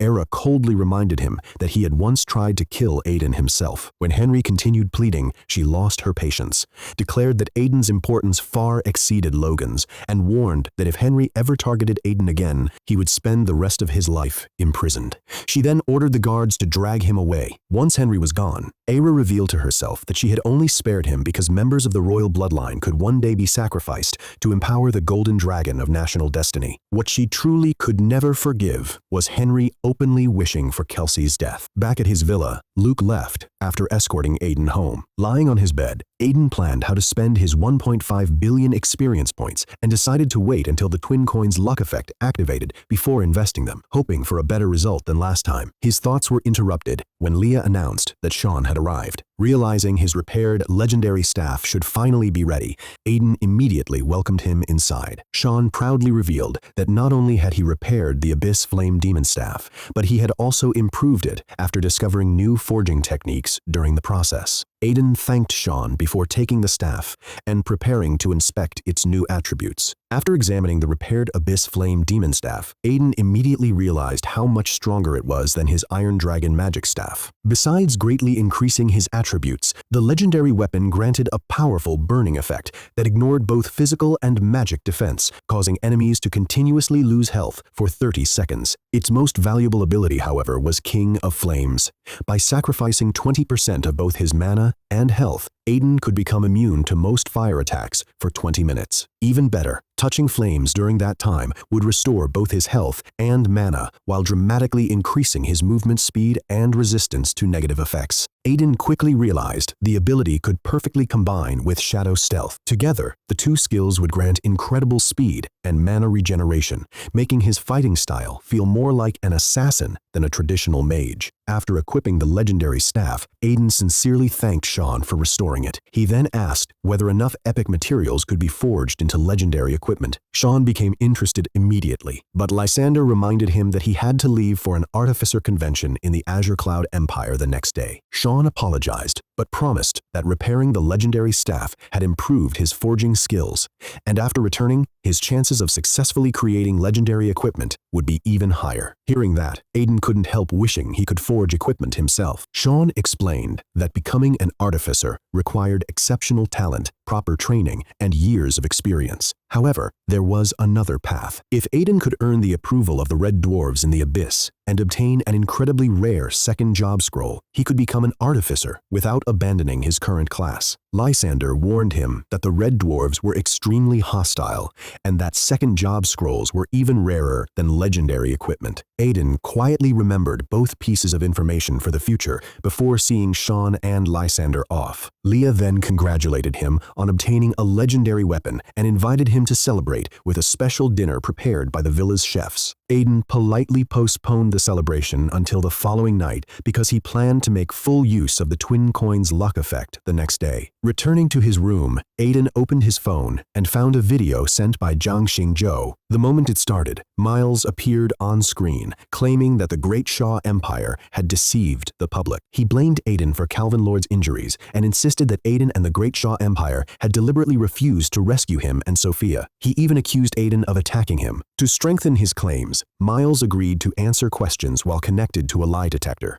The machine declared that he was telling the truth. Miles then gave an emotional speech, portraying himself as a victim who only wanted justice, while urging viewers not to harass Aiden despite calling him cruel and dishonest. By the end of the interview, he was nearly in tears and even bowed to the camera. After watching the entire performance, Aiden realized he had underestimated just how shameless Miles could be. Opening TikTok, he quickly found the interview. It had already received millions of likes, and the comments were overwhelmingly supporting Miles while attacking both Aiden and the Great Shaw Empire. After reading everything, Aiden calmly thought for a moment before typing a single comment beneath the video. Aiden's blunt online comment, mocking Miles as an animal, unexpectedly exploded into a viral phenomenon, with the Great Shaw Empire's citizens flooding Miles's videos with sarcastic imitation apologies for treating him like a human, spreading internationally as a running joke and format template. Miles, waking to millions of comments,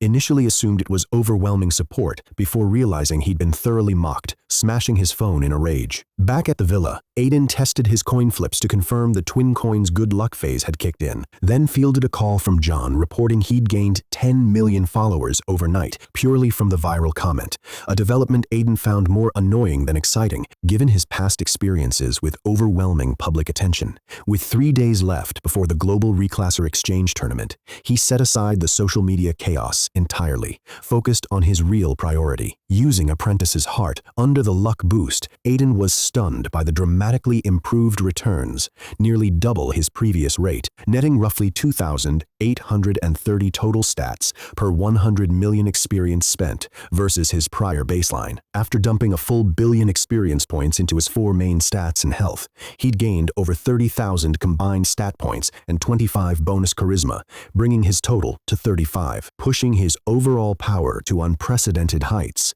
enough, by his estimate, to one-shot a level 6-0 epic boss. Satisfied but not finished, he set aside his remaining 500 million experience, earmarking 50 million for a soul strength attempt next, hopeful his current luck would carry over.